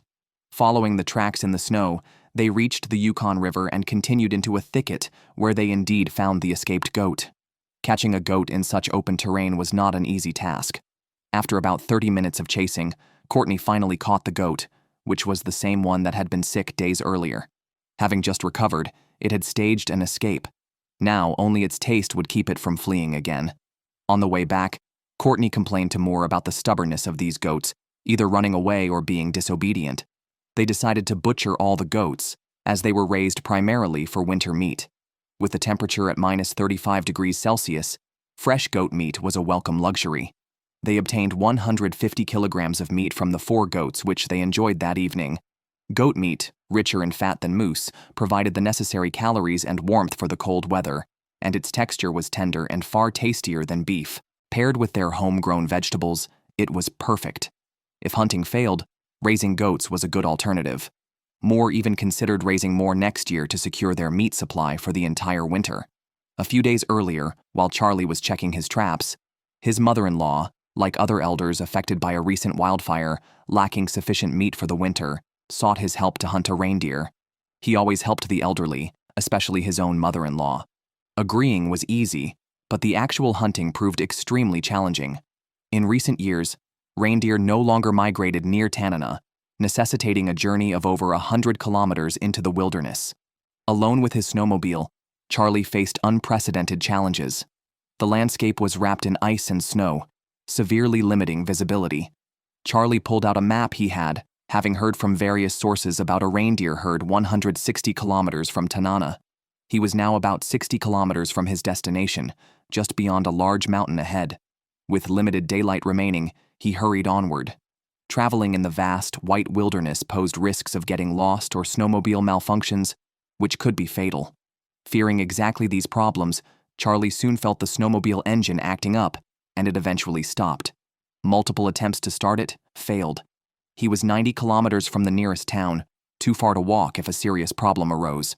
He dismantled the protective cover to inspect, knowing that fuel systems often clog due to the cold. He found ice in one of the fuel lines, likely causing insufficient fuel supply. Wrapping the fuel line into a small coil, he poured hot tea from his thermos over it. A gentle blow cleared the ice inside. After reassembling and trying to start it again, the snowmobile worked, solving the issue. He then continued the last few kilometers to his destination. Charlie had only seen this mountain range from a plane and had never set foot in this area, let alone hunted here. To prevent getting lost, he frequently checked his map to ensure he was on track towards his final destination. Next, he needed to check the surrounding area for signs of reindeer herds. Most of the vegetation in the mountain forest was buried under snow, and reindeer typically feed on plants exposed at wind-blown sites, which are the most accessible. Soon, Charlie found traces of reindeer trampling, indicating a herd of about 50 to 100. The presence of tracks suggested that the herd was hiding nearby, though he had not yet located them. A white ice fog was drifting towards him from not far away and was expected to reach his location within half an hour. With no shelter on the mountaintop and easy disorientation, coupled with a sudden drop in temperature, it was too risky to continue hunting there for deer meat. Charlie decided to abandon the search for the mountaintop herd and turned to a nearby valley instead, hoping to find smaller groups of migrating reindeer. These reindeer were elusive, but scattered footprints in the snow, likely left that morning and numbering between 3 to 5, gave him hope. The tracks indicated the direction the reindeer had taken, so he no longer needed to search blindly. Following the tracks for a distance, he spotted 3 reindeer darting through the woods. Their movement and the obstructing trees made it difficult to get a clear shot. Charlie drove his snowmobile ahead to intercept them. At the first opportunity, he jumped off, aimed his rifle at the last one in line, and fired. The first shot missed, but after a quick adjustment, his second shot hit, and he saw the reindeer slowly fall. He could have taken down the first 2 as well, but chose not to. For them, having enough was sufficient. He approached the downed animal, skinned it with a knife, and the appealing venison was revealed.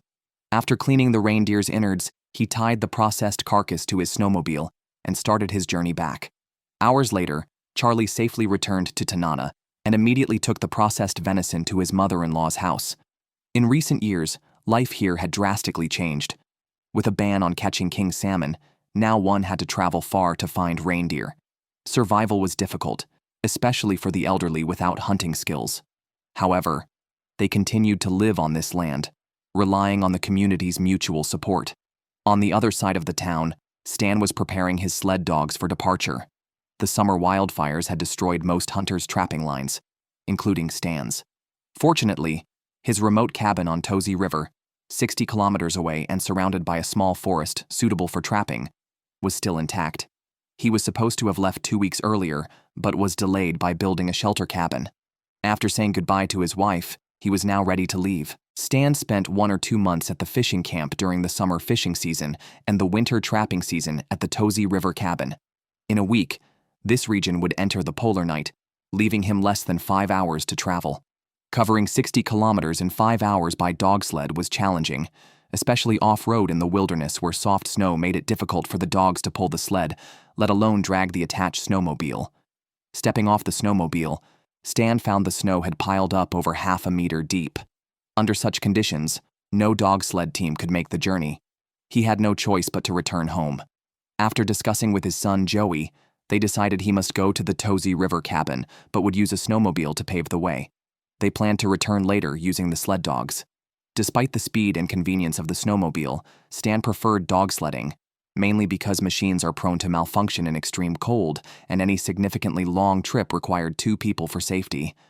It's clear how risky it was for Charlie to travel 160 kilometers alone just for meat. As night was about to fall, they were still making their way through the wilderness. With fresh snow about half a meter thick, sometimes the snowmobile would malfunction. Getting stuck or tipping over was common, especially over the rugged last few kilometers. At one point, Stan's snowmobile got trapped on an uphill section of a creek and couldn't make it up, forcing them to shovel snow. The water temperature near Thaw River is significantly higher than at the mountain base, keeping the ice in a precarious state. Crossing these river areas at night only doubles the danger. Despite their efforts, they still hadn't reached the cabin before dark. They were only a few hundred meters away, but Thaw River lay in front of them with some overflow, indicating that parts of the ice hadn't frozen solid. To be cautious, Stan checked the ice, finding many spots that sounded hollow when knocked. Overflowing areas might not be dangerous, but hollow-sounding ice definitely was. At that moment, Joey spotted tracks of a Wolverine that had crossed the ice. Sometimes animals have a better sense of danger than humans, so they decided to try crossing where the Wolverine had passed. For safety, they throttled up and rushed across. Once they crossed Thaw River, they arrived at the cabin. Opening a route to this place during this season was not easy. Once the road was opened, subsequent travel would be easier and worth the effort. Inside the cabin, they fired up the stove and prepared a hot meal. The day's fatigue vanished. Stan could now focus on trapping. Fur was their main source of income, and despite the difficulties, they would persist.